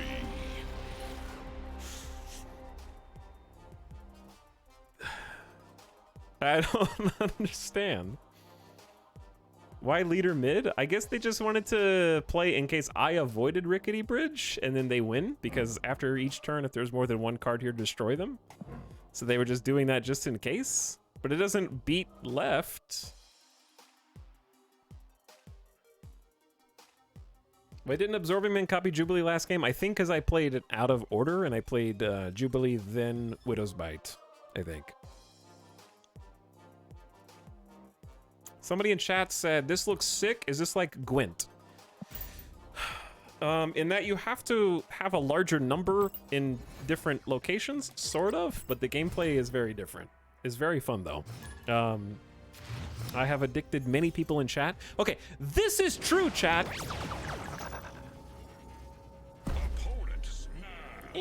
I'm just gonna people leave that one. I don't really like my hand. Sometimes I'm the guy that snaps peek. Because they ruined Vision, and I have no plays later. So, bye-bye. Anywho. I have gotten... This is how I know that Snap is a fun game. Because we recently added new channels to the Discord, okay? We added a RimWorld channel a while ago. We added a Door Fortress channel a while ago. And we added a Snap channel a little while ago. Which of those three do you think is the most active with people chatting every day, talking about the game? If choice. You would think, oh, maybe RimWorld. No, it's Snap. Snap is actually the most active Discord channel of the 3 games that we added to the Discord. Probably has the most new stuff to talk about, I guess. Food chat. But it's a very, very addicting game. I've spent a lot of money on this game at this point. 75% of that money has been for cosmetics. 25% for stuff. But I've also played thousands of hours at this point. Oh. Do we like this? Like, they don't get to draw anything with the stones? I think we just snap it and see what happens. Yeah, okay. That was just like a push them out snap. How pay to win is it? It depends on your definition of pay to win. It's very pay to progress. But it's separated into 3 different sort of player groups. Because you have to advance through pool 1, then pool 2, and then you get to pool 3 where it gets a little scary because there's so many cards. Long story short, you're limited in what cards you can have at the beginning.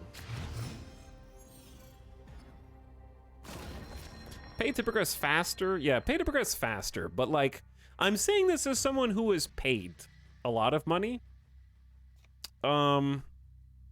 There does come a point where I genuinely think that the player base is going to be upset when the main bulk of lighter payers, like those who have Season Pass only, once they get to Series 3 complete, I think there's going to be a little bit more demand for change, shall we say.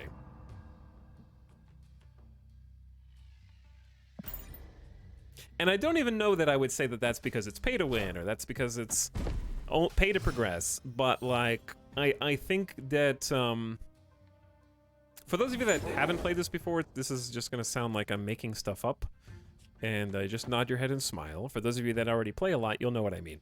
The game is it's onboarding for new players, of which I was one. Really like hammers the dopamine button at the beginning in pool 1. You're unlocking cards the most frequently in pool 1. Slows it down a little bit when you get to pool 2. You're still getting a pretty good drip feed of different cards. Then you get to pool 3 and it slows down more, but you're still getting stuff like at a fairly regular rate. I think once you get to Series 3 complete and you're getting at best 2 Series 4 cards a month, plus whatever drop to Series 3 that you didn't already get. I think that, see, I don't think it's predatory, Moby. I think the problem is that it's impossible to make that many cards per month where it makes sense. Like, they're pushing 4 cards a month right now, which doesn't sound like a lot coming from Magic and other games like that. But the truth is that 1 card in Marvel Snap is worth a lot of cards in other games, if that makes sense. I don't know. I guess Plate of Vibranium is fine. We should play it in different order. Jubilee, then Rock Slide.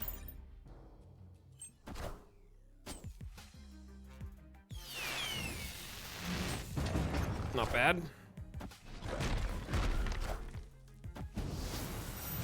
Spooky Wong?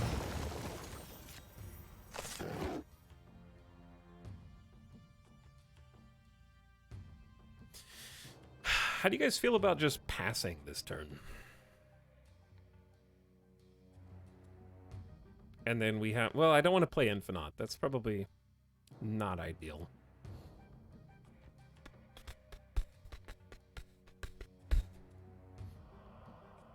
What do?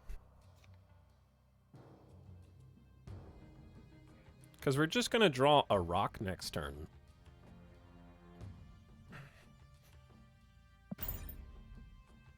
Wong is too spooky to probably stay in this game.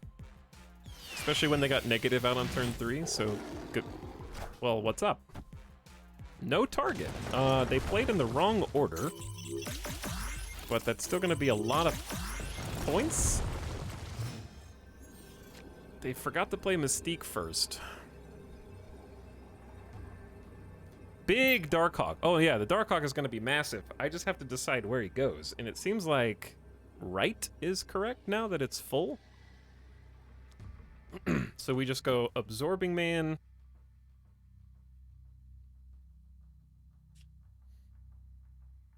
Darkhawk. Korg, Vibranium. Because I don't know, are they going to play Odin on the left? Or is it actually right to just Darkhawk right, Vibranium mid, and then Soak?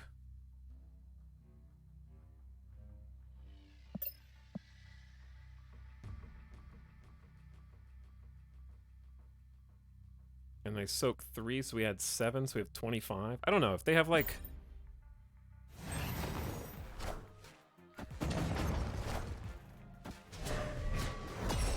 Alright, I think we win because this is going to be the biggest Darkhawk known to man.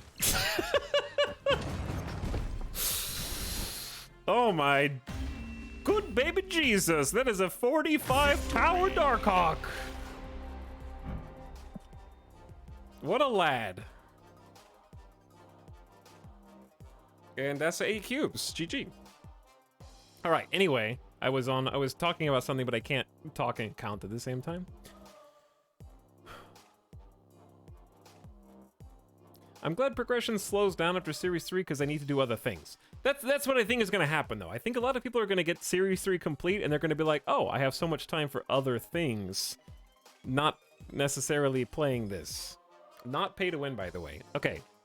The reason it's not pay to win is because my moves are very telegraphed to anyone who's... Here's the thing. The first time you see this Darkhawk is like the first time you see Wong.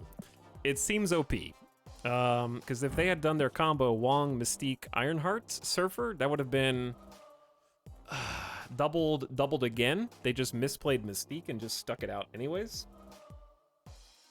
But yeah, you learn play patterns. So like, nobody who's played Darkhawk more than twice would stick around for that after they just pumped their deck full of rocks and Vibranium. Just like I wouldn't stick around to see what their Wong, Mystique, Ironheart... Like, if they got Wong, Mystique, Ironheart, Odin, that would be a legitimately terrifying combo. Hey, we hit 98. Oh my god. Okay, maybe I should stick with this chat. I'm only 18 cubes away from getting to infinite.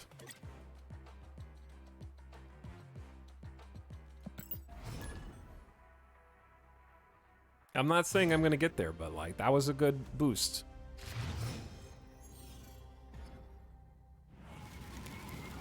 Breaking news. Chat, I haven't hit infinite. I didn't hit infinite last month because I didn't play that much. I played enough, but I just lost. Have we been here before? Maybe. Okay, the simple truth is, someone who pays no money versus someone who pays even $10 is going to have a vastly different experience in Marvel Snap. Like, I think just getting the Season Pass and having what is effectively a Series 5 card, especially when the last 2 Series Passes have been Silver Surfer and Zabu, sure, it's pay to win. Because if you have some money, like $10 to get those cards, you're gonna have a lot more deck building options, and they're very powerful cards in their own right. That being said, I do think that there is this weird sort of, I don't want to play Lockjaw. Like, I think Lockjaw's gonna make this worse. I think the expectation that every free-to-play game should be in such a way where someone who pays $0 will always be on the same level as someone who pays $10 is true over time, because the card will eventually trickle down.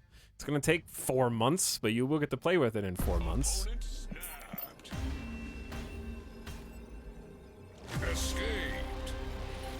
But yeah, it depends on how, like, how many hairs you want to split on, I guess, pay to win. As a phrase. And, like, how many times do you have to win for it to be paid to win? Because, like, when I got Darkhawk, yeah, I shot up as soon as I got Darkhawk from rank 80, like 75, I think, to rank, like, 90, basically.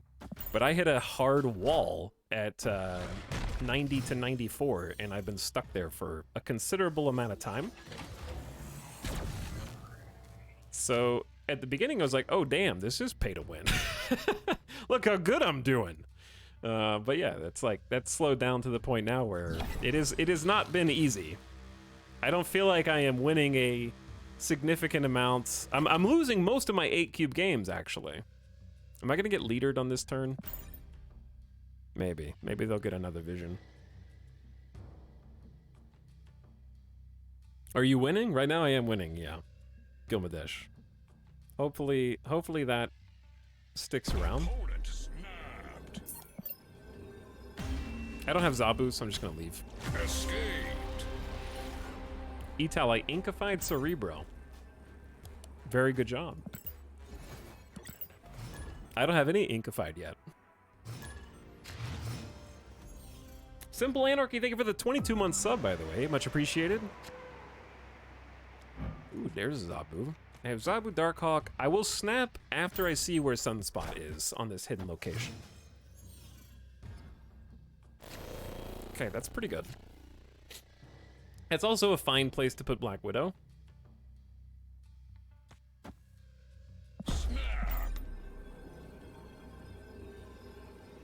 The only counterplay to Darkhawk is Adam Warlock. Have you heard of Shang-Chi or Enchantress?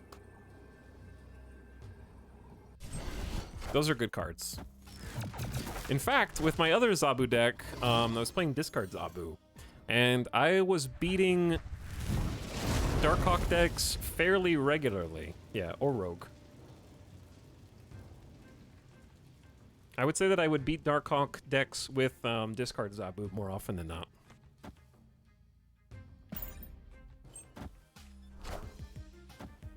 Don't do it. Don't do it, Danger Room. Okay. Whew. Make them pay. Make them pay for one card. So they have 5 energy now, so they could leech. We have to play around leech, I think. We have to play around leech and probably leader. It's a 7-turn game, so I probably do need Rock Slide. So let's go ahead and get Darkhawk right.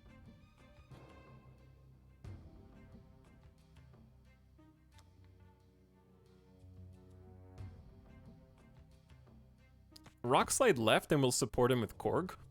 But that's not going to last very long. Get him Danger Room. No problem. Oh, Maximus is useful, because now we can Jubilee Warrior Falls.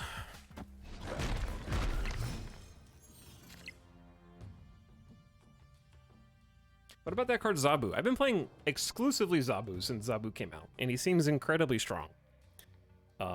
But also I've been playing him so much that I haven't been able to play other decks to see how their power stacks up comparatively. I think I just like the play patterns of Zabu decks right now. I prefer other casino decks, but they don't do so well. They don't do so well. All right, we're just gonna, I like having vision here for some flexibility. I'm worried about MODOK being much less powerful than... I think I should have seen that coming, possibly.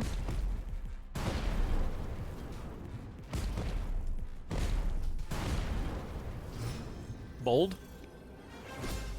Especially with 2 turns left.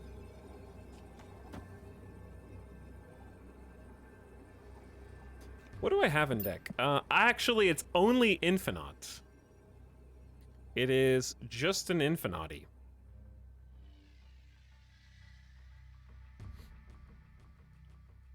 But what if I just get Doc Ocked?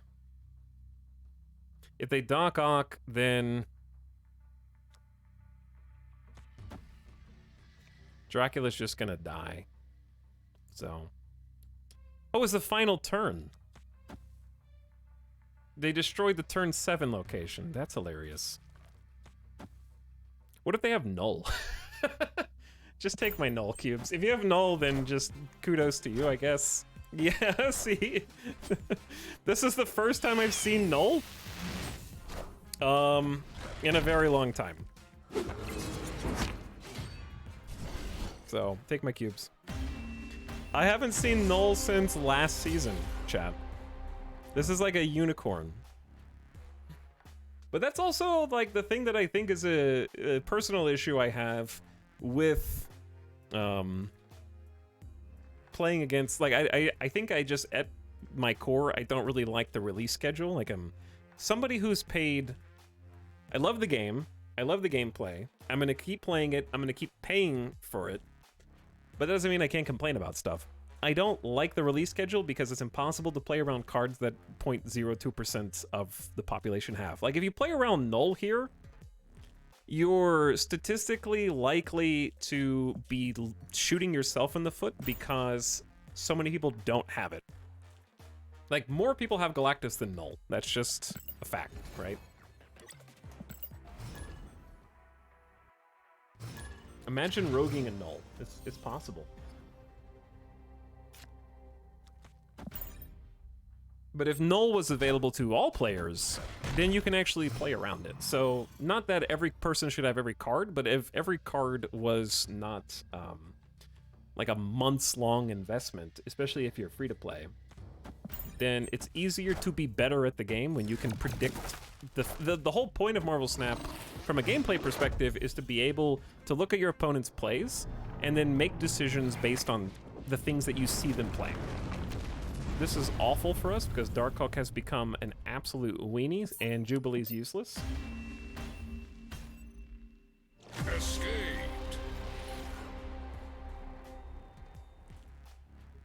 I knew you should have Darkhawk left. Apparently, I still would have lost to null. Did opponent draw? I don't know. I didn't even have any power. Did I give them a Widow's Bite and they just didn't draw anything? Oops. Mojo World, I hate you. I have to play, I play 1-drops off of Mojo World to protect against Killmonger's surprises.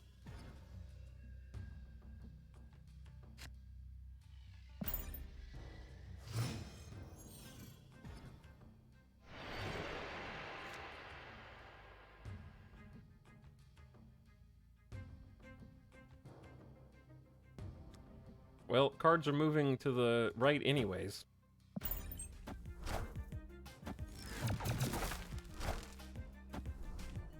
This is probably discard Zabu.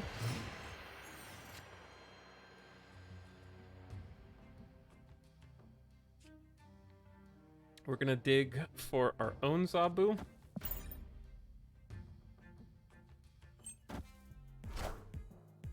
Oh, it's just discard then. They're discarding so much. Is Hela? Vision's good. I guess this is gonna be a spooky Hela coming in our future. If they don't draw rocks. Unless they just... That happens to be... Oh. Never mind. Victory. We're good. Chat, I was 98 for a moment and then we got nulled. Okay, but seriously, I haven't seen null in over a month. in games. It actually is a unicorn.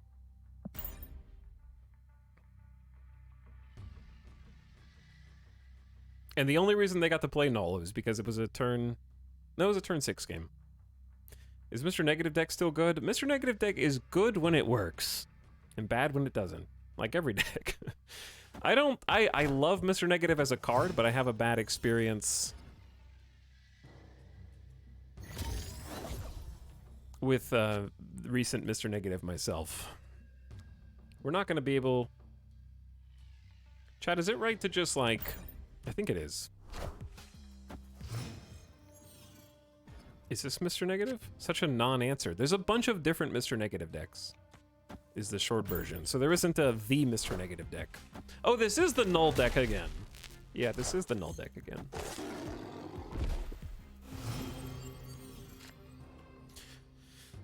Well, cards that cost 4 or 5 or 6 can't be played there, so we can sort of play around it at least. We can Black Widow Asgard so that they don't get to draw it, and then we'll go ahead and get Dracula tucked in.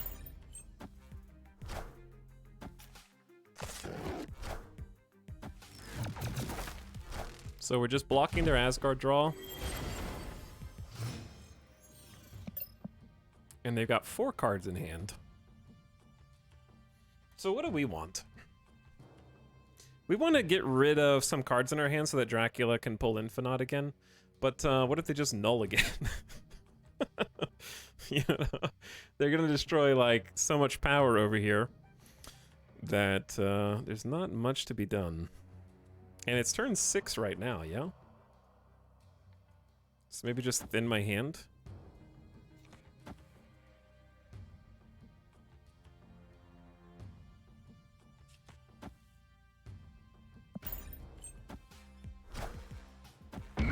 Chat, act surprised.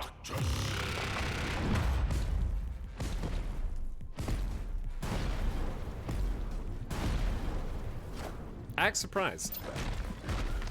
Now, are they going to have Death and Null again?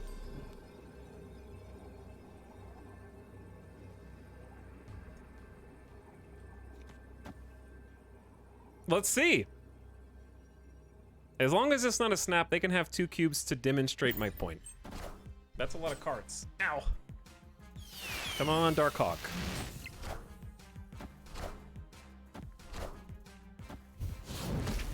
See? Shang-Chi Wakanda doesn't win. All right, I got 2 of my cubes back. They forgot about Wakanda.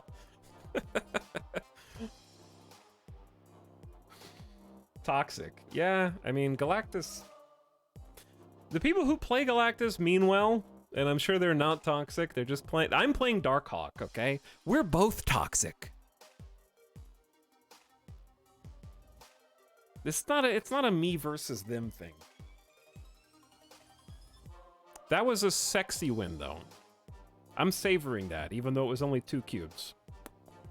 Because the fact that Dracula picked a 1 in 4 to get Infinite and the Shang-Chi doesn't work in Wakanda is so beautiful.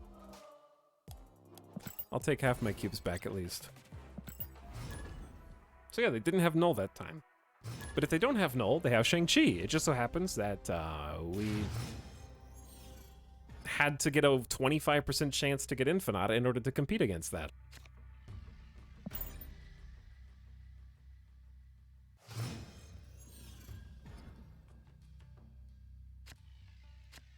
Is this good? All right, hey, dude, this game is too addicting. I need to like stand up stretching at the blood circulating again. Wakanda, my love. But yeah, the only reason we won the last game is just because the location variance favored us. And that's pretty much it. I'd say Jubilee into Vision would be good. Absorbing Man would just give them another... Chat, did they just pass with Widow's Bite in hand? Oh, no, they have... Okay. No, they're playing it now. It's gonna... Okay, have another one. more. No draws for you.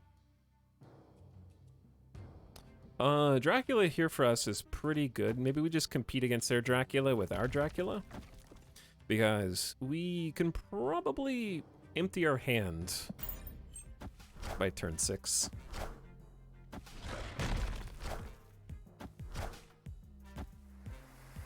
I see. Going for the Omega Red. What if I say no?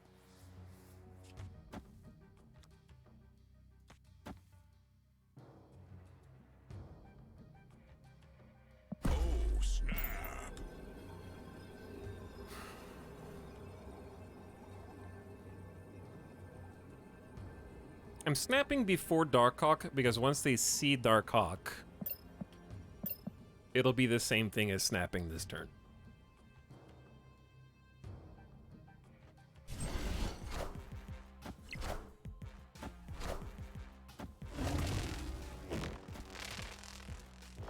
Okay.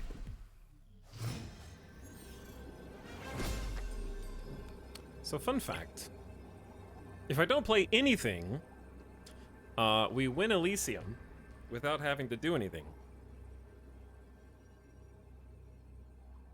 I don't think that that's good, though. They have 4 cards in hand, so the odds of them being able to narrow that down to just Infinite, I don't think is that high.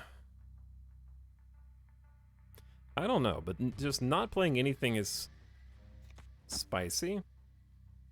But this is fine.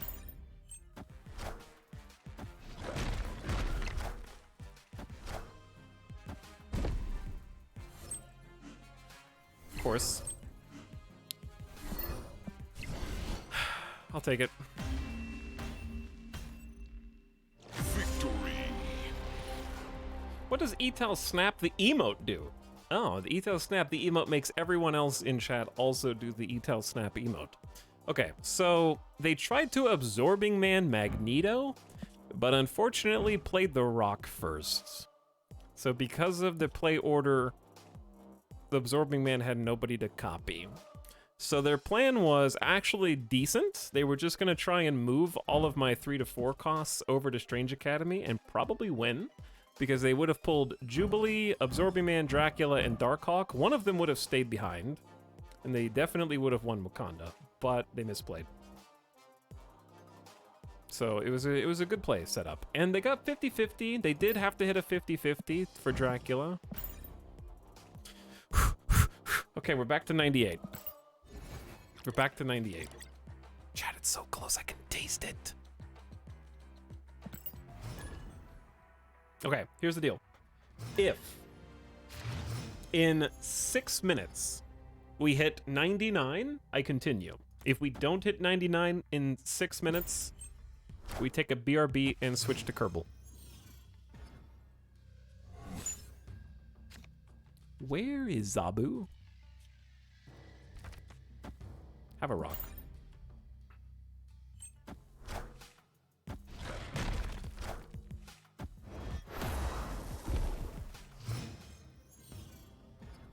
Because we're actually doing pretty good. We're actually doing pretty consistently good. No Zabu is probably going to be a quick retreat here.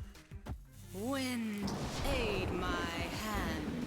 Well, now what?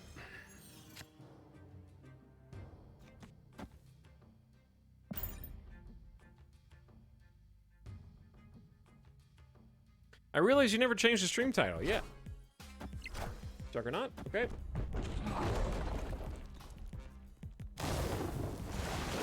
So, if they do have Surfer, bad for us. If they don't have Surfer, we can actually just pull out a cheeky win with Vision. That being said, we have a 1 in 2 for Jubilee to pull Zabu. And then Zabu will be able to give us Rockslide, Absorbing Man, Dracula, and then we have to win a 2 and 4 to have a good play there. I don't know. This has got to be Surfer, right?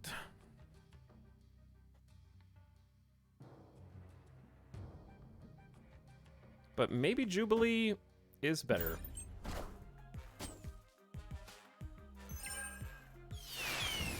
It wasn't Zabu.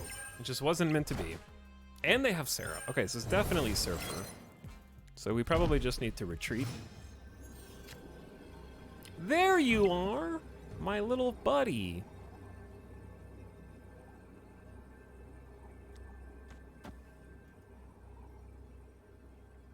Because we only have like 14 power there. It's only 2 cubes, chat. That's what I keep telling myself.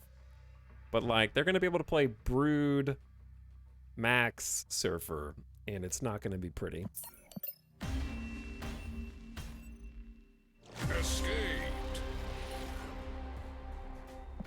How many minutes do I have to get 9 cubes?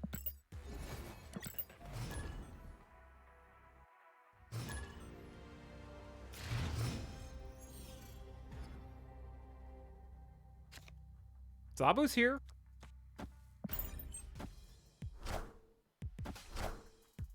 Zabu's back. He wants us to win. By the way, Simple Anarchy, I think I saw you, but thank you for the 22 months earlier. Much appreciated.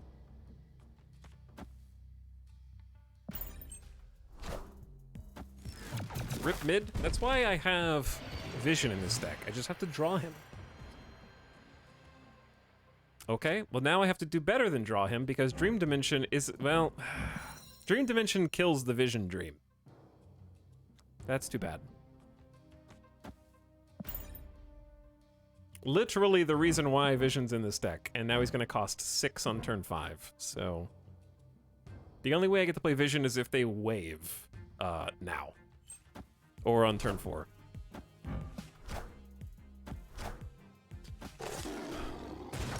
And now I have a rock on my side, and I could have not had a rock on my side, but I did not have a rock on my side. Okay, cool.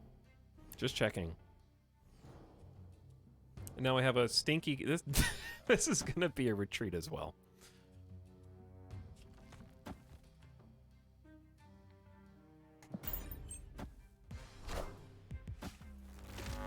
Electro? I don't know what's going on.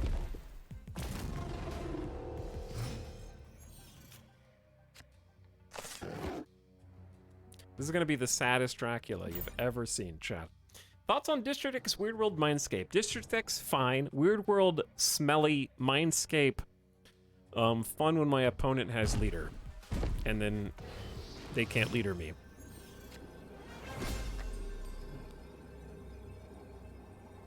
Speaking of leader, why Electro into pass? Speaking of leader, this has got to be an Electro leader situation, right? Or it could be a Infinite. Either way, if they have Infinite, I lose. Let's just give them 2 cubes since my time's up anyways. Oh, they did play Infinite. See, I lost anyways. Because I would have lost the tiebreaker. Because they were already ahead. I was just playing around the leader like a nerd. But yeah, since I was already losing in 2 lanes, because if I played Infinite, they played Infinite, then checks out either way. All right, last game, chat. Just let me retire. Wait, I have technically 1 more minute. Let me retire at 98 for the night. It's good. I have Zabu. Can we get some favorable locations? That's not the worst. Electro for extra +1 to Sunspot, but if you just passed 2 turns, that would be better? Space Throne? Space Throne? Snap.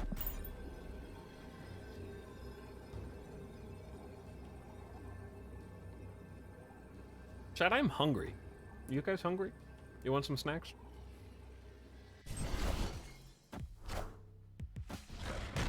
It's Cork.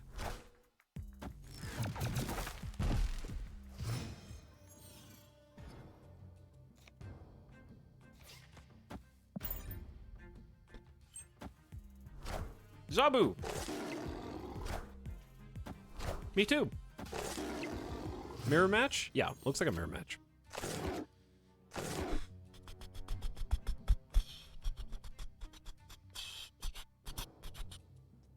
What do?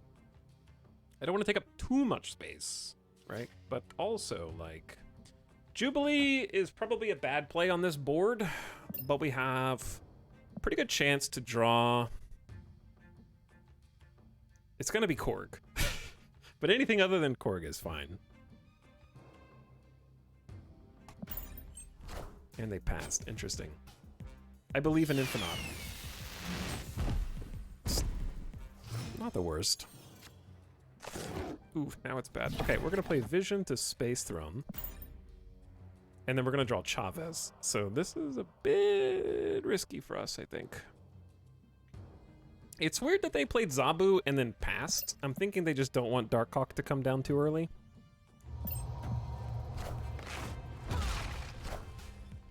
She-Hulk into Moon Girl.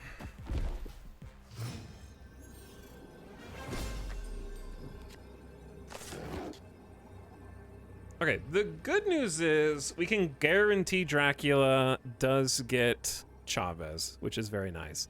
So, I believe we are... They might play Darkhawk to Monster Metropolis, though, for the extra +3. They might actually just have 2 Darkhawks. So, how many cards? There's only 3 cards in my deck, so it's not going to be a huge Darkhawk. Like Chavez beats that, right? They could double Rock Slide, though. They could just double Rock Slide. All right, we're about to lose 4 cubes, but it's all for the content.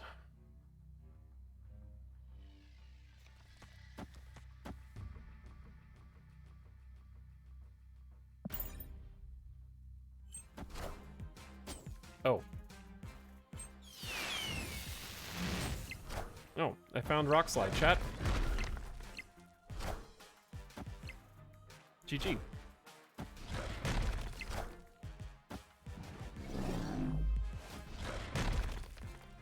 Whew. Whew.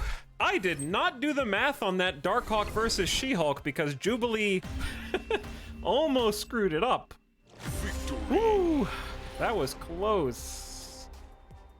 Each of those rocks was worth +2 because Jubilee just subtracted 1. They were looking for their Dark. That is a pixel Darkhawk.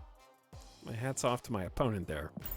That's a respectable, cute Darkhawk. All right, we're back to 98 and 3/10. All right, we're gonna say I did not get to 99 in the allocated time. Chat, we're so close though. How do I do everything that I want to do in one night? 9-hour stream?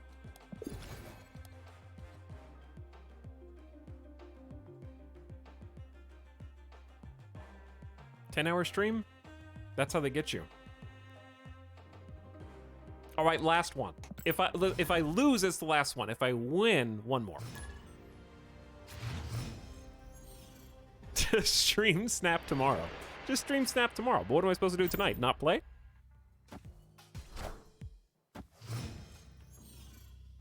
I'm so close to level 100. That's my dream. My dream is just get to level 100.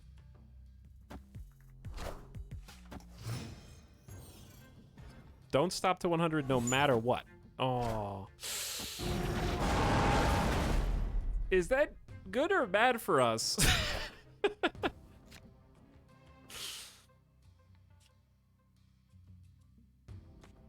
Goodbye, Ant-Man.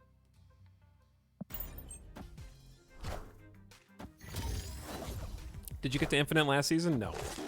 So this will be my first time since almost 2 months ago getting to Infinite, chat. We are about to go slip and sliding into the Destroyer territory, I think. So, may as well just accept our fate and go ahead. Oh no, we're really gonna fill that, aren't we? Do I have to just not play? They just didn't play. Because Zabu's going. Neum. Again! New. Is it a season every month? Yeah, it's a season every month. But since the weeks change, it varies a bit. I can 50-50 Infinite.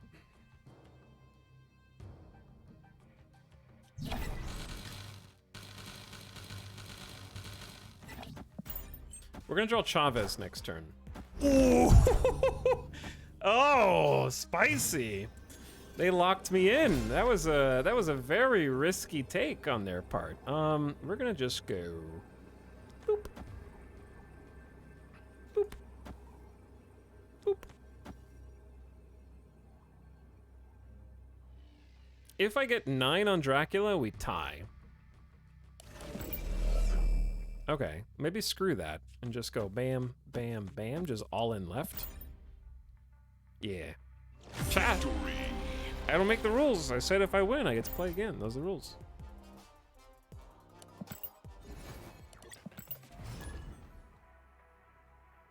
But yeah, it's a season every month. And at the end of the season, you go back 30 levels rounded down. 30 levels rounded down. So if you get to 100, you'll be reset to level 70. If you got to level 99, you'll be reset to level 60 just for extra salt in the wound.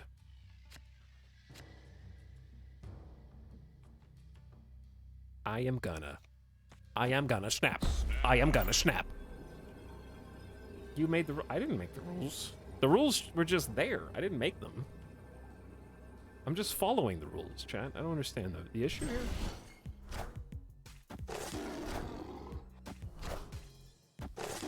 Okay, it's a Zabu-a-thon. Zabu-a-thon. Oh, it is a Zabu. It is a Zabu. Bing, bing, bing. It is a Zabu. Okay, what if we just rock slide and then Jubilee left? And then we save Black Widow Darkhawk. And that way we can Black Widow Asgard if we start losing it, or we can just optionally win it ourselves. And I think that would be acceptable too.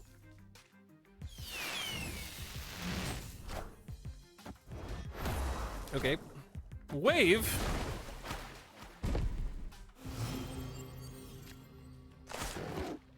Chat, what does Zabu Wave do?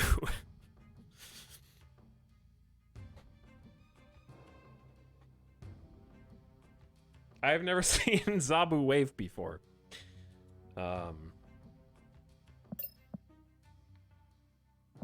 Okay, if they, like, leader this, is that a big deal?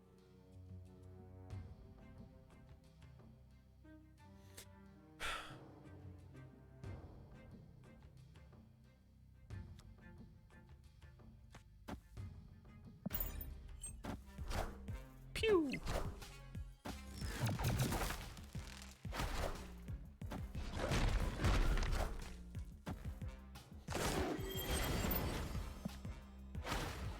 Very good draws. Those are very good draws. Exactly what I was looking for. Perfect. We're doing great. Okay, so we know Chavez is coming.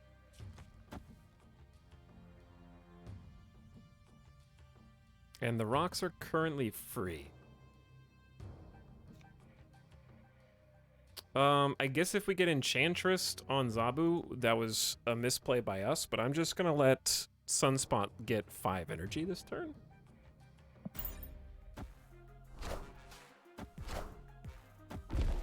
And they have 2 She-Hulks. Okay, so they're playing, oh, I don't know why I guess they're playing Wave because of the She-Hulks. They have 2 She-Hulks that are 1 each, and then they can play 2 4-cost cards. So this is going to be a little bit spicy. We're gonna throw the rocks here. A Korg just to tip the scales on Elysium in our favor. Absorbing Man, I can actually just play Chavez.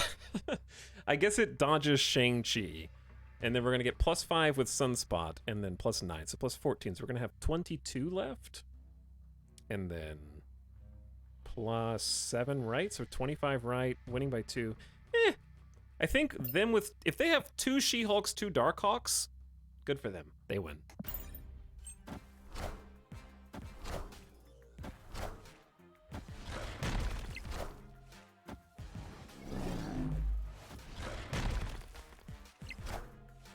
Okay, Shang-Chi is good.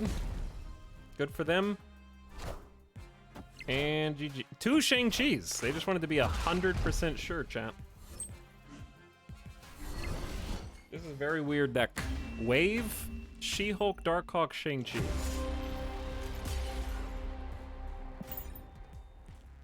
Chat, I go make the rules. If I lose, then I get to play again. Isn't that what I said?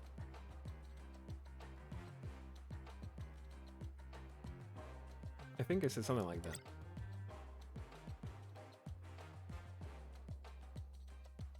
The rules are rules. I heard it. No. All right. If you fall under 98, you stop. No, if I fall under 98, I have to get back to 98. That's how that works.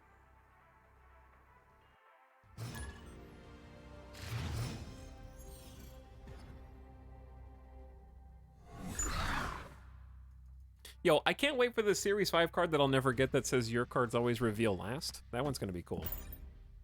I can't wait to play with that card in 4.5 months. It's going to be great.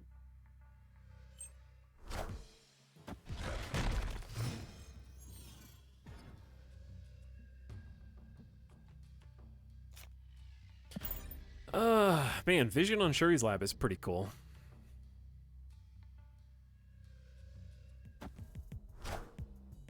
Never mind. I mean... Oh! Well. Interesting.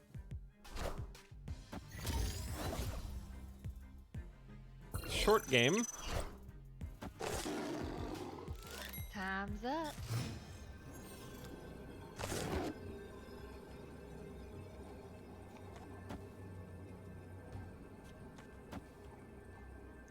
Not bad. I'm winning right, winning mid, winning left. Playing for all 3. Okay, let's GG then.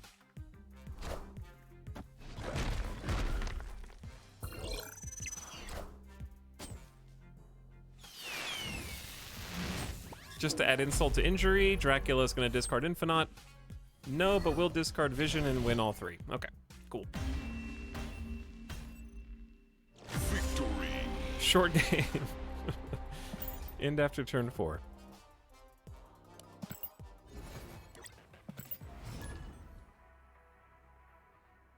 Chat, here's the deal. If I get to level 100 tonight, I will... How many subs do you want? How many subs do you want? Just tell me how many you want, okay? What do you need? 10, 100, 500? 100? You want me to give you $500 in gift subs? You should be giving me $500 in gift subs for such a monumental gamer achievement. Can you buy me a pizza instead?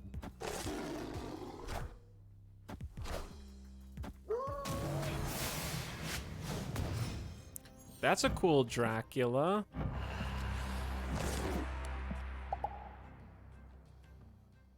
I like that Dracula. When you play a card here, destroy it. Chat, this is what Vision was made for. Do you understand?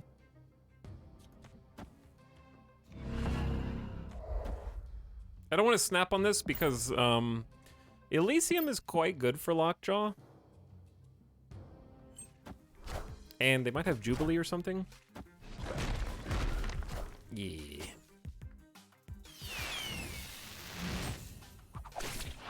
Alright, Spider-Man, I guess, is a card in this deck.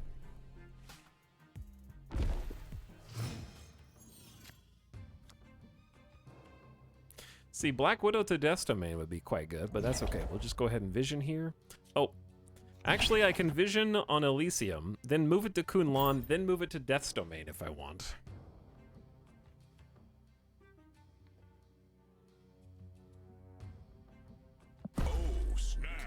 I think I'm gonna go ahead and snap before the vision because I think that they're just gonna like count on winning Kulan and Death's Domain.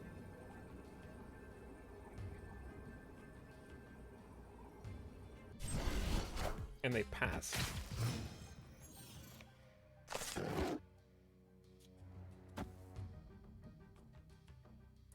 One time, 2 times, I have been... Oh, wait, hold on.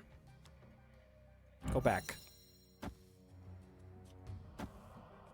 2 times, I have been, like, leached out of a Lockjaw deck.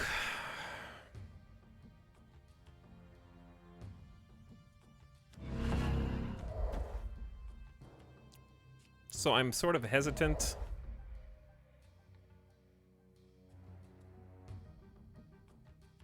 Oh, yeah, you can't... Well, here's the thing. Shang-Chi Vision. I have seen Lockjaw Doom. I'm playing around Dr. Doom here, I think.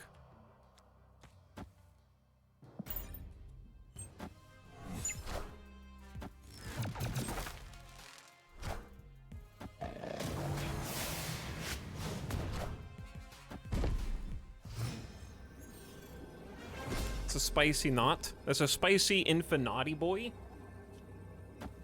Very spicy Infinati. We're also dodging Shang-Chi here anyways. Actually, Vision's not, because movement happens before playing. So if they have Shang-Chi, then just do it, dude. If you have Shang-Chi, then just do it.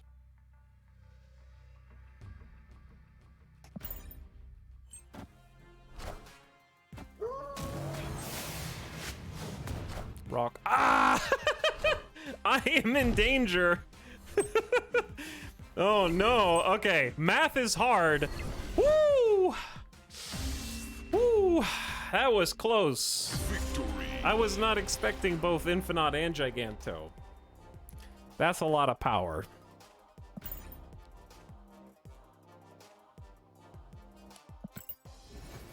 Chat. Come on. We're like 14 cubes away, dude. We're 14 cubes away.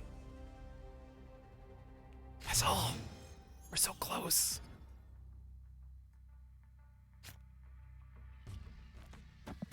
Come on, Vision. Vision wins games. Vision is slept on. Crazy powerful card. Oh. Kamar-Taj with Korg would have been nice. We'll give them 2 Widow's Bites instead. Didn't you say you were just 12? No, I haven't been 12 cubes away yet. I wasn't 80... I wasn't 98.8, I don't think. Is Sanctum a hot location? I've been seeing it a ton. Also, this is truly terrible for us. Maybe the snap was bad. Alright, we now have to just give up Kamar-Taj. We have to play Zabu here. There's both the Widow's Bites on Dark Dimension. Okay, well this might have been a problem. Either way, we're gonna Drac actually just Rock Slide Absorbing Man first, which is... This is really sad. I have to keep 1 spot open in the 1 in 5 that I draw Vision next turn, I think? Is that right? What does Vision do? He can move to a different spot. Oh, we don't have this. I have a snap bot, but we haven't turned it on. This is fine. I'm gonna get... They're gonna... Oh. Okay, that's not what I thought was coming at all.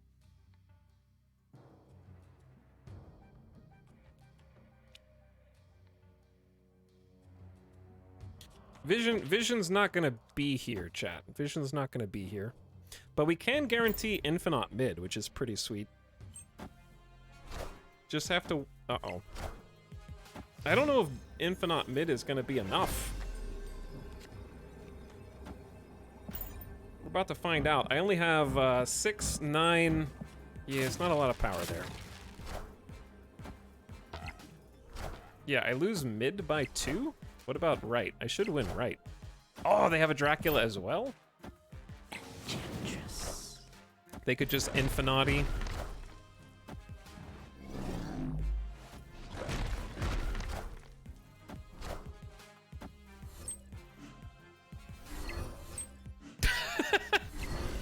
No! Up and down. No. Even with Typhoid Mary, we still lost that, which is incredible. Typhoid Mary's reducing their other cards by 1 power. We had every chance to win that.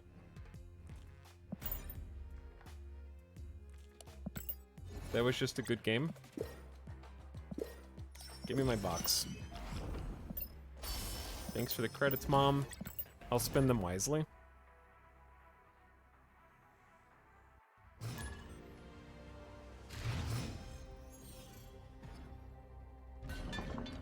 Vision would have won us that game, probably.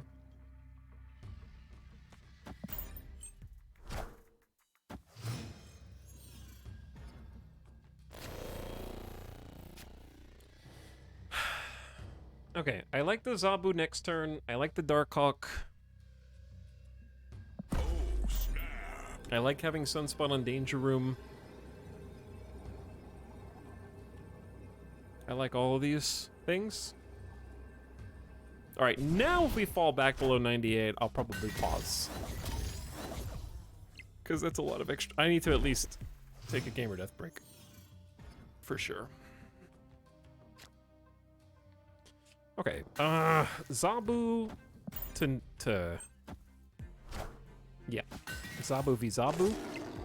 Zabu with armor though. That means they've probably got some Chunguses.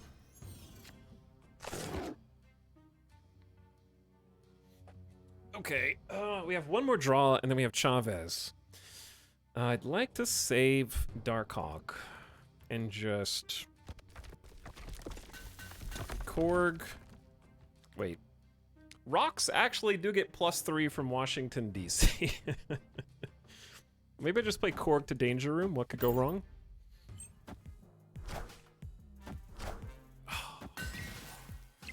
Come on, you gotta take him out. So Shuri is doubling up their next play. Probably gonna play that to Washington, I guess.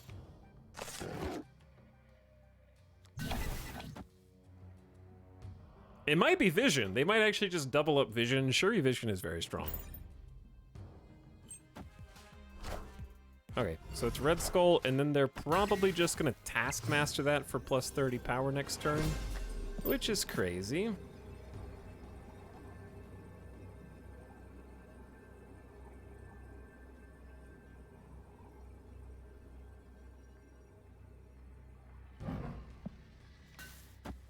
So what happens if we move Vision, Jubilee, Darkhawk, +2 to Danger Room, beats Sunspot, and we just pray?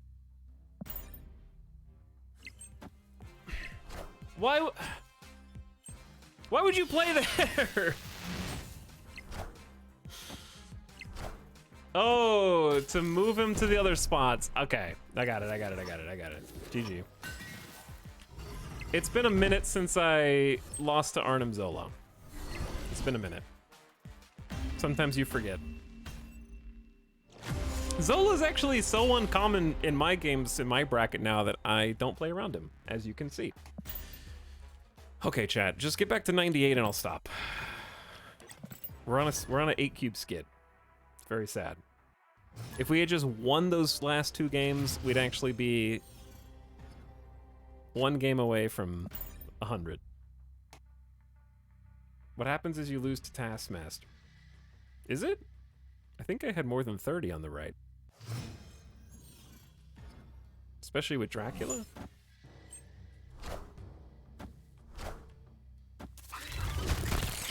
That's not good.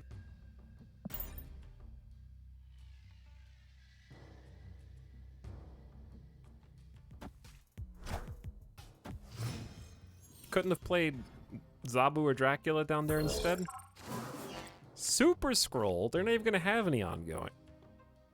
What's that doing there?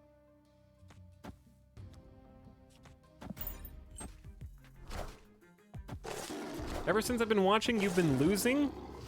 I've actually been doing okay overall. Like, we're technically, like, up tonight. Oh, Super Scroll can absorb their Zabu, which is fun.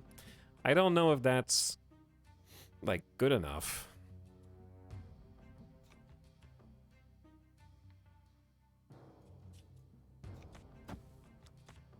Because they're like, what, Zabu? What does Zabu's Surfer do?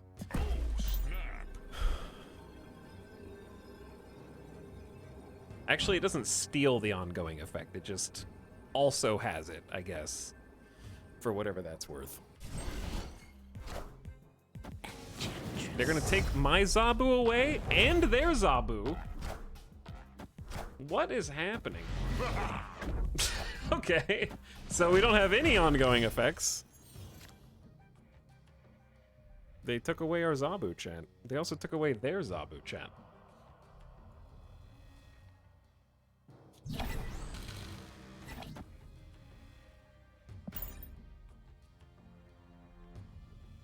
And played Shang-Chi out.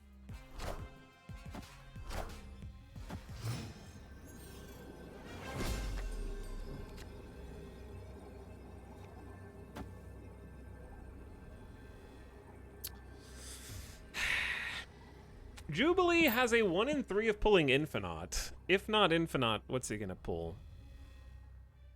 Black Widow? Yeah, it's not good.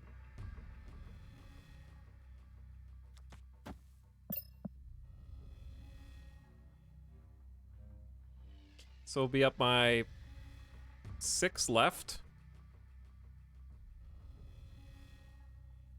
And we'll be up by 7 right. So this really is a crapshoot.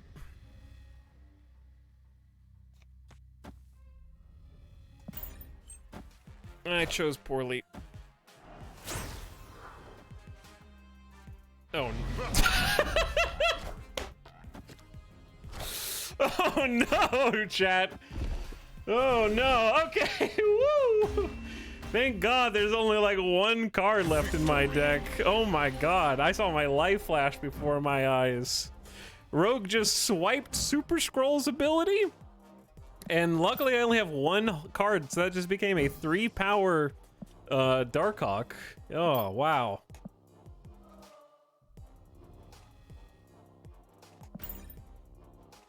All right, I made it back to 98. I said I would at least take a gamer death break right now. Look at these missions getting complete. We're doing fantastic, chat. He's beautiful. Oh, he's beautiful. Look at him. Oh my God, he's so ugly.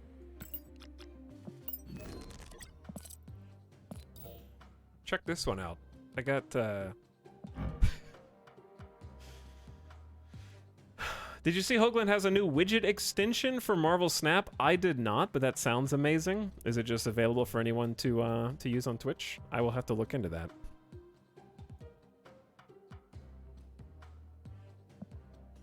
I have to look into that. Okay. But chat, listen. Just if I... Look, I am... I don't think it's Jeff's if you're talking about the deck tracker that he uses. Chat is filling my head with misinformation. We gotta win more than 50% of these 4 cube games. I just want to get to 100. That's all I want now. Okay? We'll have 5 streams this week. Hopefully. But if I get to 100 now, we don't have to do Snap anymore this week. If we don't get to 100 now, then I'm gonna have to come back.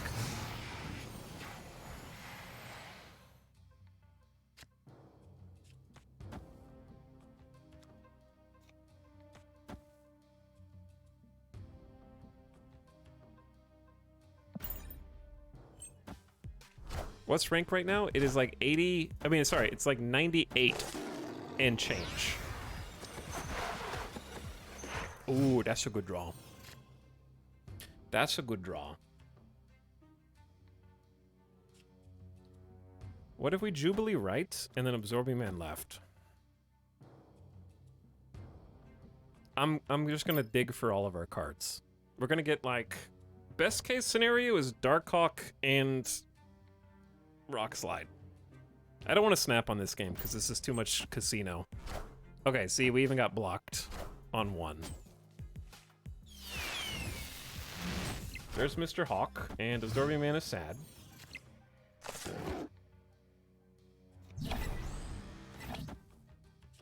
Wait, I need to play Vision to... Oh, no, I don't. It doesn't matter. I guess it does matter if for some reason they have Professor X, which I doubt. Because Arrow on 6 is going to be an issue, yeah.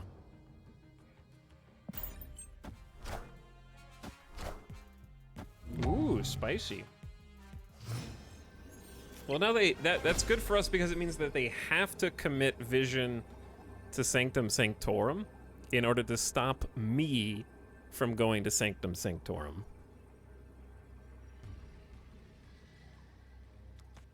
So what if I just rock slide Olympia and then don't move Vision?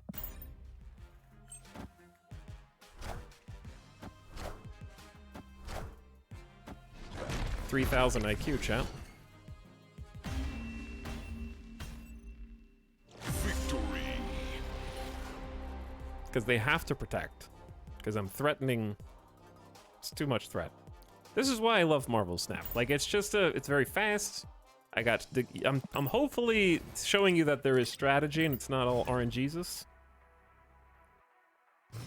The extension lays out what cards you've drawn and what hasn't. Oh, I thought you meant an extension like it lets people mouse over the screen and see what cards are, which would have been insane. I mean, that still sounds nice.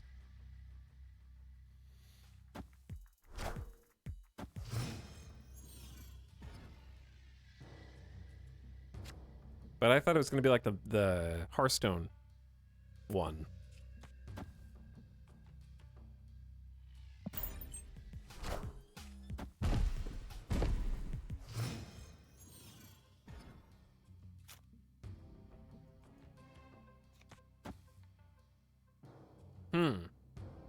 I don't know if I need two Zabus.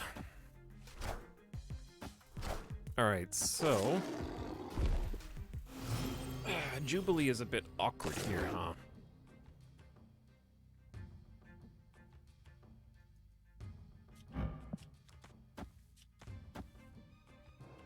Okay, they can win Asgard, but we're gonna make them draw rocks. I hope it doesn't fill Asgard here. Let's just keep low stakes on this one, I think, because we don't have Darkhawk. And there's a little RNG with where Sinister London sends our cards.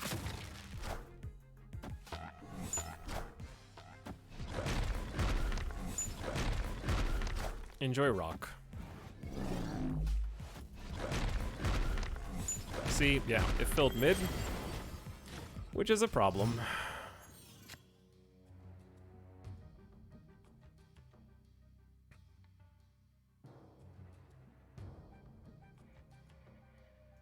What if I pass an Infinite Sinister London? Then we tie mid.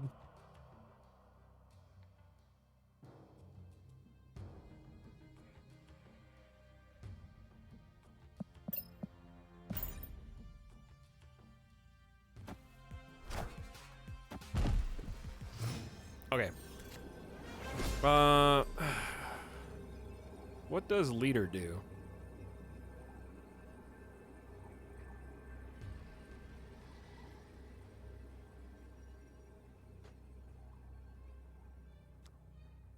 Leader will give them 2 copies of Infinite here. And then I'll get a copy of Infinite here and a copy of Infinite here. So they'll win the breaker? Leader doesn't exist. I don't know. When I see Arrow, I assume leader. There's another world in which we just Jubilee both locations, and then we have 4 energy going to Sunspot, and maybe one of them draws Darkhawk is actually not bad.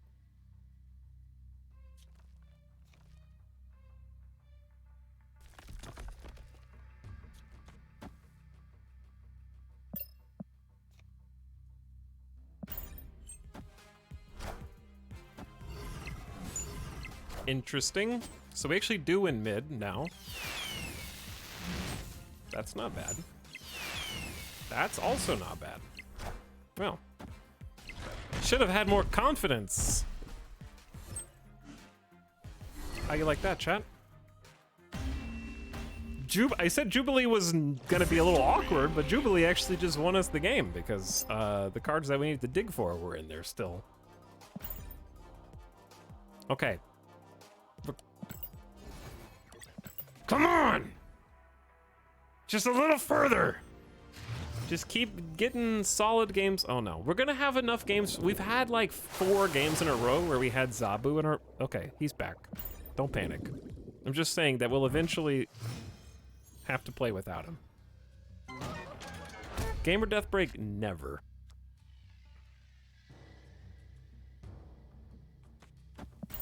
Still have to deny them a draw, even though that they can play that on Murder World.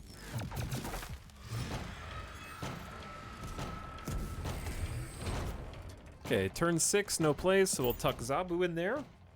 Dodge Murder World.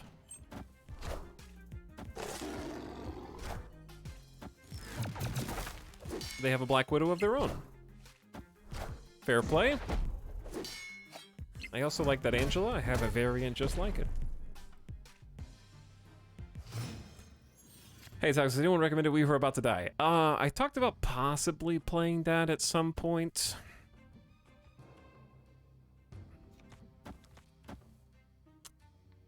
But, nothing is certain yet. What is our best Jubilee?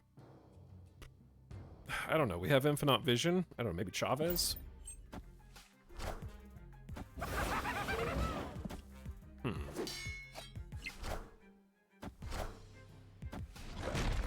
What is this deck? Did you order right? Yeah, I ordered so that in case I got Absorbing Man, it could hit Rock Slide.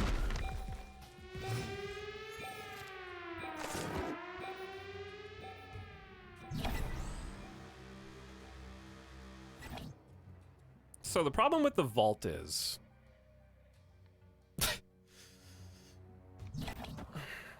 you know?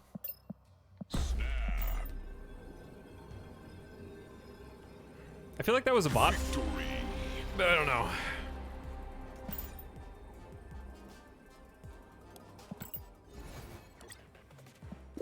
Give me my reward. 200 credits? Dude. Okay, can anyone else confirm? I have not gotten any boosters so far from Season Pass boxes. None. And I don't know if I am the luckiest person in the entire world or if they have been removed from boxes. I've gotten a few? Okay, I must be incredibly lucky. I've gotten 0 boosters so far. Do bots retreat? Yes, they do.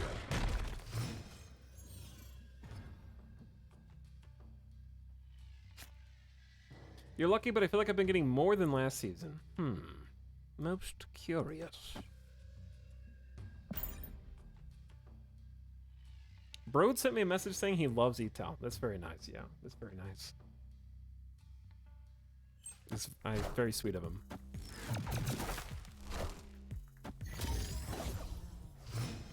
I really like this deck, and I enjoy Vision in it. I haven't seen anyone else playing Zabu Darkhawk with Vision, because I took out Mystique, and that's a bit controversial. See, now there's no Zabu. So, that is what it is. Zabu turn 5, 4 or 5 is still good. Well, not 5, because we need Vision out, I guess. Uh-oh. Uh-oh. Armor Galactus, is that a thing?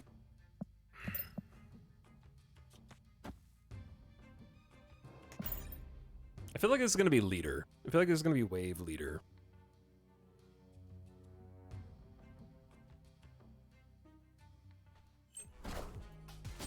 Or Galactus? It's going to be leader or Galactus. Pew!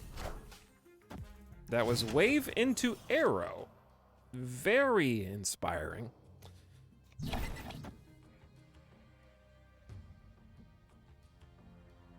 I'm just gonna snap that because, especially once I get Vision down and Vision is in like movable 9, moving around the board, I think we're doing good, especially if they leech this turn. They're going to be very far behind. Okay, Shang-Chi. All systems go.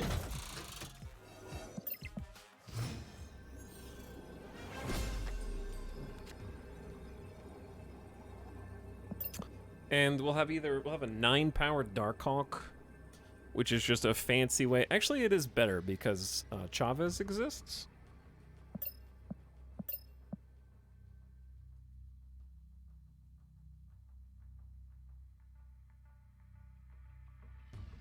Damn, if I was winning left.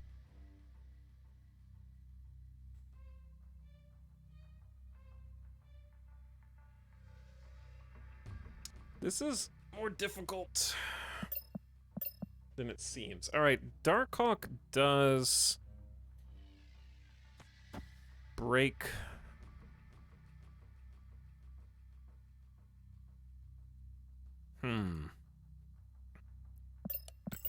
If they're gonna leader, I see arrow, I see wave, I expect leader. How do I beat leader and still win?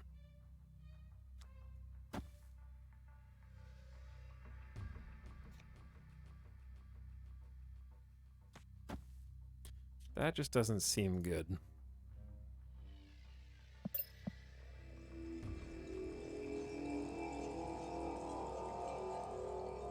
I don't know, I think I'm losing.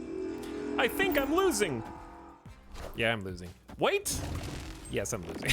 That was just not what I expected at all. I'm like, I'm over here trying to make like 10,000 IQ plays against leader, and my opponent's just like, Magneto? Have you played Magneto before? I have not, no. Do you see how he's warped my brain? I'm playing around a card that doesn't exist. And just gave them 4 cubes. Opponent snapped. I don't have Zabu, so I'm just gonna peace out. Escaped. On a snap. Hand is not there.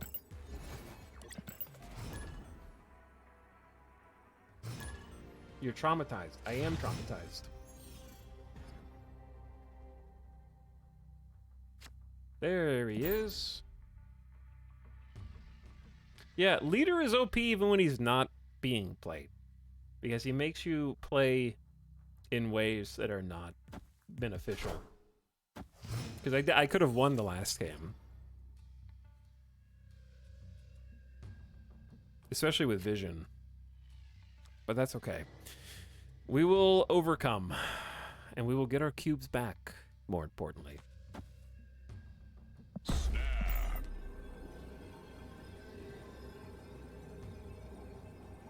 We will recover. Especially this is a good opening hand. Very good opening hand.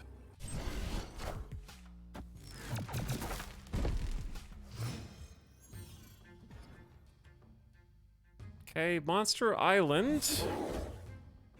Anytime I see Monster Island, for some reason, my opponent just has Shang-Chi. That's just how it works.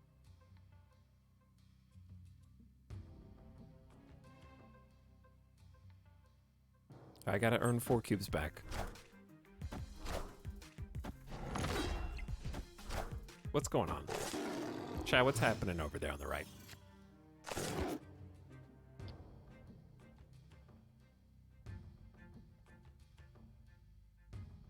What exactly is happening on the right? The only thing I can think of is Galactus or bot. This is a Galactus pattern, stacking one lane and filling it. Or it is a bot pattern. I don't know which. I will get a Jubilee out. And Opponent snapped. I am so confused.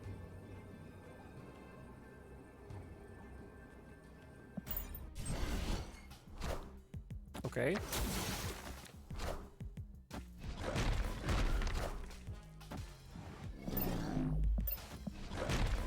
You did not negative those rocks. Vision's also nice. Because now I can basically preserve Monster Island and force Jubilee to go left. So if Jubilee goes left, I sort of have to play Darkhawk this turn. I don't have to. I don't know. I think we can just save it, actually. Negative Galactus would be funny. I don't know if that's a thing, but I guess it's not a thing. I've just never seen it before. But this is suddenly a very large cube game. Though adding 4 rocks to my opponent's deck with negative draws is quite good for us. I am Iron Man. Okay, it's gonna be a spicy Iron Man, I guess.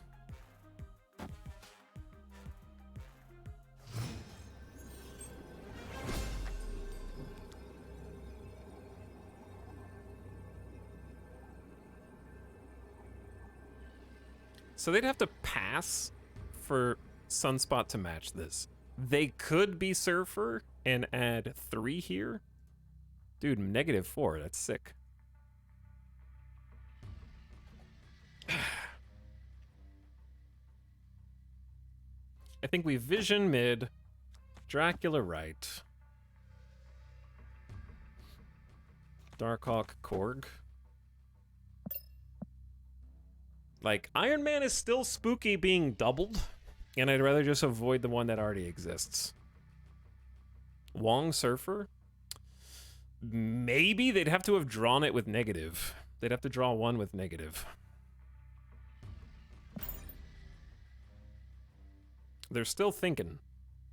So. Blue Marble would add 8. That's a good point. This is not going to be a leader. This is going to be some funky Mr. Negative Surfer combo.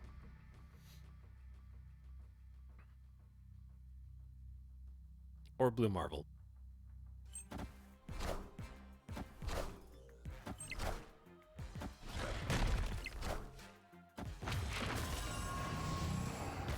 I am Iron Man. Bold.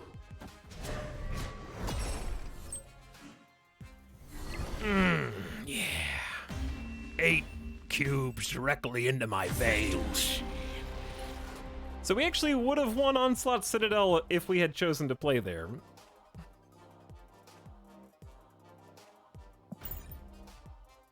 $99, chat.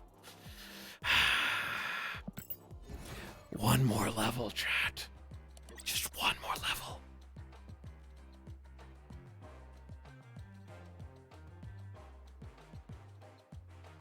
Okay, before I can think better after I've peed, because I haven't stood up in 4 hours and 40 minutes. We're on par to get infinite tonight. If we just keep playing, we've gone up from like 96 to 99. That's like 3 levels. Okay, we're on par. We're up. Stop while you're ahead. You just need 1 level. This is the max level is level 100. I'm 1 level away. Why would I stop 1 level away? Doesn't make any sense. They're like, okay, once you win, you leave. I gone from 66 to 57 easy. He can stop anytime he wants. That's true. I don't want to stop. All right, I'll be back in just a minute, chat. Stand by and listen to this.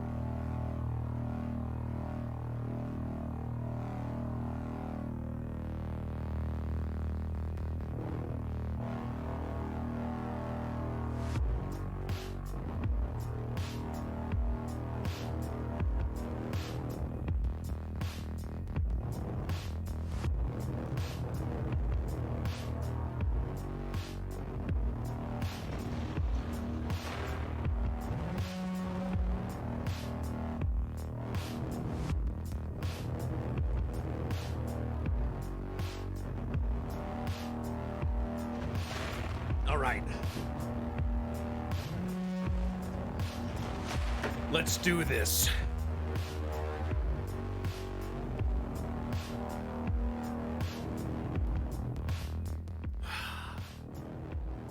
I'm ready. Also, look, chat. Alice got me some good luck boba. You got...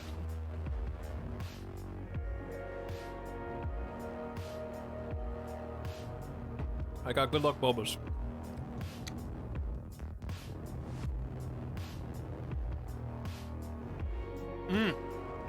It's lychee.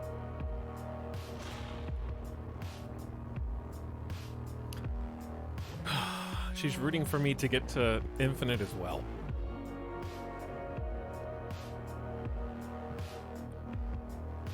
What'd you call me? You're kind of like a boba chatter. Is that the Ninja Blender Cup glass? Yes.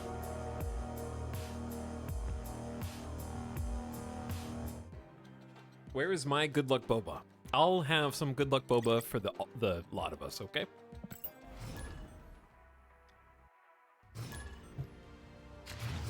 I like smoothies that taste lychee-y. Lychee-y stuff is pretty good. Alice is already infinite and is embarrassed to be seen with you until you catch up. Probably true.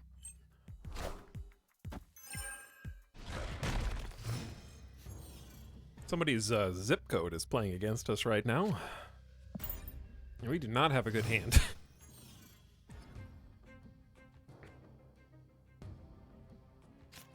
Oh, suddenly our hand is way better.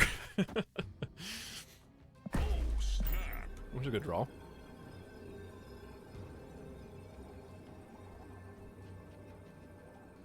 That's a good draw. I'll snap on that.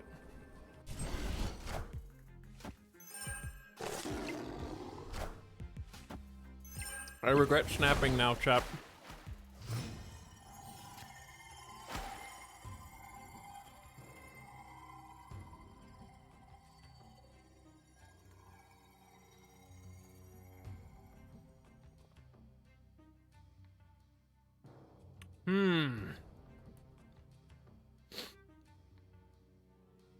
It's Galactus!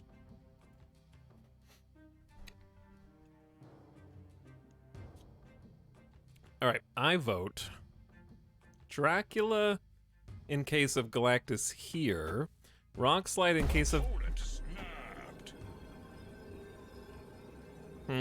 They had to go and up the stakes. God, I hate Wave Galactus. It's such an annoying combo.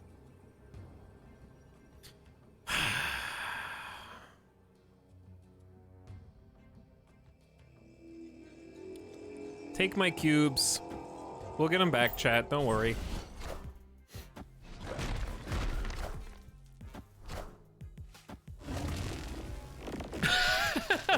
That's certainly one way to win. Okay, it wasn't Galactus at all. It's funny.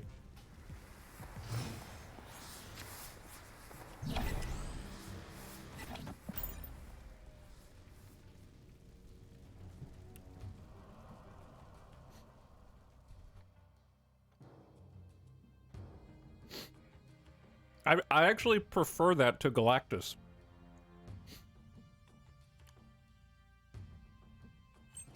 Is it weird that I'm, like, relieved?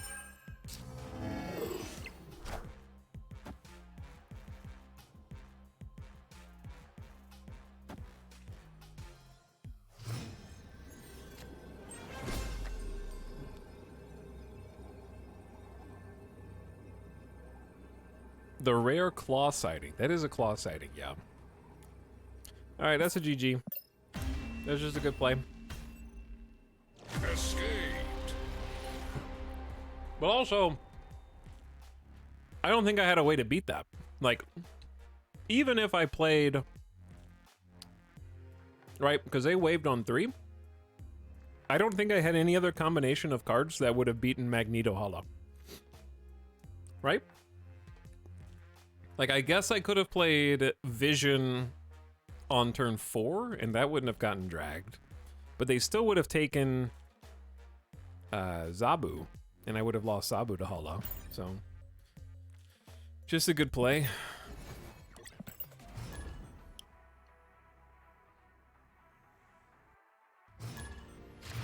Chat, we're gonna need more good luck Boba.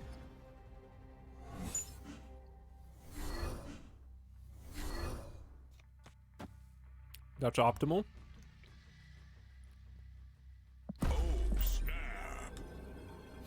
Mm-hmm. See, we already got 1 cube back.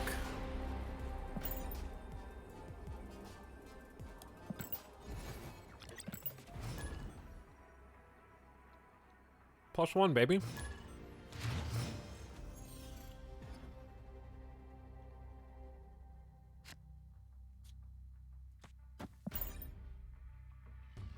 So the reason I don't play Sunspot to Onslaughts is because Sunspot, in my opinion, is statistically decent into unknown locations, which can often be unplayable. In this case, it didn't matter.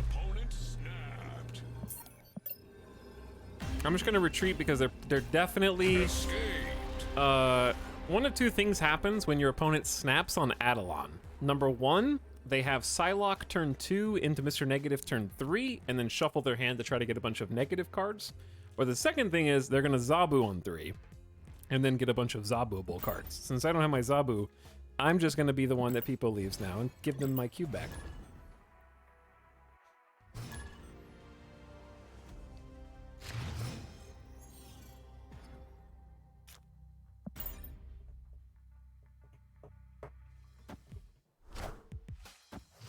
This is not a good hand.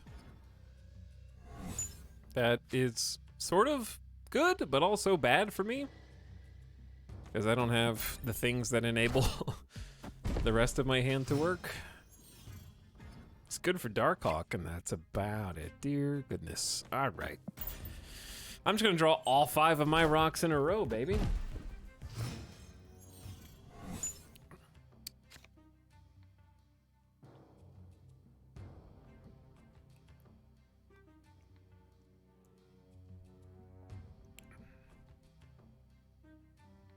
I can win 1 lane, but like, that's all I can do. Just go digging. If I don't hit a rock, it's a miracle. Wow, I got Sunspot. That's not great, but I'll take it. That means I'm sort of winning there.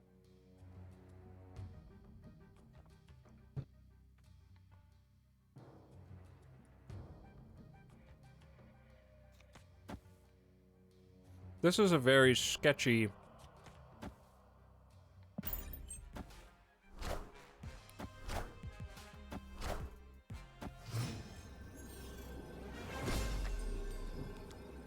a very sketchy finale. So we're doing the secret Darkhawk.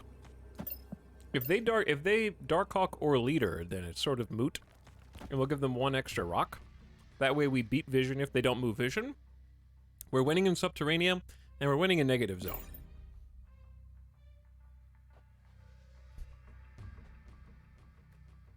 Because Dracula will at least get +6.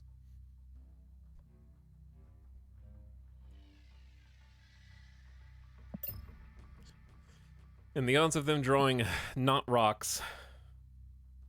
Galactus left. I actually win because of the nerf. I would get +1 with Sunspot. I do win Galactus left. Not with, yeah, because Vision would negate Galactus there. Why is... Opponent snapped. That took way too long. Escape. That took a suspiciously long amount of time that I'm just not gonna...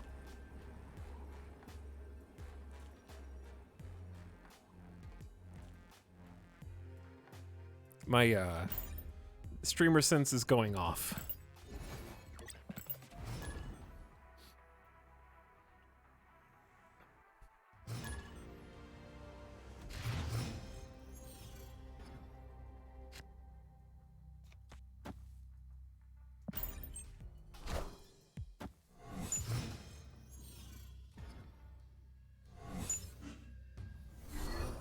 Ooh. Them getting Infinite discarded is actually good for them, Is this the same person too? They actually might be some Darkhawk deck or... Live from the Daily Bugle. Jane Foster Thor. Wow, this is good for us. Snap. Victory. Okay.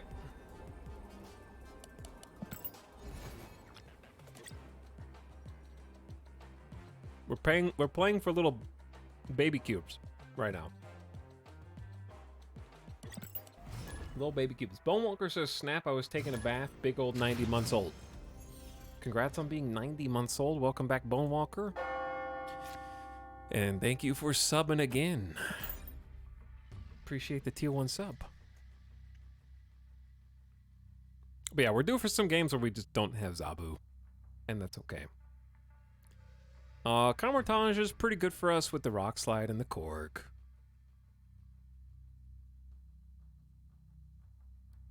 Waiting. There is a very special play for turn 1 that my opponent is preparing for. Give them a moment.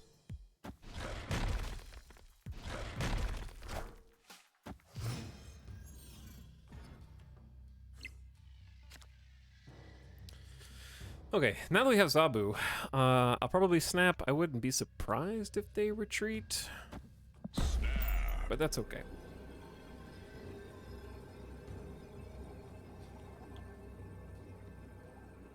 I don't really have any particular reason to not play Sunspot to Sewer System. I just feel like it's going to be behind.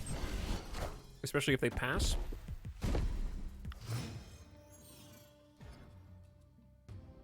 Well, that is interesting.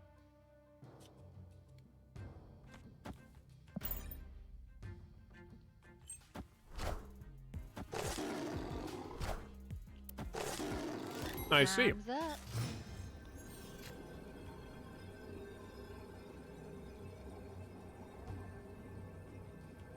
that is unfortunate.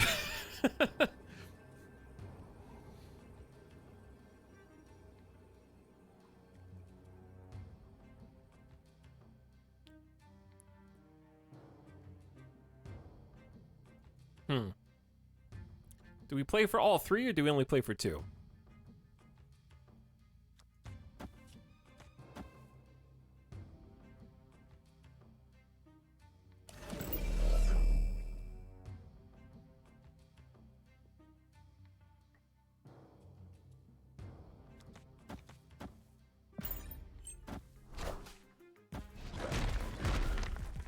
Darkhawk left would be unfortunate.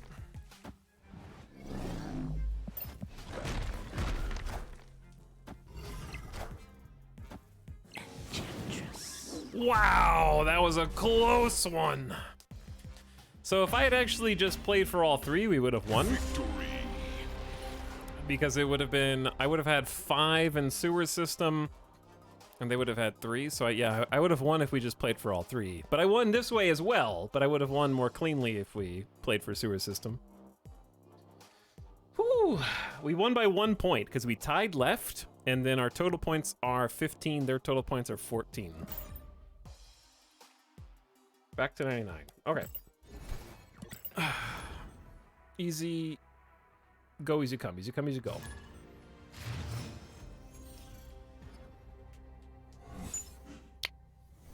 Sucks to suck, chat. Opponent snapped. Sokovia just determined that game was over. Thank you for discarding my Zabu.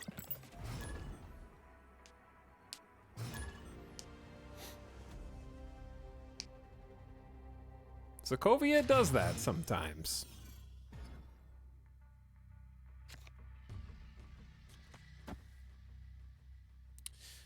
I like my hand, and I like that Vision can get into kilns, so we're just gonna go ahead and up the ante of this one. Goodbye, Zabu. Hello, Chatnita. What's up, Psycho Peanut? Vita, have you watched Paper? I don't know what it is. Am I about to get like... When somebody in chat says something and I don't know what it is, I'm ready for like Hey, Tal, you ever watch Bofa? That's what I just expect, you know? That's what I assume is on the way. Etal, have you ever played the board game Smash Up? No, but I'm familiar with it. I heard it was fun.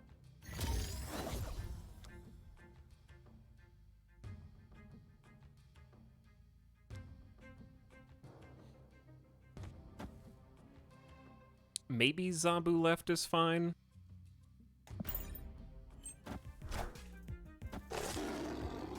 What's our best draw?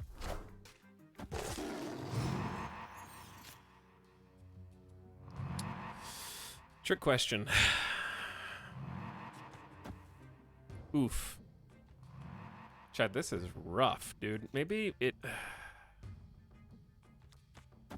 Is it Sunspot Pass? Or should we just give up and start playing? I think we should give up and start playing for something else. Yeah.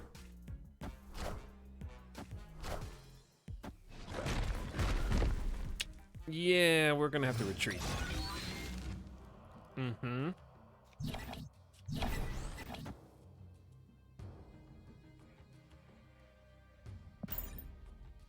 Yeah, we're gonna have to retreat. There's a lot of Zabu today. Do you mean me playing, or do you mean playing into other people? Because I'm playing a lot of Zabu because it's the deck that I have had the most success with Darkhawk.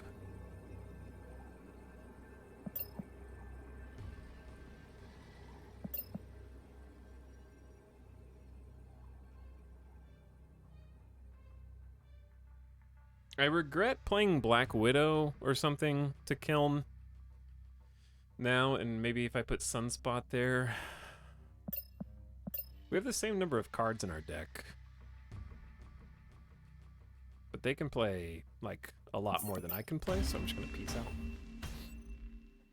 Escaped.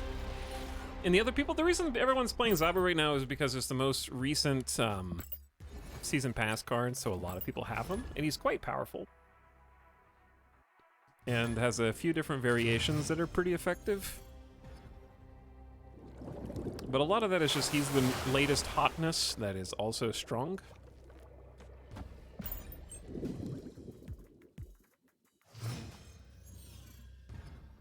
Viticulture is the best board game. Viticulture is, I actually own Viticulture and I've never played it, which I can also say for a number of different board games. Chat, I have paid more for board games that I've never played than I have on Marvel Snap.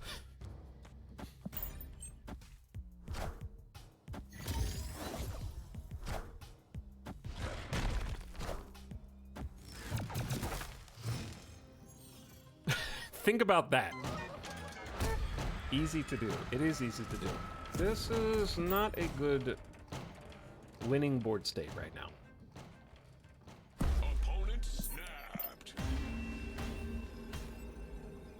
Escaped. If I had Jubilee in my hand, I'd be okay.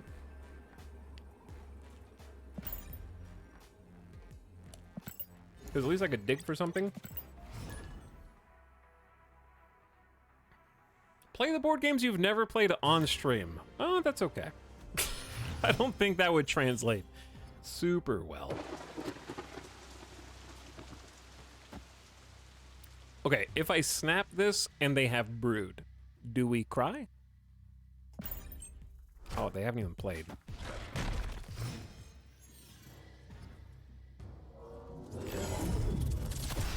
Oh boy, this is spicy.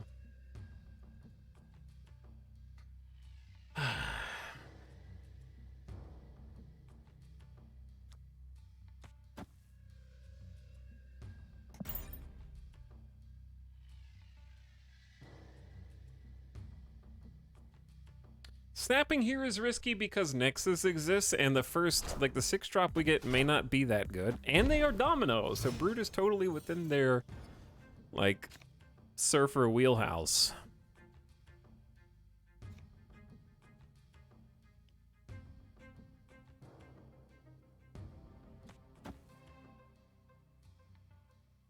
Yeah, I'm not brave enough to snap on this.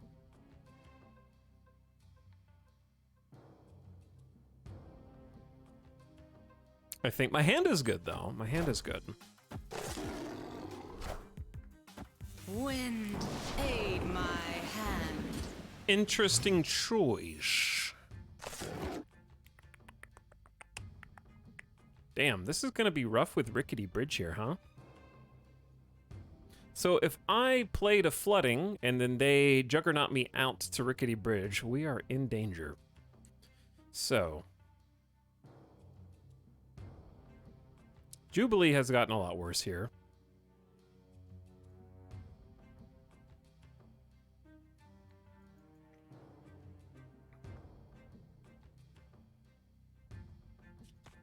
I say let's get risky. Juggernaut isn't real. That is possible. Wait, let's undo this. Let's go you into you. What?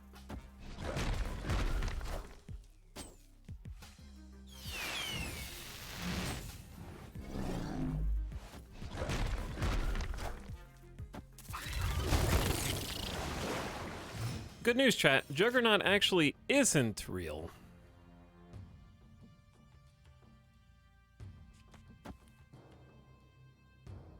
So they're gonna surf her, but are they gonna be able to surf her more than once? I'm just gonna let Sunspot gather some energy.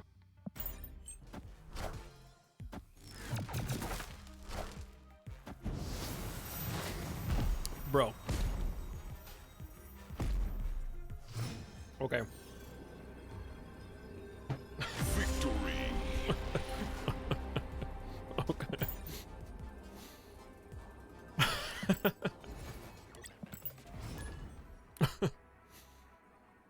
Oh, that's funny. Now I wish I had snapped on that game. I am a genius. Oh no. I started playing Stellaris Italics. Thanks for the streams I learned off of. Hey, I'm glad you're having fun.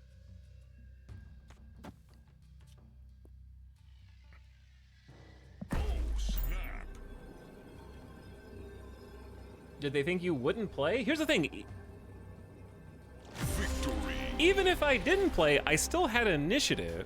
Oh, I guess they would have been able to Wong. The cards won't get destroyed till the end of turn, and they were just hoping to Silver Surfer.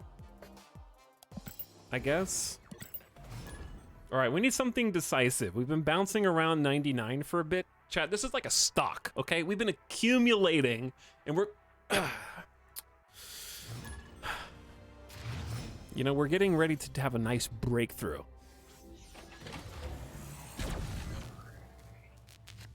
Okay, what are the odds that we get... I just assume Leader is coming, but what if it's Galactus? What if it's Galactus?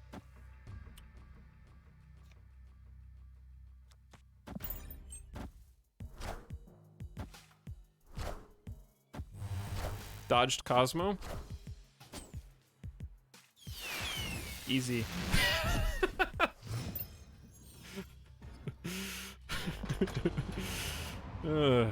Easy.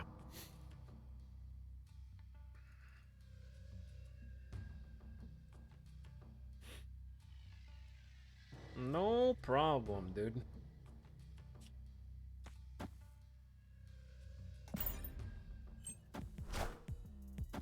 If there was Project Pegasus turn 1, can you play Infinite immediately? I think so. I don't know. It says you have to have not played a card last turn. If another card doesn't exist, then what?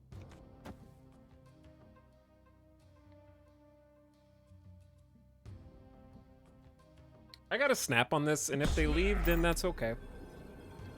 Yep, because if they leave, it means they don't have a way to deal with Infinite, which means I'm just gonna waste my time getting to turn 6, and then they retreat anyways. So I'd rather just do like a snap of get to the next game faster. Oh no, my nemesis. I hate Gamma Lab, dude.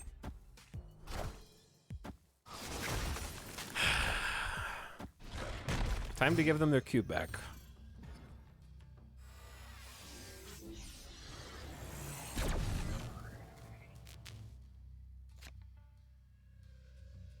It's useless.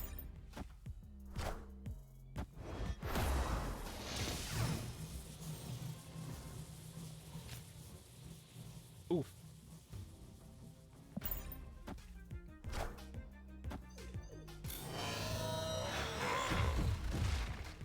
Interesting choice to not save Cosmo to protect the Hulks, but okay. Come on. I know you know. Yeah, he heard me. Okay, now we're in business.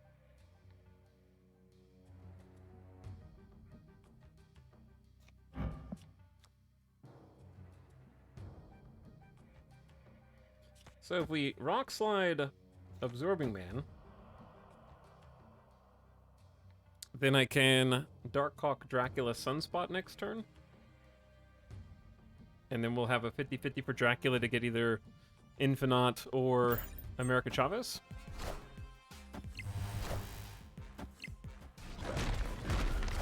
So at this point, we actually can't snap because we need to, First of all, it's going to be close anyways because they're going to play Surfer. Opponent snapped.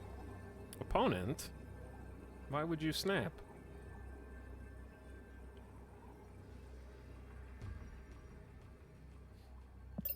I mean, I enjoy my hand, kind of. Snap back. Chat told me to snap back, so I did. We're gonna have a 17 power friendo here.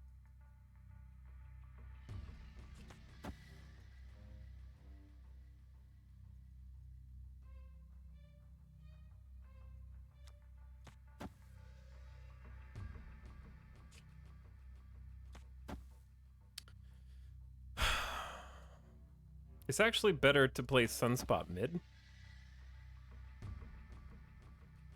We're down by 10 in both. God, this is actually... Oh, wait, what? Victory. You you snapped first, right? And then retreated in the same turn after I snapped back? What? It was a bluff? Your confidence scared him away.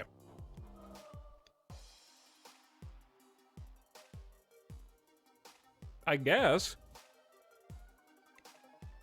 I've never had that happen before. I've never had someone snap and then I snap back and then they retreat in the same turn. He probably had a handful of rocks. Classic Ben Brode move. That's a low blow. I get that reference, Lord. I get that reference.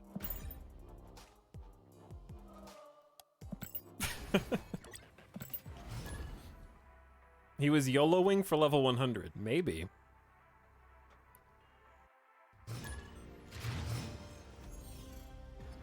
Okay, back over 99 again. Even though it's -1 power, I don't like playing Korg to unknowns.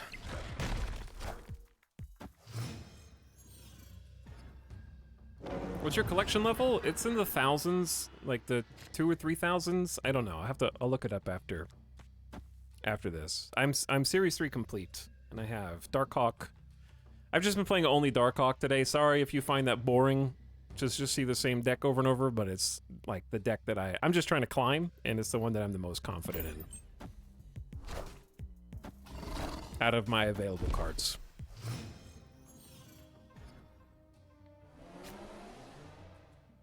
Luke's bar is really good for us. But I don't want to snap because I don't like the rest of our cards. Like, Vision's great. But other than that... You can also bounce Black Widow back and forth to Luke's bar and do it multiple times, but I don't have enough energy for that. I need to make sure Dracula... Or Jubilee, actually. Jubilee's good here. The thing is, Vision exists. So, would it be better to Jubilee and try to get something else and then just Vision? I think let's keep this one low stakes because it's a bit casino. Especially with Shuri. Okay, that's good though. Well, now that it kind of sucks actually because now they know where they need to put their Giganto guy. Because they're just gonna plop their 30 power dude right there. But then they'll have 5 cards. I can play Darkhawk and get 11 power to Sewer System. It's not enough. They'll have like 30 power. It might be Red Skull and then we'll be okay. I don't know. Let's just keep it simple.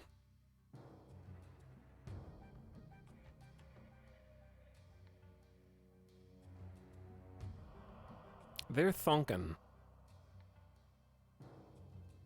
Snap. They're thunking too long.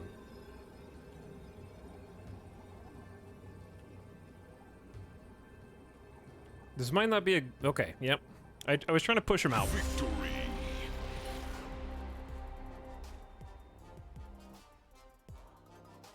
Because my play was good. But if they're in the think tank that long... Shuri is a spooky card.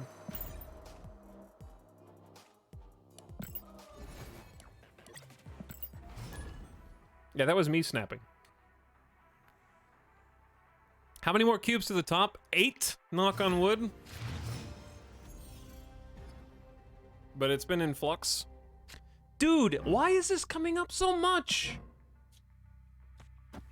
Vision is God.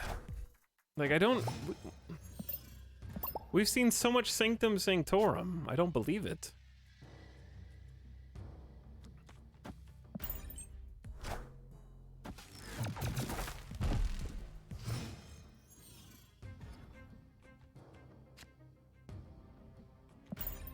Well, no Darkhawk.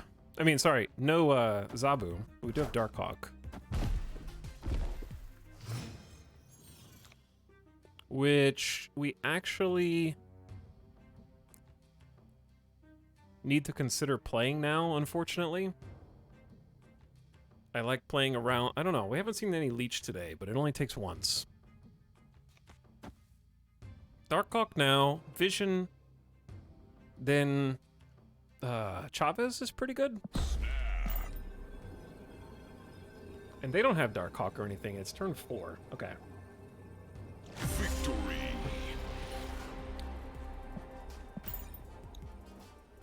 Must have just had a bad hand.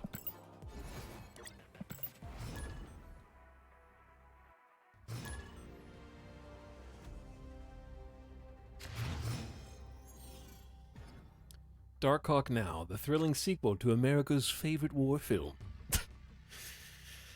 Sunspot on Eternity Range. What? Me too.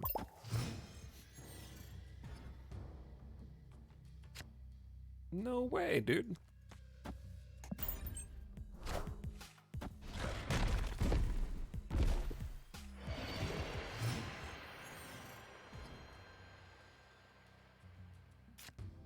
Well, you get what you get. And what we don't get is a rock. What we do get is an invisible woman, which is gonna hide all the cards behind her. Okay, that's quite good for us. Oh, snap.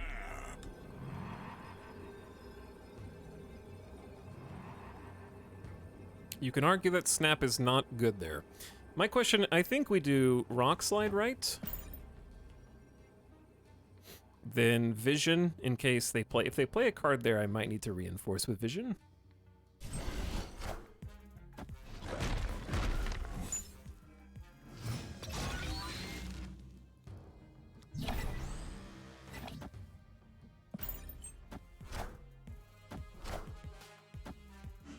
Hellcow. They discarded Hela and Infinite. So is this something that also discards? This could be 3/6. They might have 8 power there, so I actually do need to play left. And then Darkhawk. It's going to be a 13 power Darkhawk. Plus we get 2 for Sunspot. Could be Ghost Rider. That's true. They could do Ghost Rider. Do it! Okay, well, that's one way to beat leader. It is! And they missed the RNGesus. It was Ghost Rider. Whew! Spicy.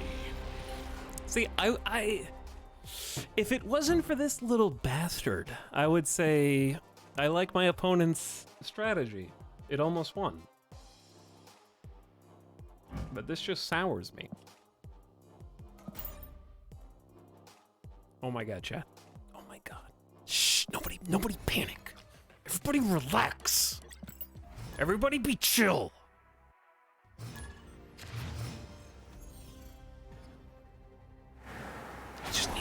I just need 3 cubes.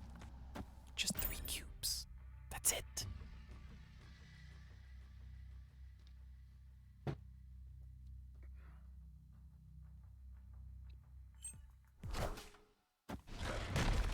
I'll take them one at a time. I usually lose Shuri's Lab, but I also didn't have vision last time Shuri's Lab came up. Yeah. Glenn! Glenn, are you real? You might be real.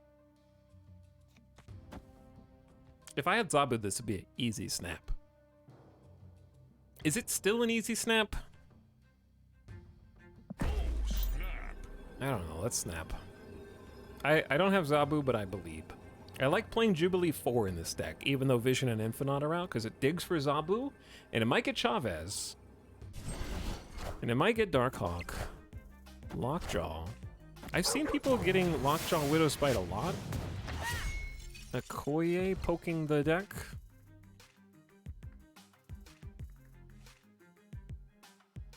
Yes. I actually can't Jubilee to Isle of Silence because it might pull Darkhawk. Ooh, that's even better.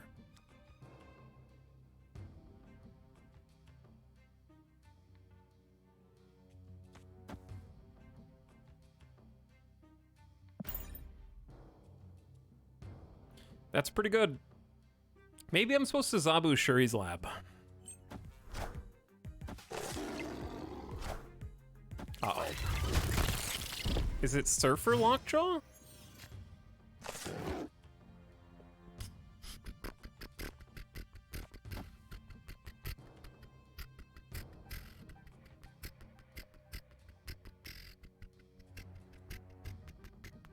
Okay, I'm just gonna Jubilee Shuri's Lab, even though it's weird, because I don't want to box myself into having to compete against Broods. And I will block Vision if I do that. But Rock Slide into Shuri's is good.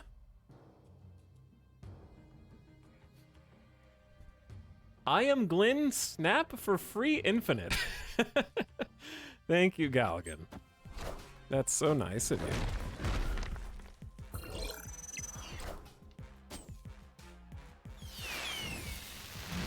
Okay, well, we don't have Darkhawk, but we just made their Lockjaw a lot worse.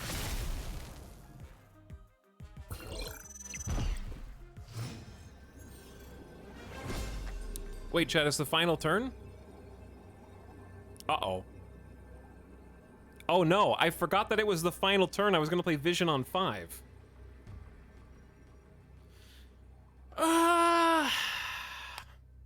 I forgot what turn it was.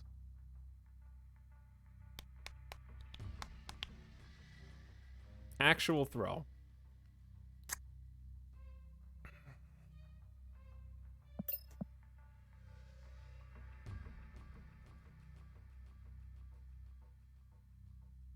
I was wondering why he didn't Vision.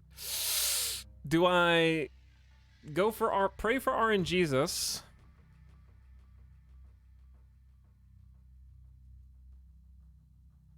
Easy sewer win. Or Peepo leave. Snap bluff. I already snapped. Believe in the heart of the cards. All right, just take me down 4 cubes, fam.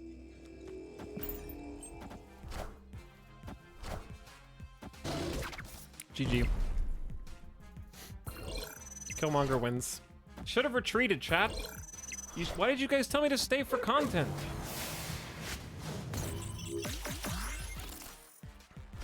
You can't snap. They've got Surfer out of it anyways, so screw me. Not close at all. I should have left. I shouldn't have said anything before this game, too. I gotta stop staying for those games. But the heart of I believed in the heart of the cards.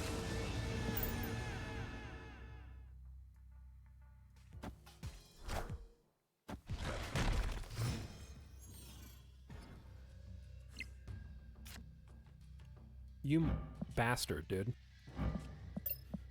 You get what you get. Like, I served that up to other people, and now it comes back around.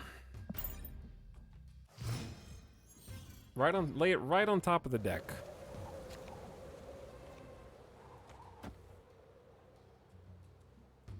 This is turn 3? Oh no, it's over.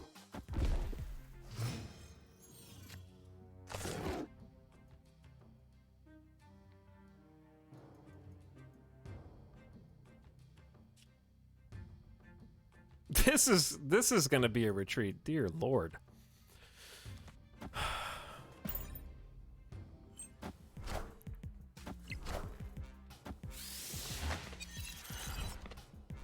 I do be having Infinite.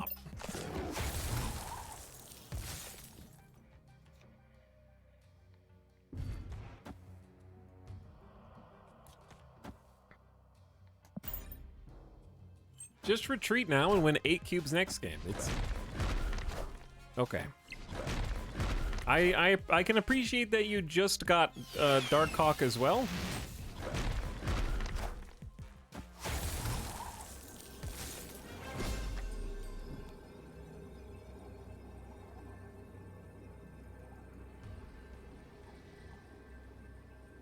You know, I can appreciate that. Chat, all we have to do is 1 in 4 hit Infinite. With Dracula. We can actually get it down to a 1 in 3 hit Infinite, but they're just gonna play Darkhawk over here, so. There is no line. Yeah, there is no line. We're getting roughed up on RNG.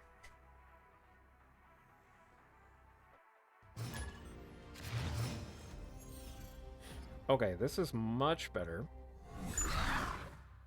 Other than the Raptors.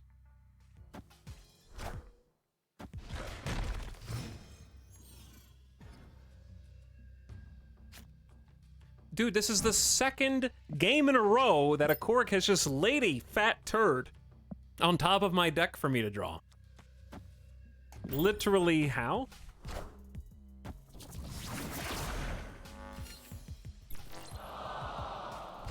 Same profile pic. No, it's the same person. It's the same deck with the same core, with the same rock turn 1.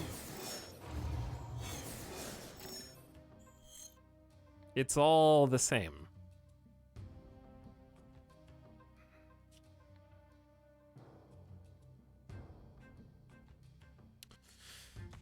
I can't snap on this because there's nowhere to play.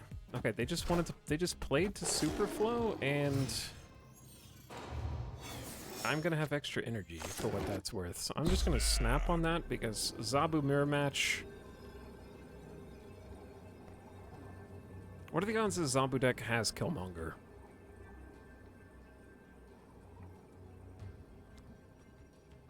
Alright, I don't need the extra energy next turn.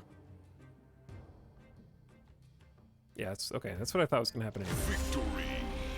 105 power versus Rock. Chat, we're just 1-8. We're just 1 8 game away from 100. It's easy. No problem, dude. Why? I waited for you to queue. You're gonna have to just keep mirror matching Zabus. Here, you take a rock. You take a rock. What? Play this. Where's the matchmaking algorithm? Play the same person 3 times in a row? No one else is playing Snap right now. It's just me. Me and Andval. We're both playing Darkhawk decks because we deserve each other.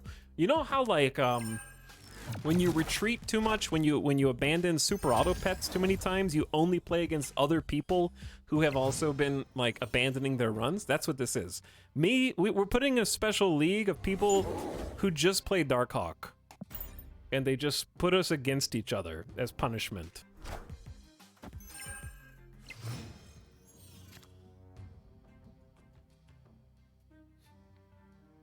It's okay, because almost anything I can draw here except Sunspot is good.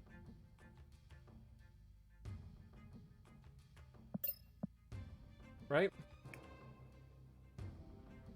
Zabu's good. Vision's good. Chavez is good. Let's do it, chat.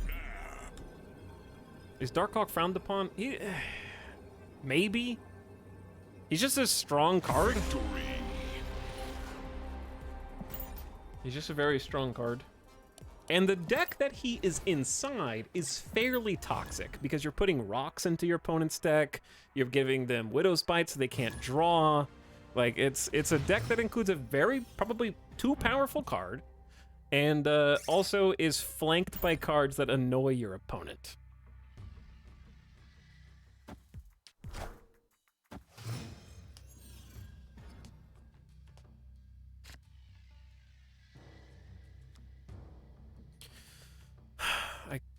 Let's just go Sunspot over, because they're gonna pass.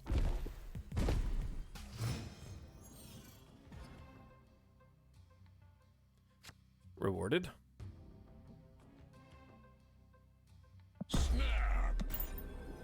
If they have Killmonger, which I doubt, like I'm definitely ahead in Sanctum. So I'm gonna snap on that.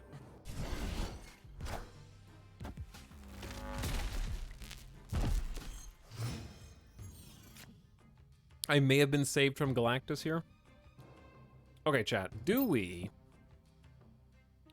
Jubilee can draw what? It can draw Black Widow and Korg. Probably not good choices. So we have like 3 good options, 2 bad options. I think I'd rather just play it safe.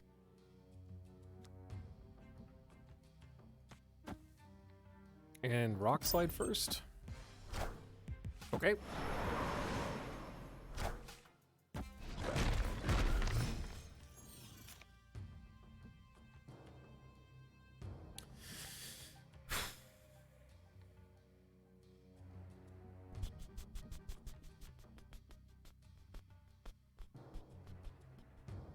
I see Electro, I see Arrow, I see Sunspot.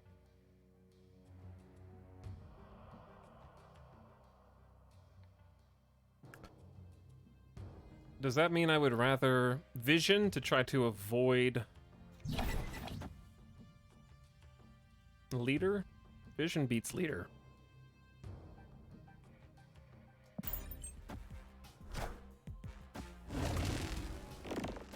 Okay.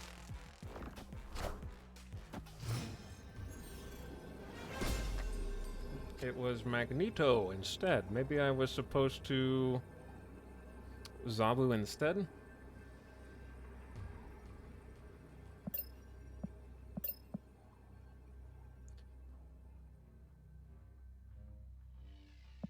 We're gonna have a 11 power Darkhawk.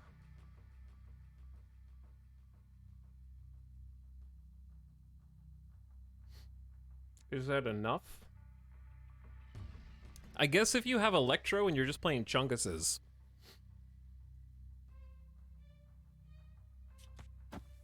I don't know.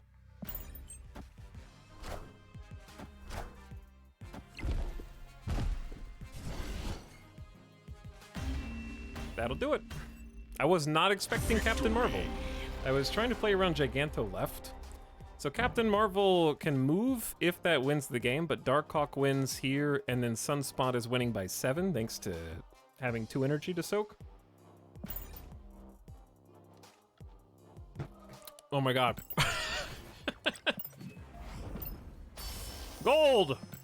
Ben Brode loves me.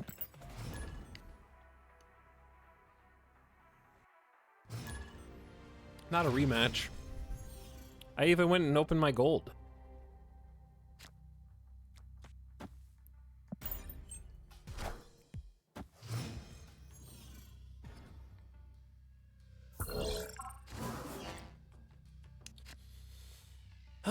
Do I even want to play this? We don't have that much board space.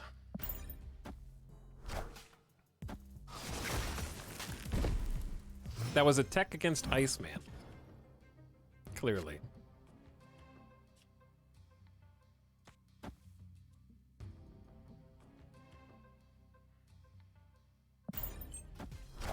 You've gotten so many sanctums! I know, right?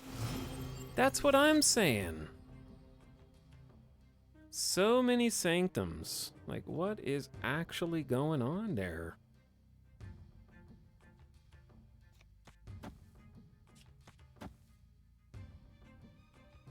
Okay, what can Jubilee pull that is good? Jubilee can pull Darkhawk, America Chavez, Absorbing Man is not good, and then Black Widow is not good. So I don't really need to draw, per se. I think Black Widow is good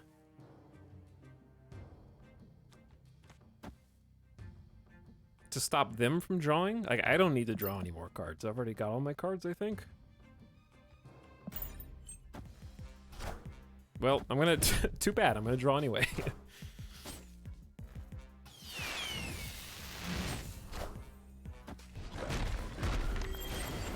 Oh, no, they drew because of Mr. Fantastic. Well, that's fine, because I don't have Darkhawk. And I don't need him, frankly.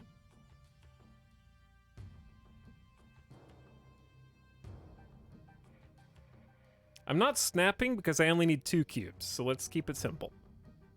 Snapping is only good if they retreat.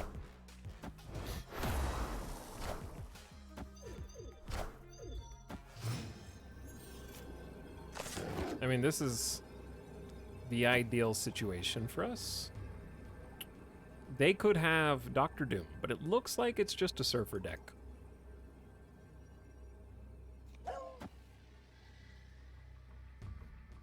Unfortunately, this is not a very large Darkhawk. That's the downside. Because they have a Cosmo over here that's gonna block. So we can, like, 1 in 3 pray for Infinite.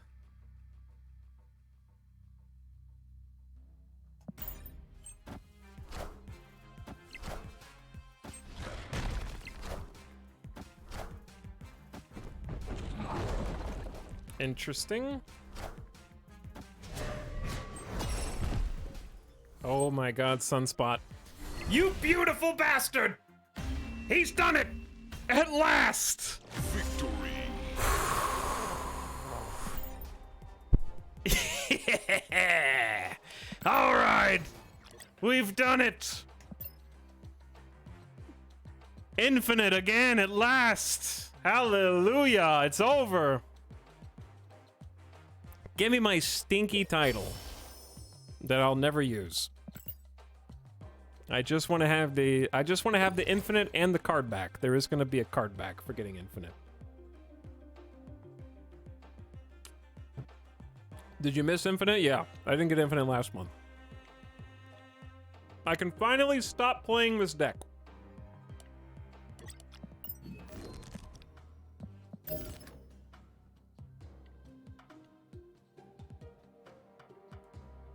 And it's hard to recommend other people play it because, like, not many of you are going to have Darkhawk. But if you do happen to have Darkhawk, I think that this is strong even without Mystique. And I really enjoy this list. I think we were winning statistically just the majority of our games. We were just losing some 4-cube key games. It was a very, very fun list. I like this. This is probably my new favorite version of Darkhawk Zabu.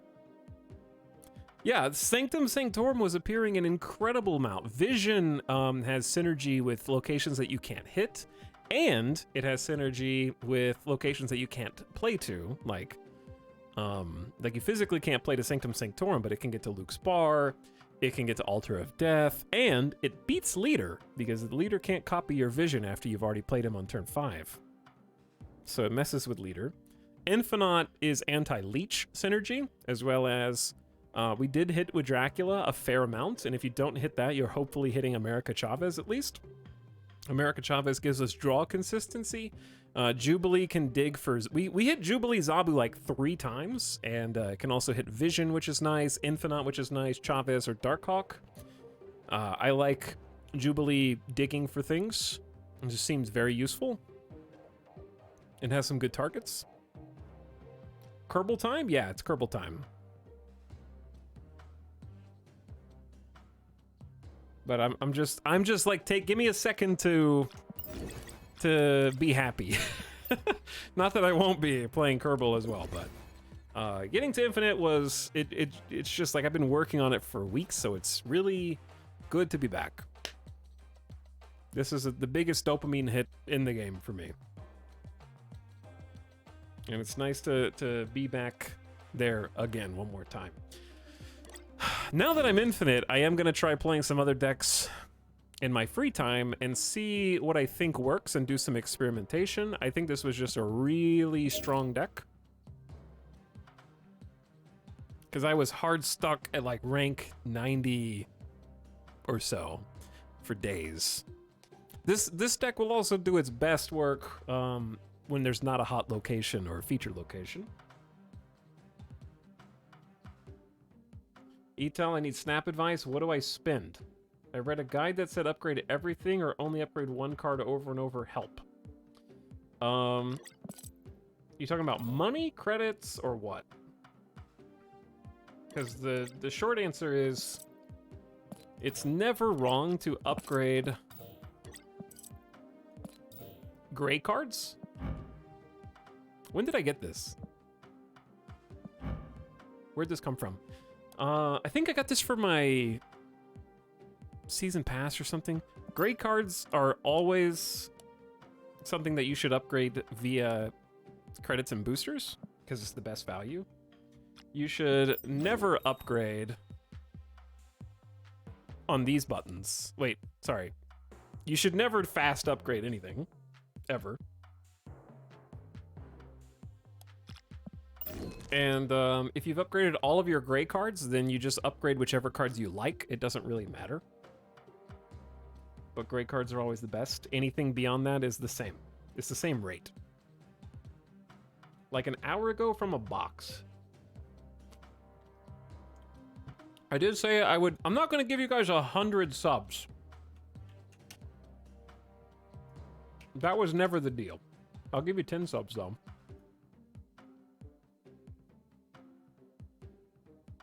The Jubilee bundle is a very good deal. Like, if you only buy 2 things from Snap, you should buy the Welcome bundle and the Jubilee bundle, because they're the best values by far. And anything beyond that is just what you want. I personally think the Season Pass is a great value because the card, Zabu, is fantastic, but also just getting a Series 5 card is very, very high value for $10. Plus, you get a lot of credits and gold. So if you want to stay as close to free-to-play as possible while still spending money, I'd get the Welcome Bundle, the Jubilee Bundle, that's $10 total or so, and then the Season Pass is $10. And I would just get those. Anything beyond that is up to your own levels of addiction. Okay, chat, here's some subs for you. For being a good Peepo Clap PogChamp chat. They're yours. Your opponent has snapped. Okay, I'm going to retreat now. People leave. There you go. 10 community subs. By the way, thanks Nessaman for snapping 22 months ago. And also 20 minutes ago. Much appreciated, Nessaman. And I just gifted subs. Enjoy Brumbledore, Swole Irish, Catatonic, Crunchy Water, Cymax, Alacrity, Adipati, Vlad Danilov, I'm a Little Sunray, and Elephant Man. Hey. Thanks for being here, and thanks for enjoying the content. Enjoy it with no ads now for 30 days on me. We did it. We did it. Alice is going to be so happy. She's going to be like, thank God he can finally shut up about getting to infinite now. Feels good, chat. And the best part is I still have almost 2 weeks to play whatever I want, because once you hit infinite, you can't fall below. So I cannot fall below rank 100 now, so I can actually just do what I want. The bubble tea was good luck. The bubble tea in about 3 hours of streaming, yeah. All right, it's Kerbal time. Let's do it. Late night stream tonight.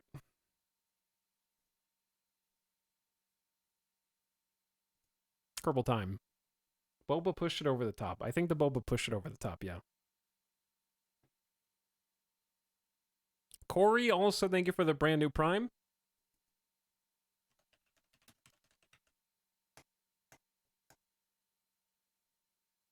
And welcome to the stream.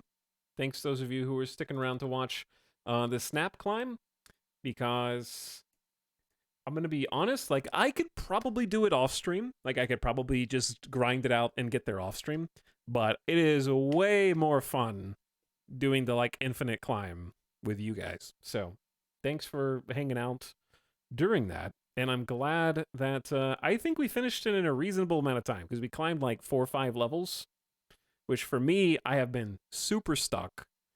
And the fact that we could do that in about 3 hours, that's probably faster than I could have done it off stream, because I played for, like, not a joke, I was playing with a different Darkhawk deck, but I played for like 5 hours on Saturday, and it was not going well.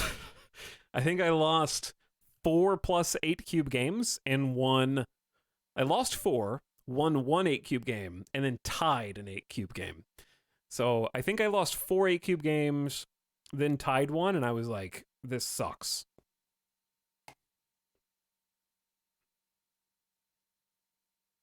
Oh, the person that asked what my collection level was, did you actually get to see what it was? I think I'm opening Kerbal now. What collection level is infinite? Infinite refers to the rank. Soundwave. Me! Alright, that was Plays on Grass. Alright, let me answer the question real quick. I am 3,600 and something. 52 is my current collection level. The collection level is this. Your rank for the month is this. This is your matchmaking rank. Different than your collection level.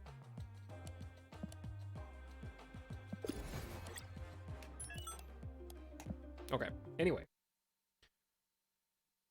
Kerbal time. I clicked on Kerbal, but it didn't open. Just about 1,000 more than I have. Yeah, that's when I paid money to get ahead. That's when I paid money to complete my collection faster, because I was like, I want the rest of the tier 3 cards. Give them to me. So I just rushed it along.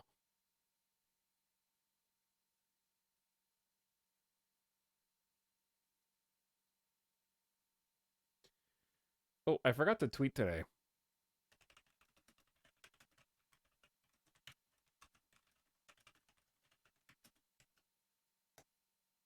How about tweeting now?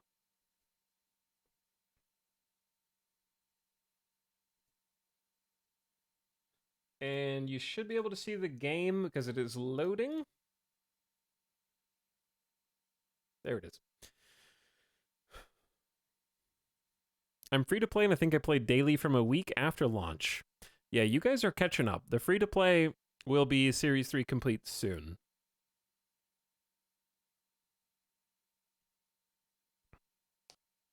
Maybe in like a month or more? Month or two? How are the T4 and T5 cards coming along? Like my collection? Of the cards that are downgrading to Series 4 at the end of the month, I am only missing Titania. And then of the Series 5 that are downgrading, I still need, like, all of those. Bast, Shuri. I forgot what the other ones are that are downgrading.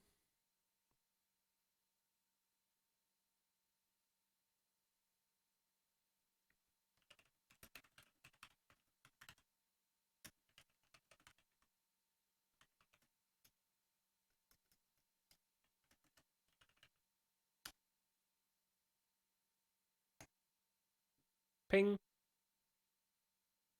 I haven't messed with any of the mods, so we're playing with the same mods as last time.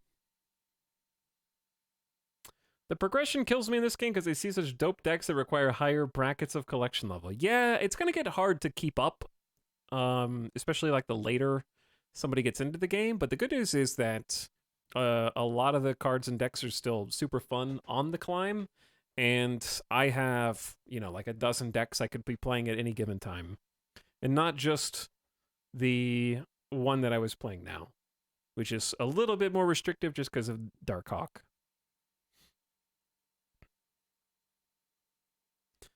Hello, hello, everyone. It is Little Green Min time. At last. Let's jump back in. Italy X. Italy X. Italics. Not space X. It's different.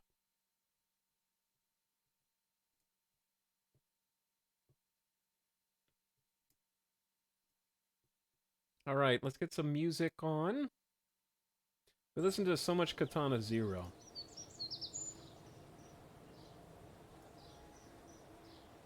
Let's go back to Mass Effect. I'll have to try and remember to skip the spooky combat songs.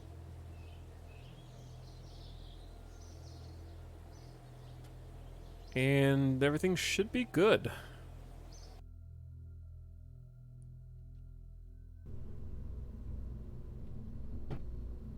Wait, were we doing the space plane last time? I mean, the plane? It's not really a space plane, is it?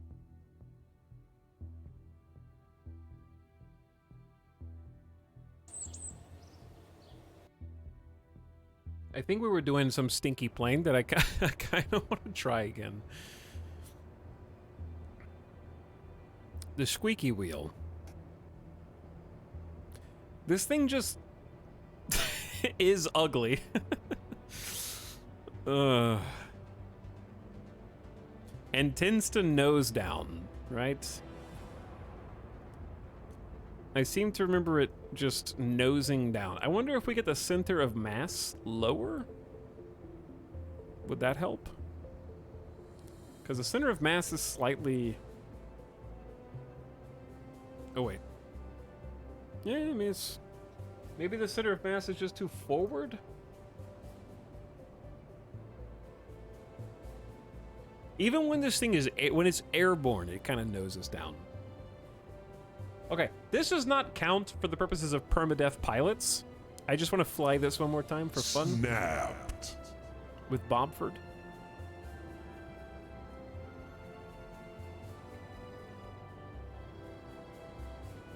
And test this out. You need your center of thrust slightly behind and below your center of mass. Oh. It's not slightly, it's a little too far. Hello, Aztec. Thanks for 53 months with a double sub. Show my 53-month streak in the chat message. You've got it.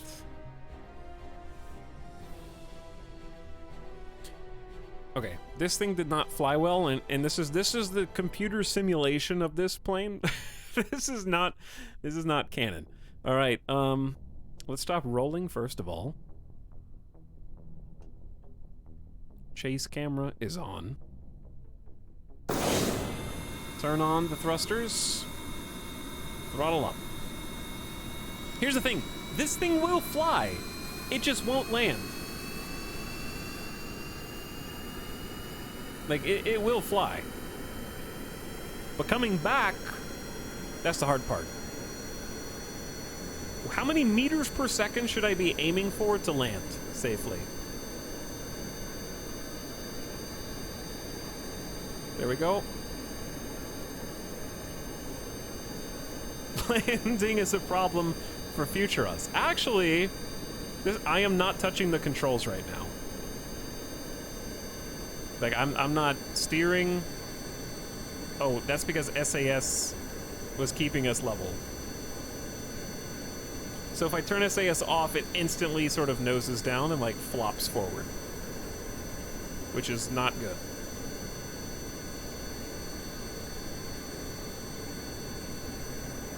Yeah, I can see that it's like adjusting to try and keep it stable.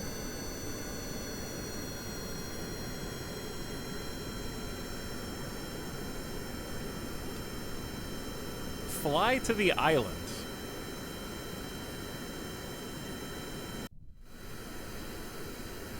Okay.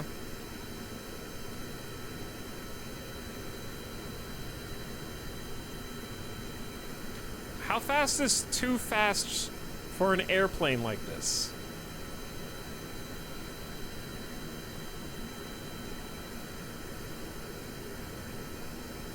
This is our flight simulator stream, basically. If it starts glowing red, that's too fast.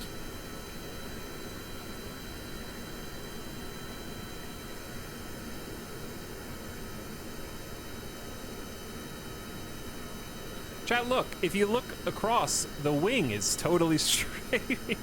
It's just at a diag.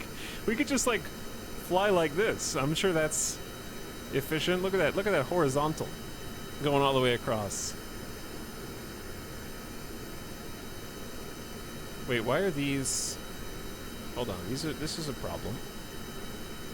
No, pitch is fine. I think it's just SAS messing with it.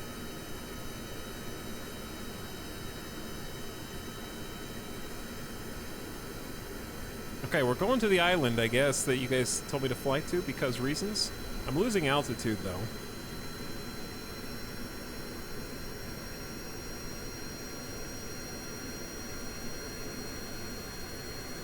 We can do science over here, but we have to land.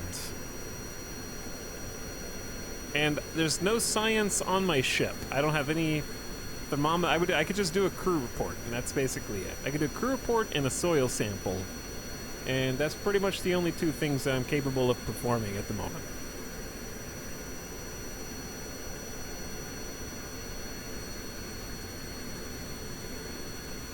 I wonder if the central engines are thrusting against the fins behind them.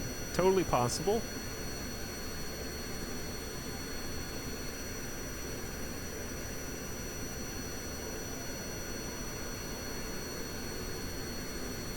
Is that supposed to be like a small... Oh, yeah, I have that mod that adds stuff. Like buildings. There is a small airstrip here.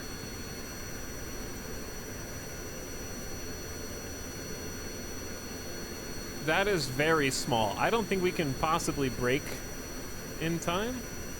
That's in vanilla. Oh, but I have a mod that like adds more buildings though.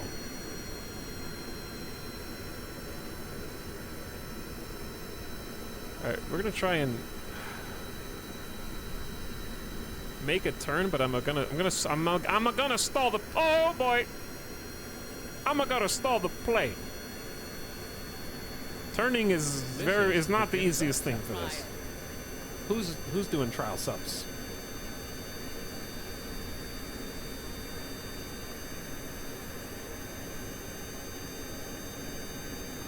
Okay, what speed should I be aiming for to land? Serious question.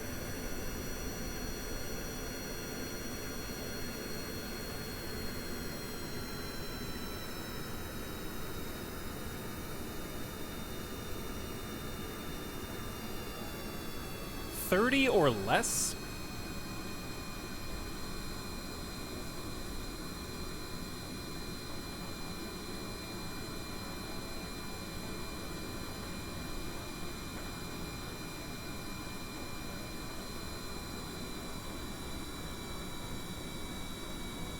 I can't uh-oh. Chase cam, relax. Why is there a big hill here, dude? I'm going 100 meters per second. I'm not gonna land like this. This is a go around. This is just like a practice. I'm going 100 meters per second, man.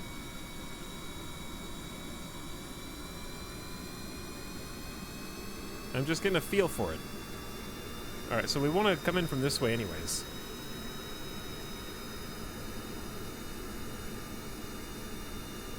This is what parachutes are for.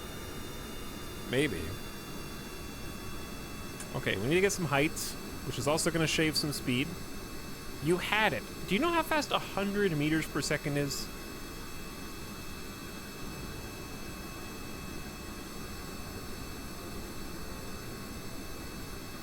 It's fast.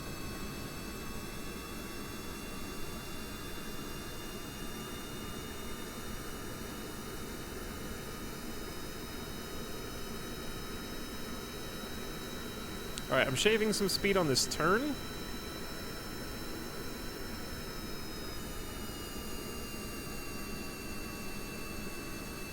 Okay, now we gotta line this up, which is not that easy.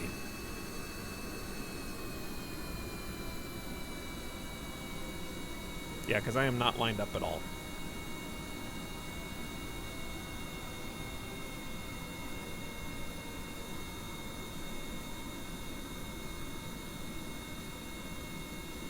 Oh, chat, up, up, up.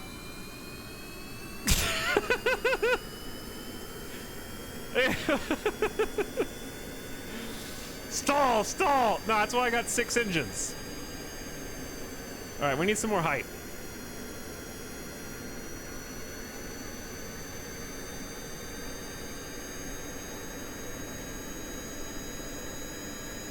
Noom. No stalling.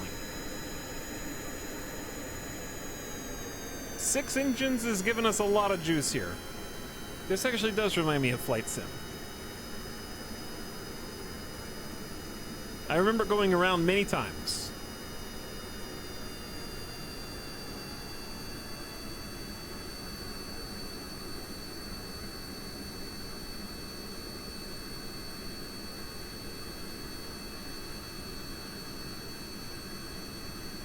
Bobford is gonna die. First of all, how dare you?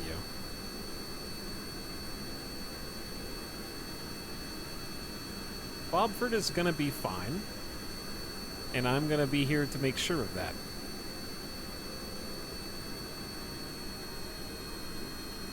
Oh, Bobford. Bobford. It's gonna be okay, Bobford.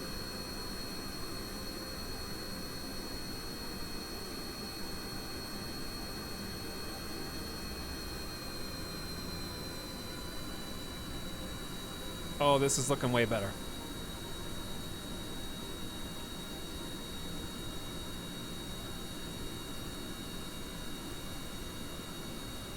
Okay, we're sort of starting to miss the runway here, though.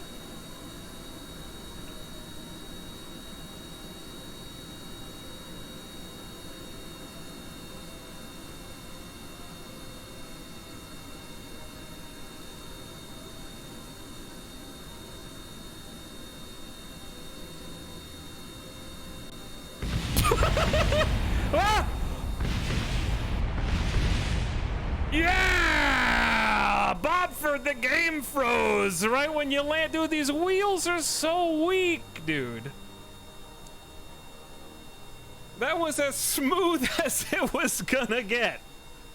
Like a glove. Why did so much of that explode?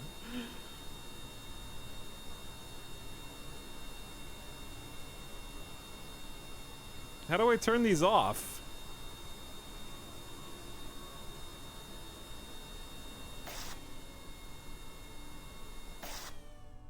All right, we'll shut the engine down, okay?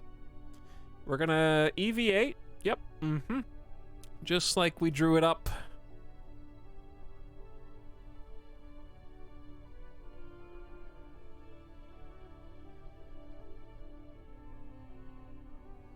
Let's get a surface sample from the island airfield, get a EVA report.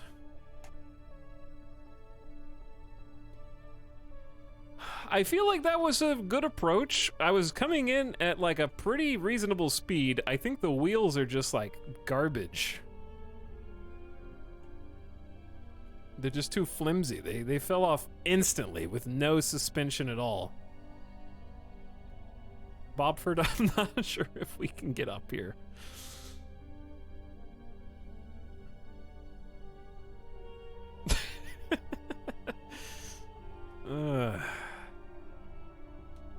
Wait, maybe we can just, yep. Oh, he can climb. Oh, what a hero. Okay, we're here. I need you to get back inside because that's the only way we can get a crew report. And pick up the vessel.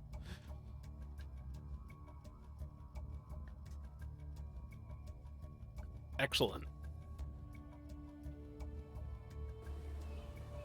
Chillin' Sicilian, thank you for gifting a sub to Mannerism. Welcome, Mannerism, for the first month. Also, somebody earlier asked if I got Infinite. I did indeed. We are Infinite gamers now. We are max rank snappers in the top echelon of our field. So, our next goal, let me actually look in the mission control, because we only have one active contract, and that is explore the moon. We just have to pass by the moon. It's not that hard, but it is, but it isn't.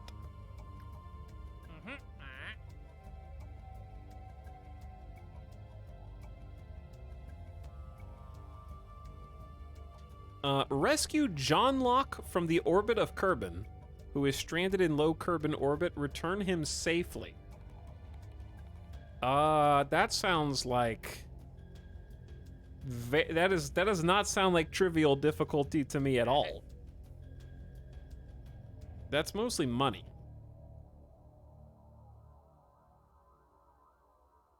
Ferry Taurus, test this booster. Okay, why don't we just say screw all of those and set about building ourselves a moon rocket.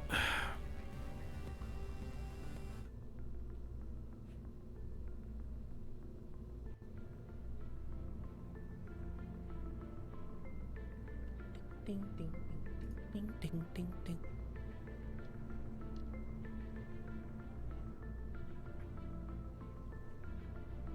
I forget what thrusters we have now. We have the Thud. Oh, we have the Terrier, yeah. Okay, we can make this work. I think we can make this work. Let's just take a simple Mark 1 command pod. This is just going to be a flyby of the moon. It just has to get us there and let us have some observational science. Do I have a small...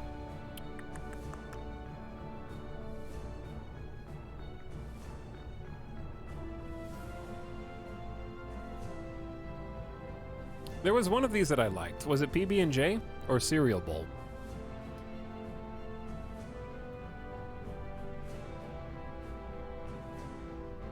PB&J is actually like a pretty decent rocket, I think. Because it should have... There's a Terrier right there. Got 2 solid thumpers.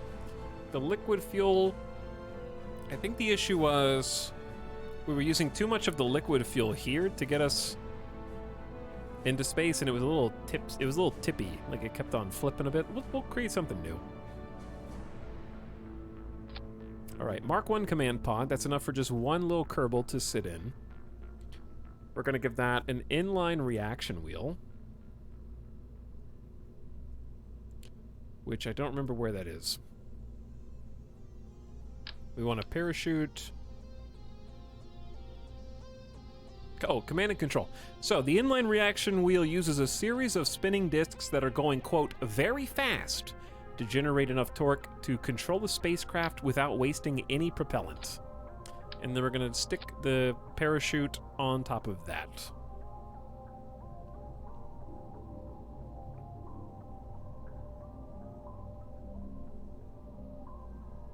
I notice you never revert your flights even if a Kerbal dies. Is that to make it more fun and high risk? Yes. Though sometimes we'll do a computer simulation for very important, expensive missions. Hey kiddos, I just got out of the ER. Hello, Cryocrat. Good evening. Try not to break any stitches from the Kerbal comedy. That's good. But hopefully you're all right and feeling better now, and they didn't just send you home for no good reason. Wait, Kerbal is making sounds.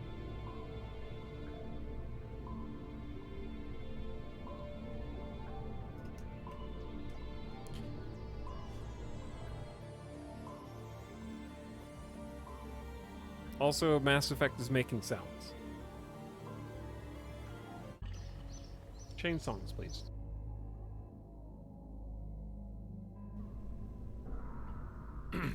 Okay, so Kerbal's gonna sit in here. We're gonna give him some of these fuel tanks with oxidizers. I'm gonna give him at least 2.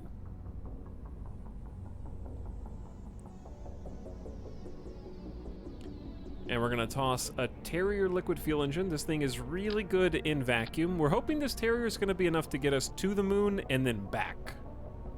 Which I think this should do mostly no problem. We just need to be able to set up a nice stable orbit pretty early on. I also need a heat shield.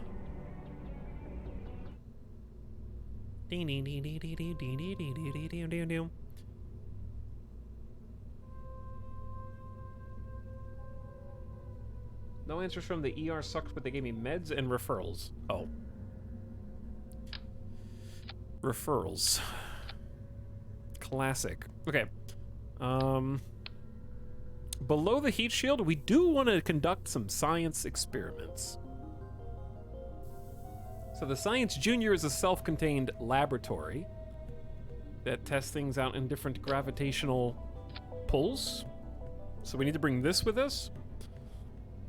And then I think a service bay underneath that. The service bay has relatively high max temperature before it burns up, so I enjoy putting that under the Science Junior just in case something goes wrong. Then the heat shield under that is lovely. Okay, so we can pop the doors open on this guy. And this is where we're gonna put the goop, the mystery goo.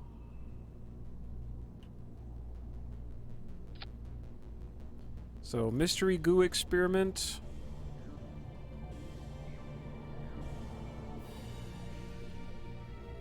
We'll only be able to run that once unless we bring a scientist with us. Which actually might be a good reason to switch to a different module.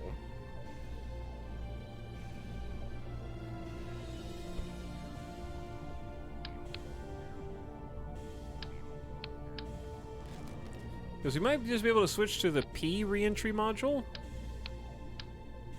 And this one can hold 2 people. I just need to be certain that I don't... Oh man, this looks so ugly. Which door do they come out of? Which one's the door? I don't know. Anyway, the rest of the science. We need a thermometer.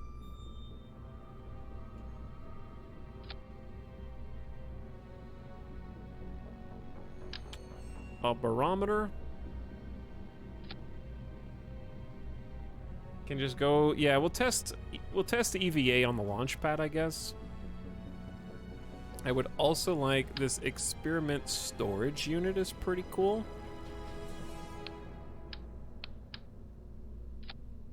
That way we can take multiple experiments. And we'll put the goo next to it. Yeah, we can just stockpile experiments in there, and that way we can reset some of these and run them twice. Does this clip? No. Excellent. All right, and then on the other side, I'm gonna put like a computer flight unit. That looks very official, so we can have all the engineer data.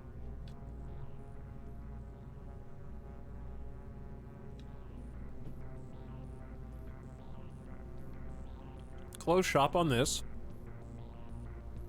Nice and protected. We're not gonna land on the moon.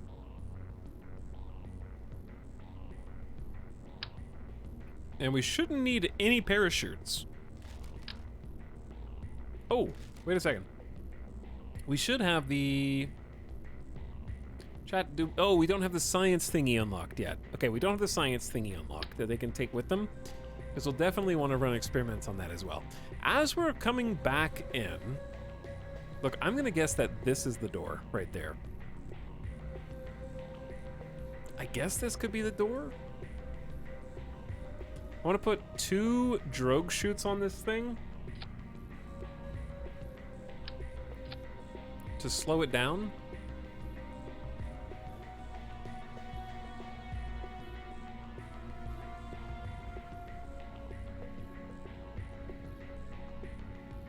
Is a radial mount... Okay, let me see. Max safe deploy speed at 264 meters per second. Full deployment altitude. How big is the radial compared to the Mark 16?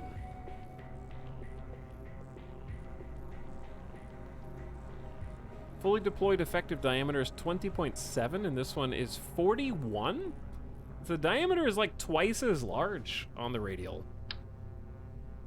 But this is a big parachute.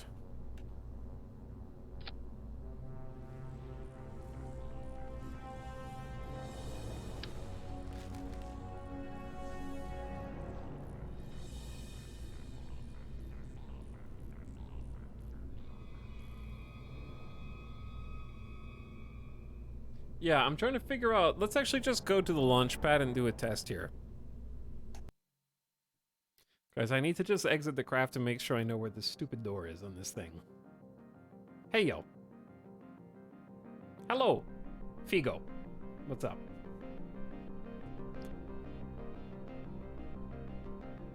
Okay, there. The door is there. It's the one with the window that is also flat. Interestingly, I actually cannot get back in, but I am a... Wait. There we go. All right, I had to like wiggle up.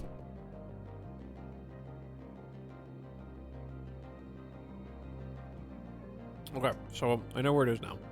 I was wrong twice. I hate this pod.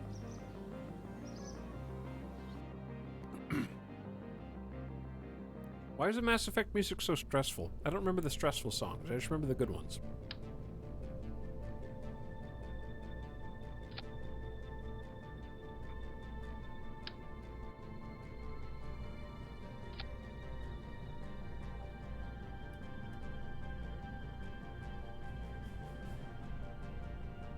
Do I want to put legs on this thing?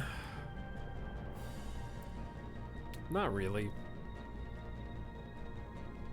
I'll put 1 radial mounted parachute.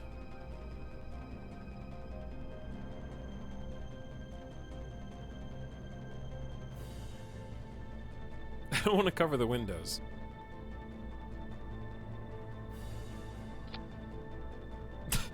That looks really bad. Certainly that's not going to block the door, right? That seems like an excessive amount of parachutes. Am I overpacking for my vacation?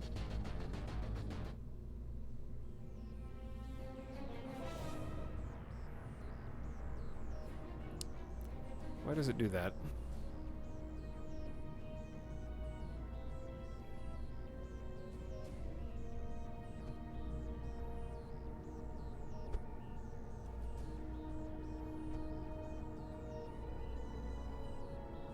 Close enough. Put them on the Science Junior. Then it's going to flip me upside down because of how physics works. I don't want to be facing the ground. Should have put them at the top so we land this way. All right, Mass Effect, please. It's just all action music. This one's fine, I guess.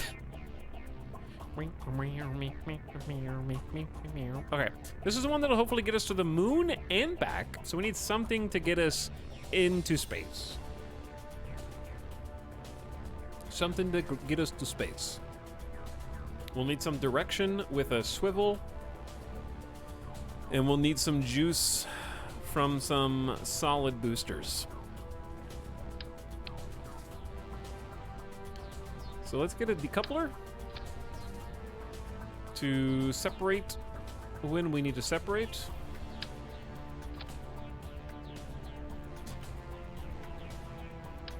I don't think we have anything that a Rockomax will adapt yet. It also doesn't have any fuel in it.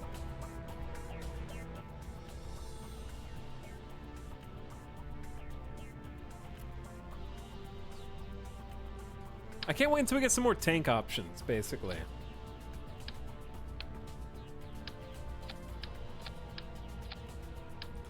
Right now, we're just sort of making do. Is that, how many is that? 1, 2, 3, 4, 5, 6.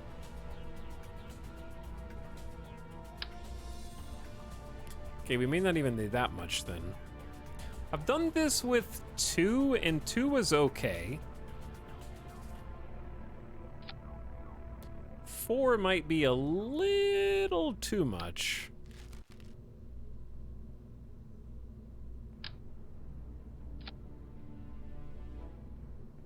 Oh, I also need to set these up on a decoupler as well, because we got the radial decoupler now, so we may as well use it.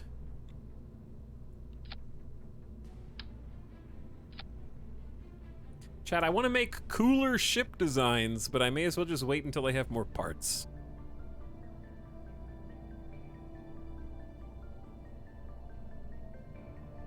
Before spending like a huge amount of time on them. This one's gonna be a little tipsy. Slightly top heavy. What I can do is move the decouplers up. That'll change the center of mass to be a little higher up so it doesn't tip as easy. And then this swivel engine can still maneuver for steering.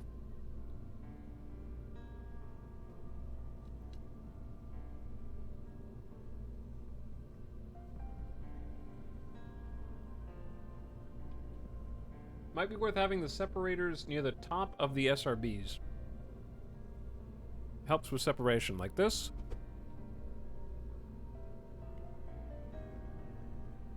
That way they like push them out.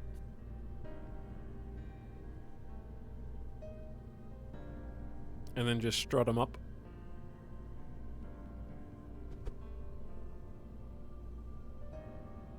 Well, I lowered the center of mass, so it might be a little top heavy again, but it's probably okay. I also liked the winglets. This gives us some more articulation and steering, especially when we're on the way up.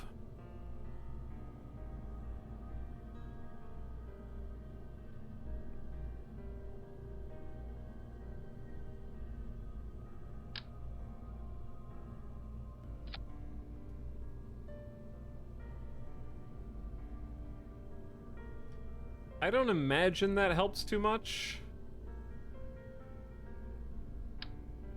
Maybe like this would be better, just because of the aerodynamics.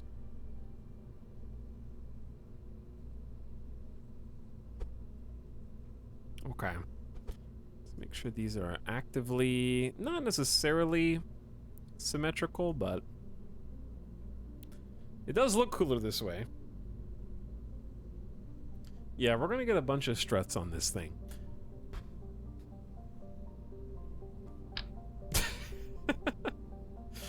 Oh, hey, did I hear that you needed some balance? Did you say that your vessel is too top heavy, chat?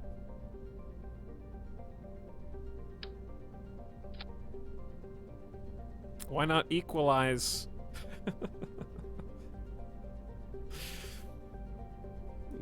This is a normal rocket, right? This is how they look. I've seen the videos.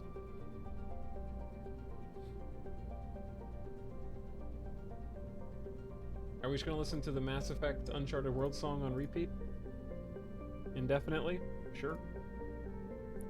Yeah, let's get some wings on this because it looks sweet. Okay, we definitely need a bunch of struts. So duct tape this thing together.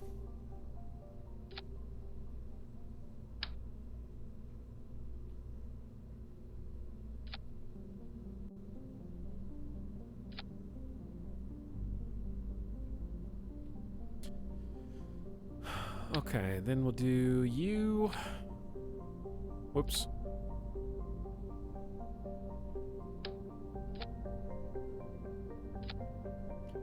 And am I mirroring this? Yeah. Okay, good. Okay, those are holding to each other, but not to the actual ship. And I screwed that one up anyway. Hold on.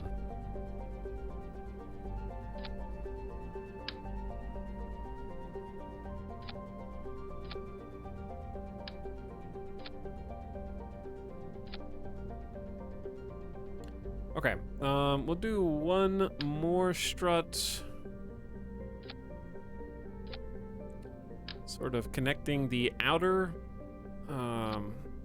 solid boosters to the inner liquid. And when we press spacebar at the right time, these decouplers will eject the thumpers off and just leave us with the other fuel tank.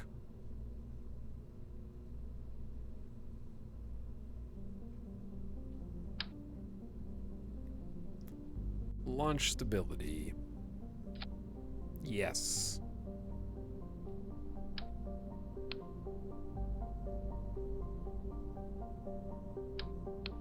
Okay, am I forgetting anything?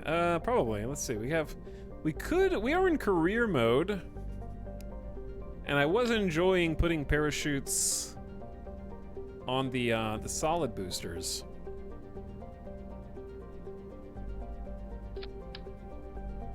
Because if we can recover them, we get some money back.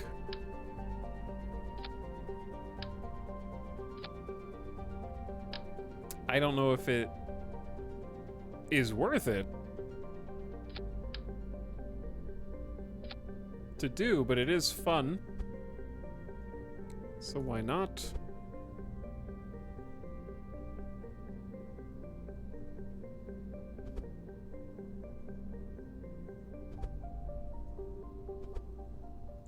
Just sort of resetting these positions.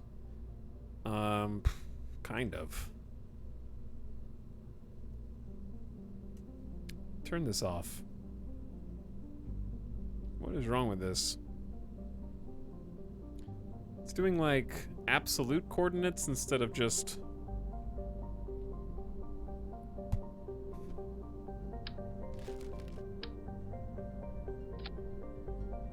I don't want absolute coordinates. You're killing me here.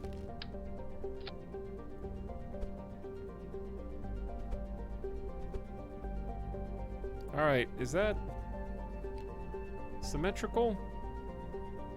Nope.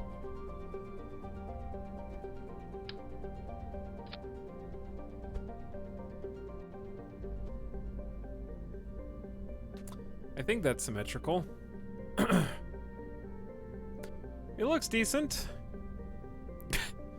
Not really, but I'm gonna tell myself that anyway. Okay, batteries. Ah, yes, I almost forgot to pack extra batteries. What if we run out of power on the way to the moon? That would be terrible.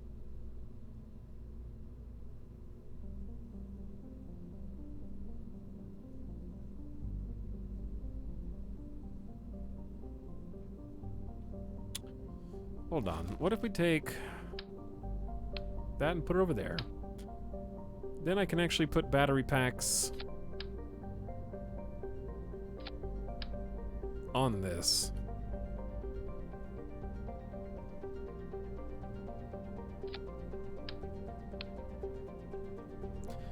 Chat, I'm gonna say 4 battery packs is plenty of extra undies.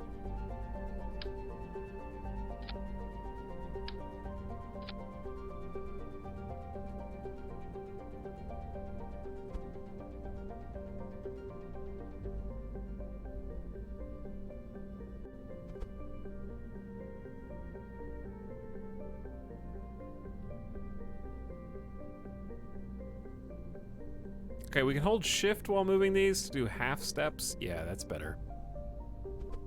What is this?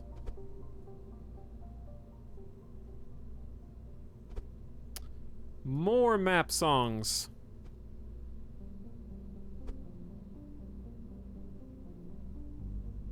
Okay, but now it's kind of floating though. Hold on.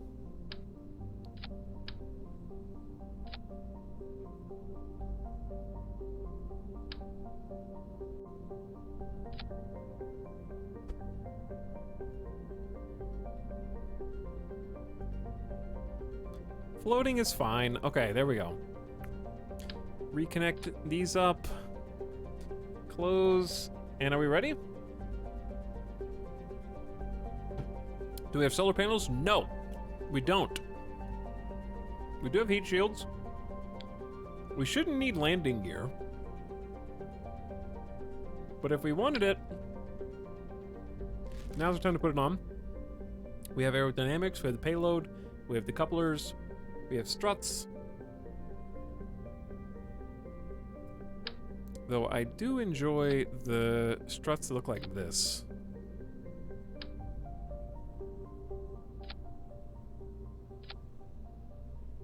I think it looks nice.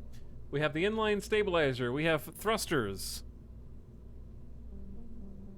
Okay, let's check our staging. That is not the first thing we want to happen. This is the first thing we want to happen. We want the big red stability enhancers to release and start the outer thrusters.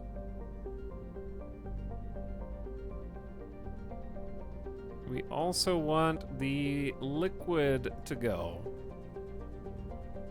Not a big fan of the giant wings, it's because you have no style. Okay, when we hit spacebar again, we want these decouplers to release with nothing else happening. Okay, that's fine. Then we want that decoupler. Wait, no. When we release those, we also want their associated parachutes to go off. Maybe we get some career mode money recovery. Beautiful. Okay, then that thing comes off. But at the same time that thing comes off, we need the thruster to kick on with it.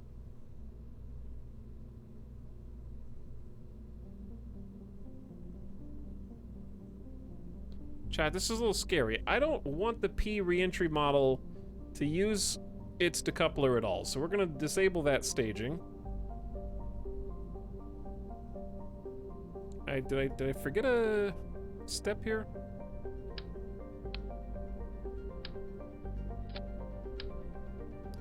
There is no decoupler here. Okay, that's an issue.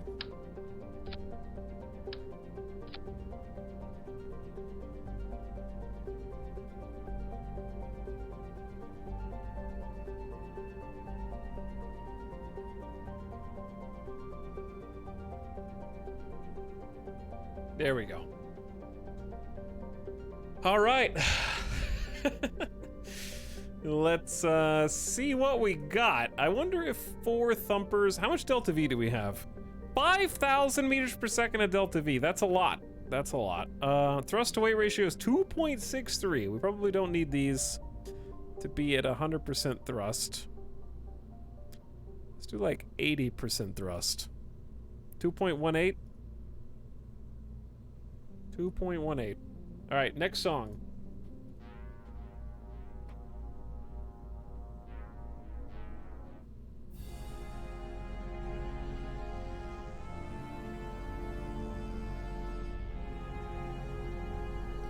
Who's gonna be in this thing?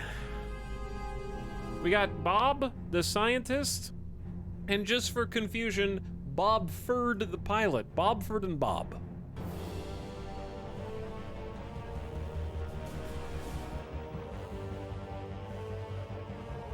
Why is this song so spooky? Chat, we're going to the moon!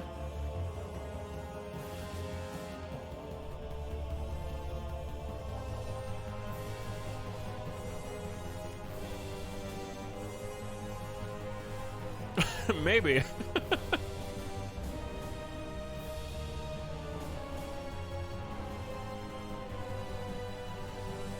All right. SAS on. When we take off, liquid engine throttle is going to be at about 50% just for steering. We're going to be carried by the solids. At about 7,000 to 7,500, we're going to start turning for an equatorial orbit, hopefully. Let's get ready. Let's do it. Bobford and Bob leading us to the moon for the first time in Kerbal history in this campaign. Asterisk TM.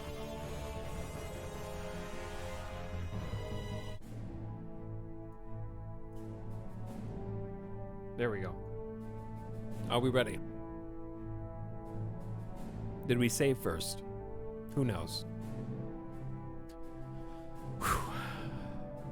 Count it down.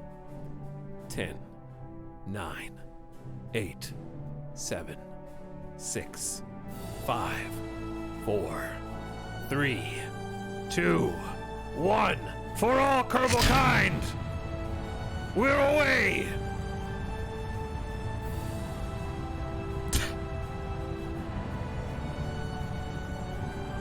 It seems stable.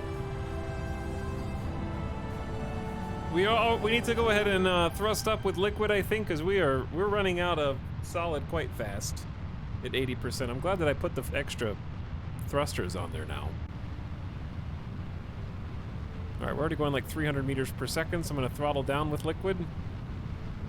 You ready to turn?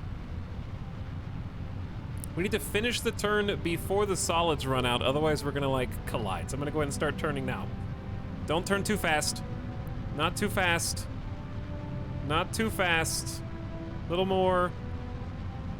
Little more. Okay, we need to level it out. Level it out. Ooh, that was clean. We're tilting! I hit space on accident. No! No, I abandoned ship. Oh, yeah, we're on the Terrier engine now. Okay, so we're gonna tip as soon as we lose the bottom mass, basically. The second we lose the bottom mass, it's game over.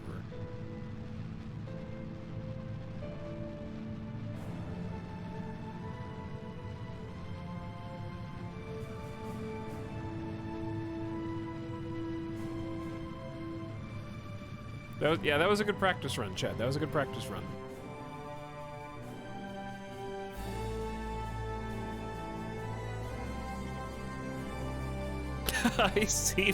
ICV launched.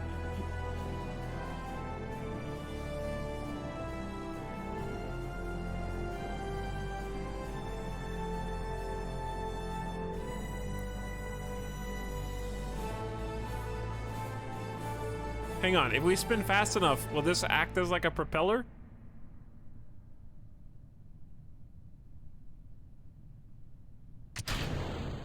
Uh-oh. We're fine.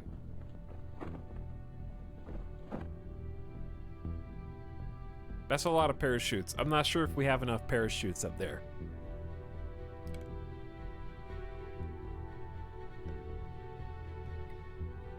Can we do any science over the ocean? Actually, yeah.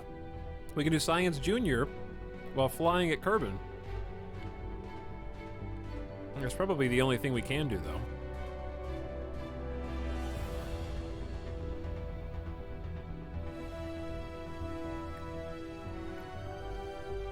Pressure data from the surroundings. And temperature log over Kerbin's water? What about a crew report? Okay. Actually, yeah, we got all sorts of science.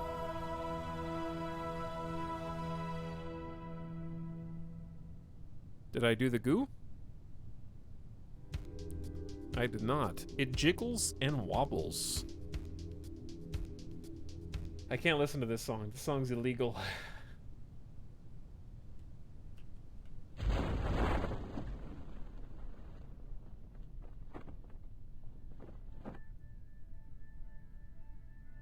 Okay. So, we definitely have enough parachutes to land successfully.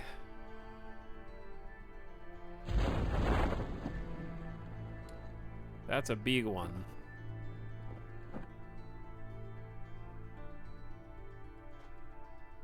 Well, at least this wasn't a waste of a trip. We still get some science. Bobford and Bob keep kind of clapping and hitting their chests aggressively.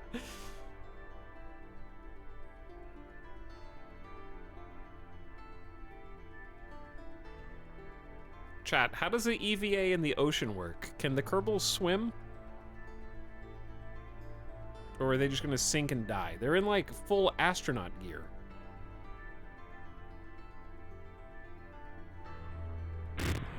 Oops, I didn't mean to fast forward time. All right, Bob the scientist, EVA time, Bob. Chat. What is... I'm not touching any buttons. We got an EVA report and a surface sample. It appears to dramatically increase the surface humidity of anything it touches.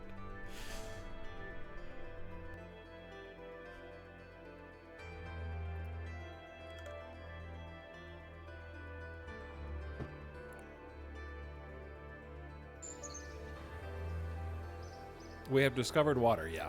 Yo, that was 57 science. I can actually get any of these. Oh! I'm getting miniaturization, I think. That one's so good. Because then we can get miniaturization and give them the little science briefcases. Yeah, we got EVA experiments kits. So they can take these with them. No parachutes required. We don't need the Goob monitor yet. Did we unlock anything else that's useful?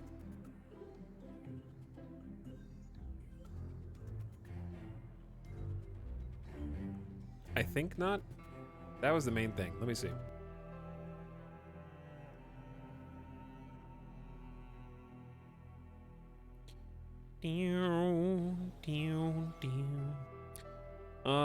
That just gave us the docking port and some adapters and stack separators. Okay, here's the thing. We can probably just try and launch this again.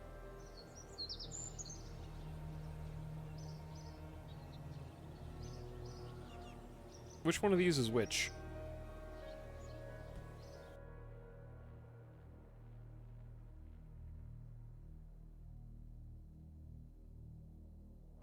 And just not angle so aggressively.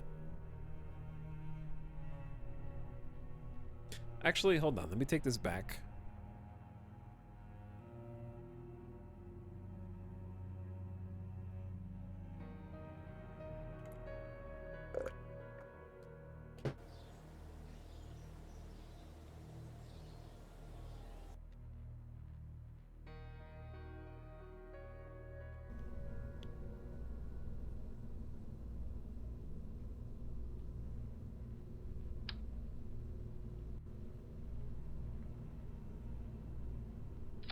Hell yeah. Okay.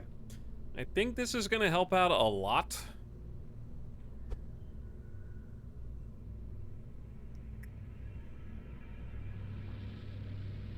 Yeah. I need more than one of them, though.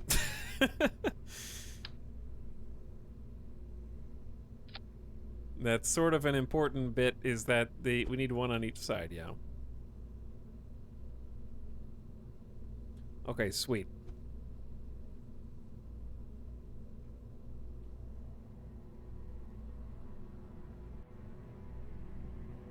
Okay, let's double check. Staging. Check, check, check.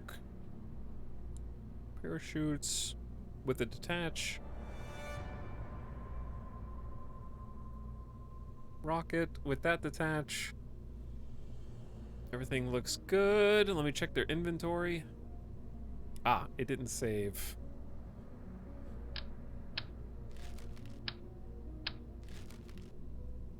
I'm gonna give them a single parachute. Why are there two of these? I don't know. Whatever. Launch this one. Whew.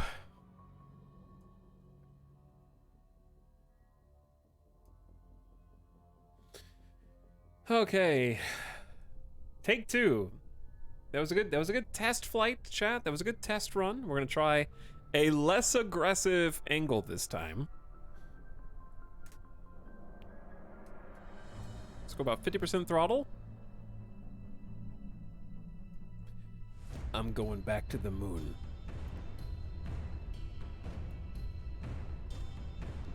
Well, for the first, technically in this save for the first time, but in general, I'm going back to the moon. And they said it wouldn't. They said it wouldn't fly!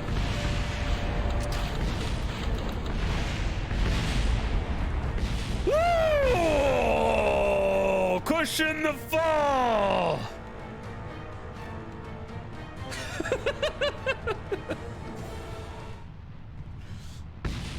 Oh, duck and cover! Take cover! It's not over!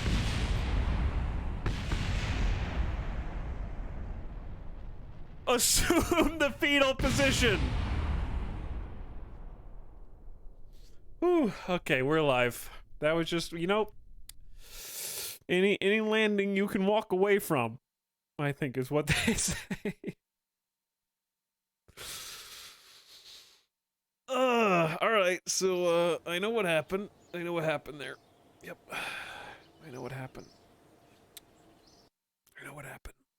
I believe what happened was I thought that the wingtips don't collide if they're inside of the stability enhancer, but they actually do. So the wings start inside this and then they get stuck, apparently.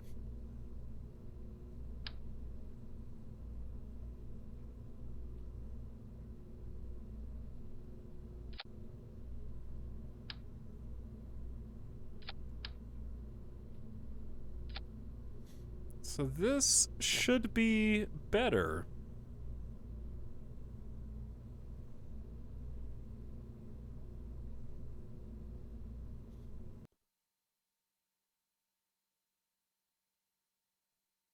Okay, anywho.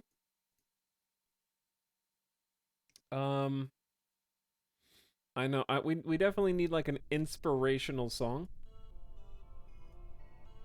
to get us to the moon.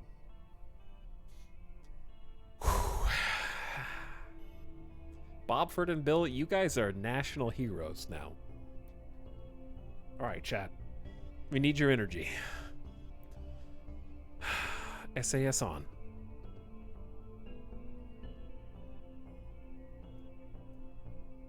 I'm ready to fly.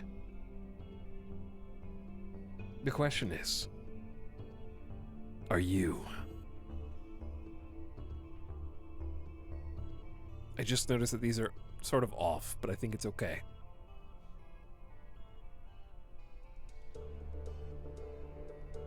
A salute for Bob, Ferd, and wait a second, Bill?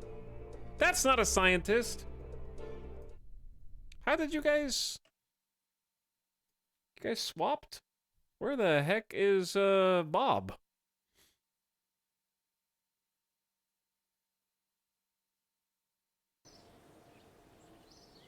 That's a different person. What do we need an engineer for?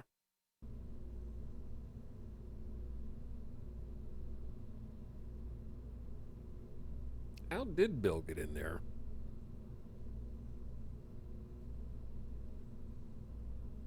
Yeah, they've even got the right gear. Whew. Okay, one more time.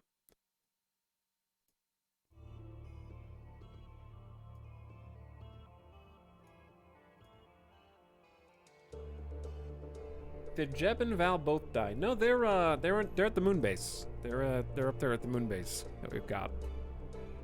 Experiment kits? I've already got experiment kits. They're in their pockets.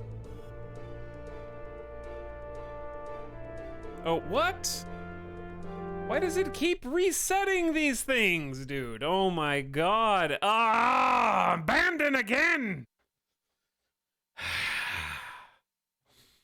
I've already changed and saved these, and I just checked.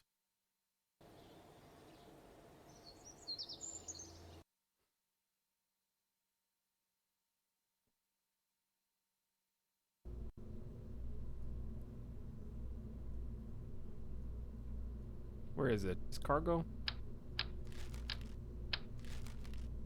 Save.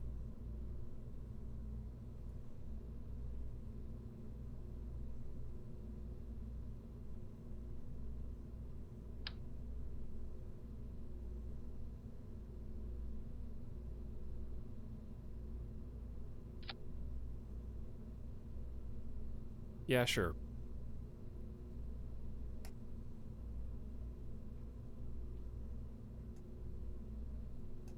Okay.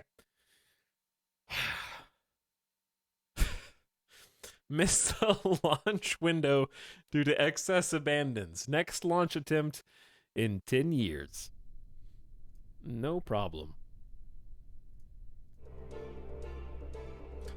Okay. SAS, on. Who's this? What? Dude. Who the hell are these guys? What is happening? Am I going crazy? Am I losing my mind?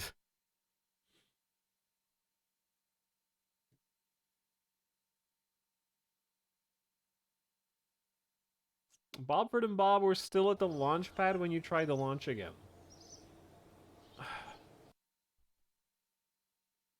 They retired.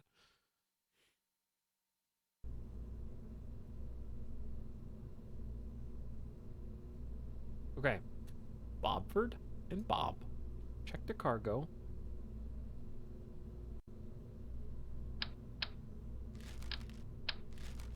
There. Bobford Bob. Bobford Bob. Save. Launch.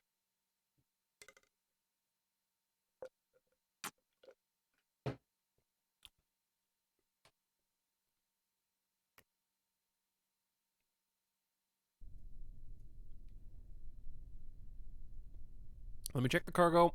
Yep. Okay, we got it. Cargo's here. Cue the dramatic music! Throttle to 50%. SAS toggled. All clear for launch. Let's send these brave Kerbals to the moon. And let's bring them home.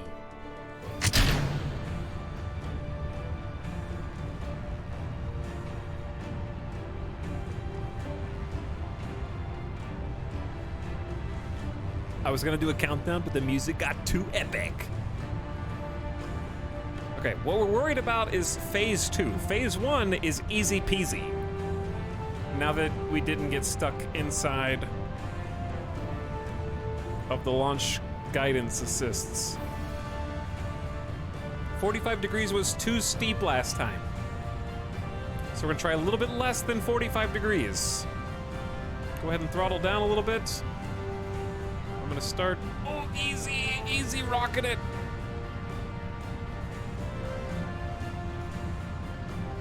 All right, we're about to run out of solid fuel. Throttle up. Just maintain this position. There is some wobble. SAS is steering a little bit better this time. Nice transfer. All right, easy does it. Just small adjustments. I would like to go to 45 degrees.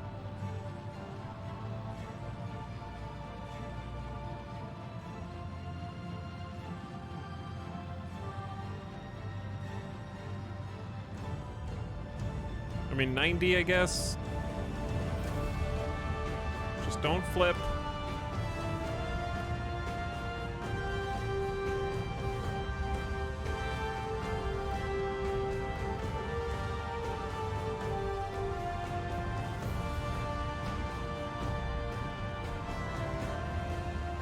Okay, I like where this is at. Apoapsis is approaching 70k before we run out of liquid. 67, 68, 69, 70. Let's go ahead and cut thrust. We're gonna create a maneuver at the apoapsis. That's too long of a burn. We didn't get high enough. What?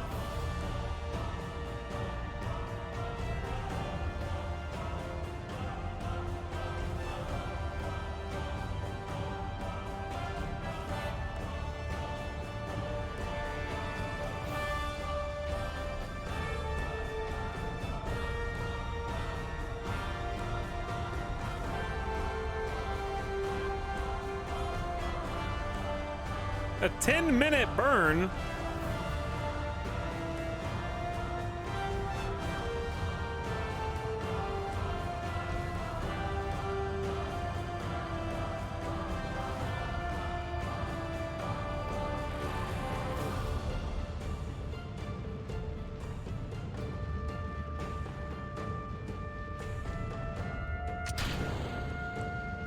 All right, that dramatically shortened once we lost.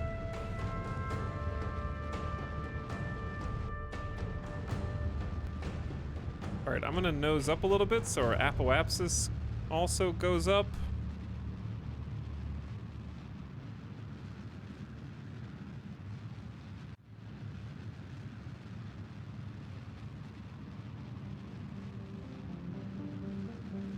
We're winging it, chat. We're doing it live. Yeah, I didn't do this good enough.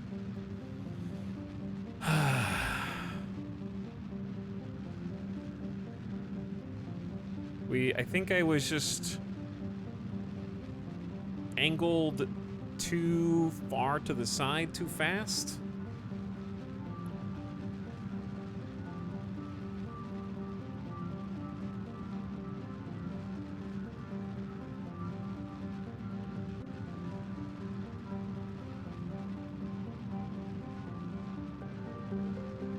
I need to go higher to get further away.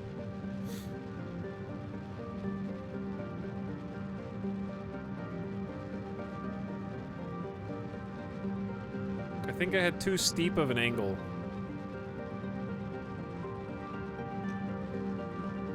I tend to try to get apoapsis to 80k before going full horizontal. Yeah. I think that's what I need to do.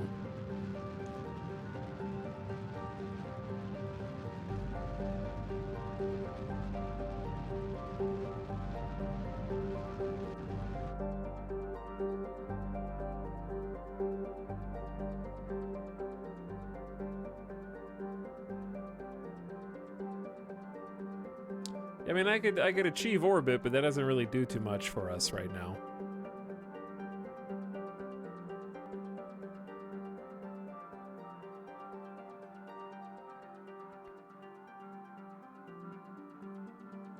We needed to go faster sideways. Yeah, I just have one swivel engine, and it doesn't create a lot of thrust for such a large rocket.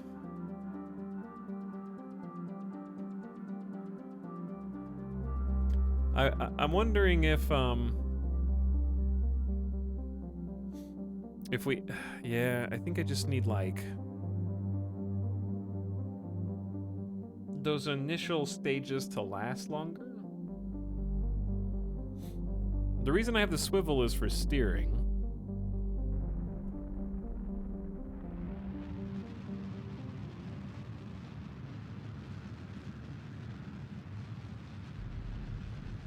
I was looking at chat instead of the node.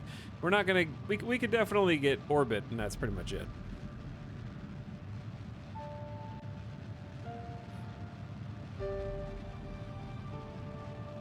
I think I'm just gonna add some thuds.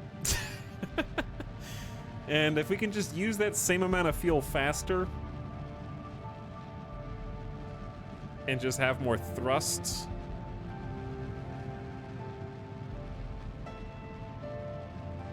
That would be good.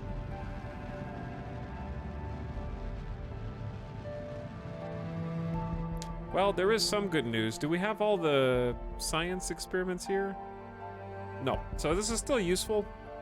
We get microgravity, studies of the Science Junior.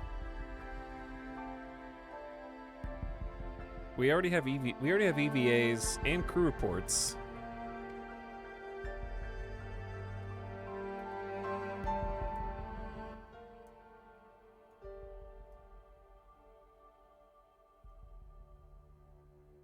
Oh, wait. All right, we are at a safe altitude, but only temporarily. Okay, scientist, EVA time. Go before we hit atmosphere again. EVA report, you've done it. Perform EVA science. Oh, dear God. He's gonna do it, chat. Spin the wing nut! Whoa! Why does it flip? But why does it flip? We have conclusive evidence that the situation has not improved the astronauts' creativity.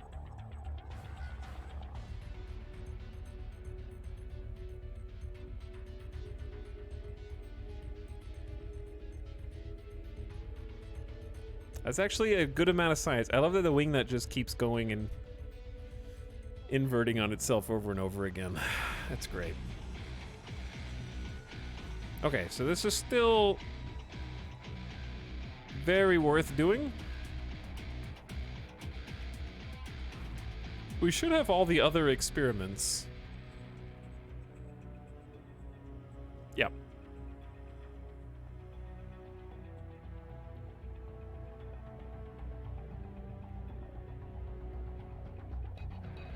Okay, we need to kind of go ahead and separate. And prepare for re-entry.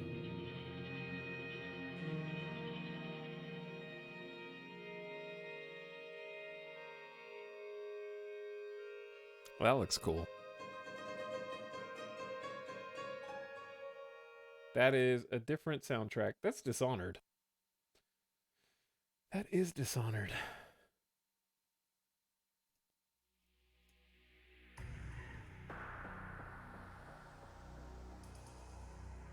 Coming in about 2,000 meters per second, so it should start heating up shortly.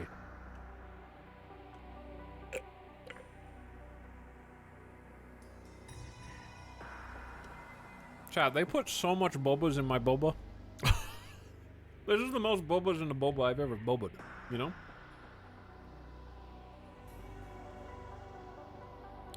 The boba that I got was like 40% actual bobas.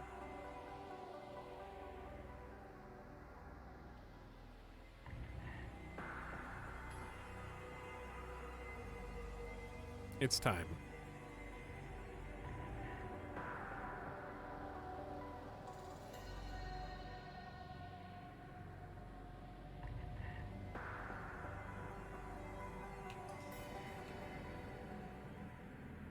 Time for an EVA. No. Definitely not time for an EVA. It is time for a hot atmospheric re-entry and deceleration.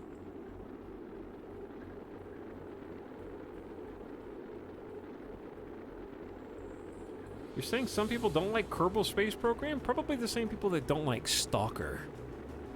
Who just hate fun.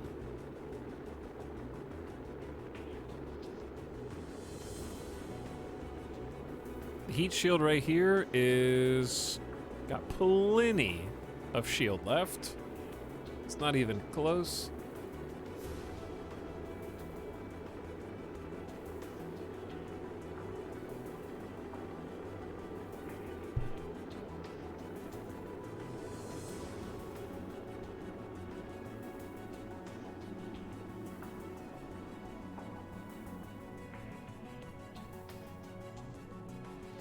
I feel confident in saying Kerbal is definitely in a league of its own.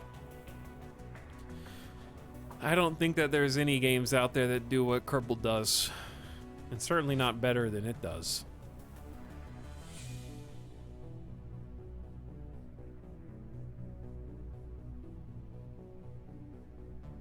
Especially with such deep modding support.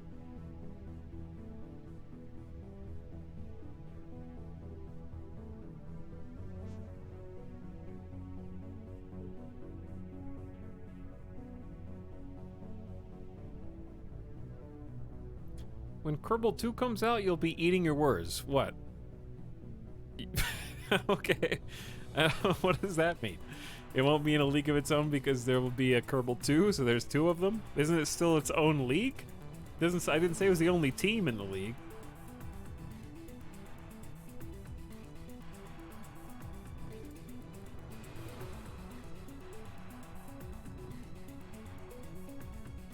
Alright, let's go ahead and pop those parachutes. Drogue shoots will slow us down. We got a little bit of everything.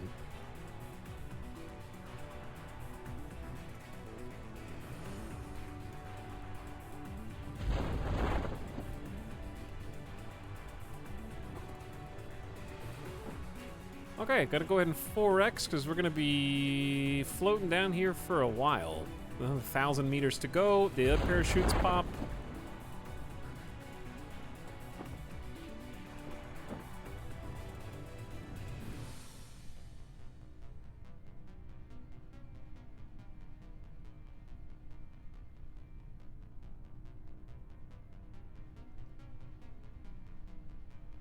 Are we gonna like hit this and bounce and then roll down the hill? I hope not.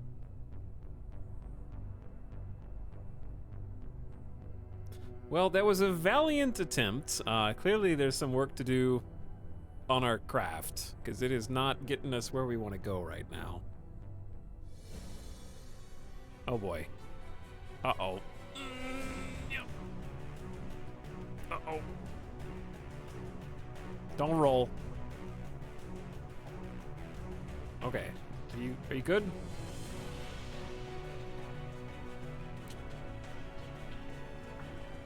Chat. The hatch is obstructed by the ground. We're rolled on the side of the hatch, so I can't do a EVA.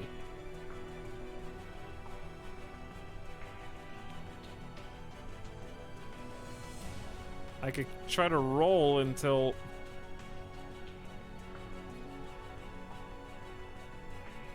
somehow that worked.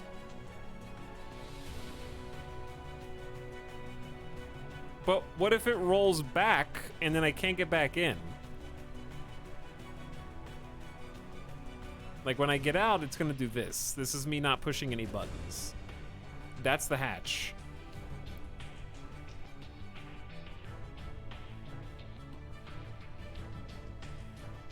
Ooh, ooh, ooh, ooh. Here we go. Now we're talking. Okay. Bob! No! Bobford! Hop on out of there, Bobford. He's dead. You good, Bobford? He's good. We've already done EVA science with our scientist, I think. We can get an EVA report from the mountains. We can get a crew report, too. Take a surface sample. Yeah! The surface is mostly barren, snow, dirt, rocks, and you're confident if you looked under the snow, you'd find more dirt and rocks. And maybe an EVA science experiment. I'm sure this will go... Line it up. Ooh, good shot, good shot.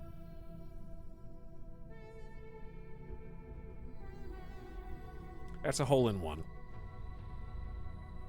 As the ball arcs off in the distance, you observe the ballet of physics between the applied impulse and the body's gravity. Our scientists rejoice at the results, hopefully agreeing the 6 iron was a great selection.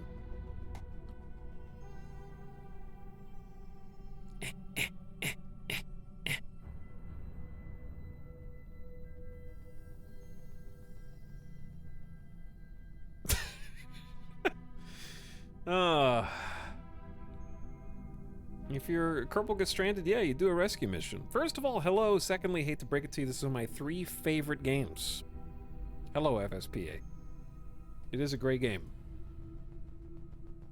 You guys are joining us very late tonight.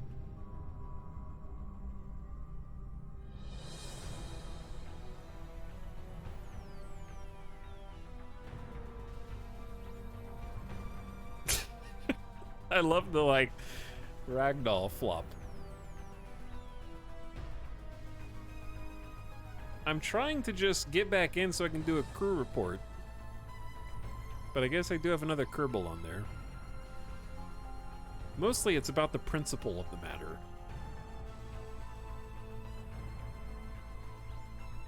I believe in Bobford. I saw the climb button like right there a second ago. Not this one. I can get the climb over here, but it doesn't really do much. Wait, what if I go up here? Oh, now we're talking.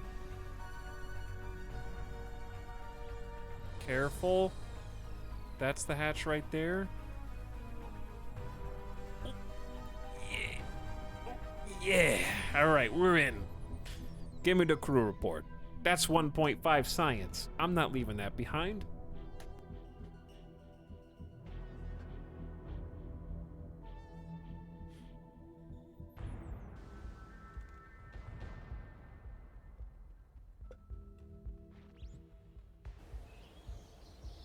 That was a pretty valuable failed attempt to get to the moon. That was 70 science earned.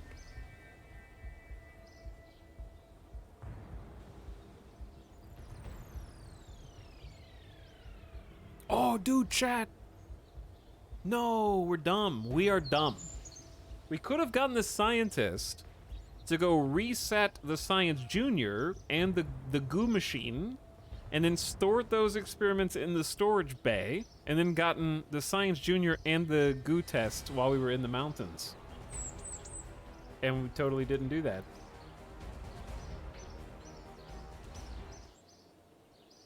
Missed lethal.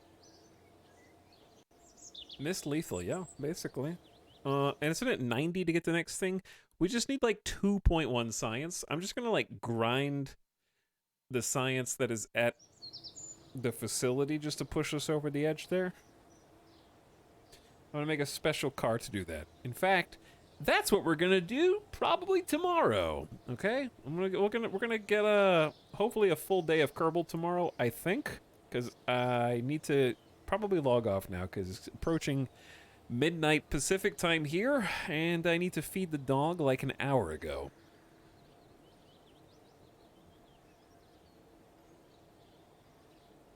So that's the plan. Be back probably with Kerbal tomorrow, I would guess. Now that I am an infinite Marvel Snap gamer, we don't need to play Marvel Snap tomorrow. So, you know, just infinite rank. No big deal. No big deal. But it's a fun stream today. Enjoyed the just chatting, enjoyed the snapping, enjoyed getting some Kerbal in, and we'll stream some more tomorrow. Thanks for stream, everybody. And thanks for coming by. Before you go, let's do an end of stream raid. On our way out, then I'm going to go get some dinner. We were talking about board games a little bit earlier. Let's go say what's up to Sim, who's playing Catan Universe right now. Talk about some board games some more tomorrow, because I think we'll have plenty of time. Planning on like 5 streams this week. Subject to change on what days, but I'm planning on Tuesday, Wednesday, Thursday, Friday, again, with different things. Maybe some Battle Brothers, some more Kerbal, maybe some new stuff, or some new old stuff. But thank you all for coming, and thanks for chilling, hanging out. Now, go give Sim some love. Check him out. Give him a follow if you haven't already, and he'll make you feel very welcome tonight. I don't think he started streaming too long ago tonight, so it should still be going for a bit, I think. But good night, all. Thanks for the Kerbal shenanigans, the Snap shenanigans. There were definitely... I think my favorite Kerbal moment was the stupid rocket parachutes that were just falling from the sky, but slowly, because they had parachutes, but the rockets were still firing and, like, flipping them around. That was great. Ooh. Anyway, I got a sub to share over there. Bye, chat. I'll see you over on SimStream. Come back at hopefully a little earlier tomorrow. Should be a good time. And we'll actually go to the moon this time. My rocket failed. We need to rebuild it. We need to do it better. Bye.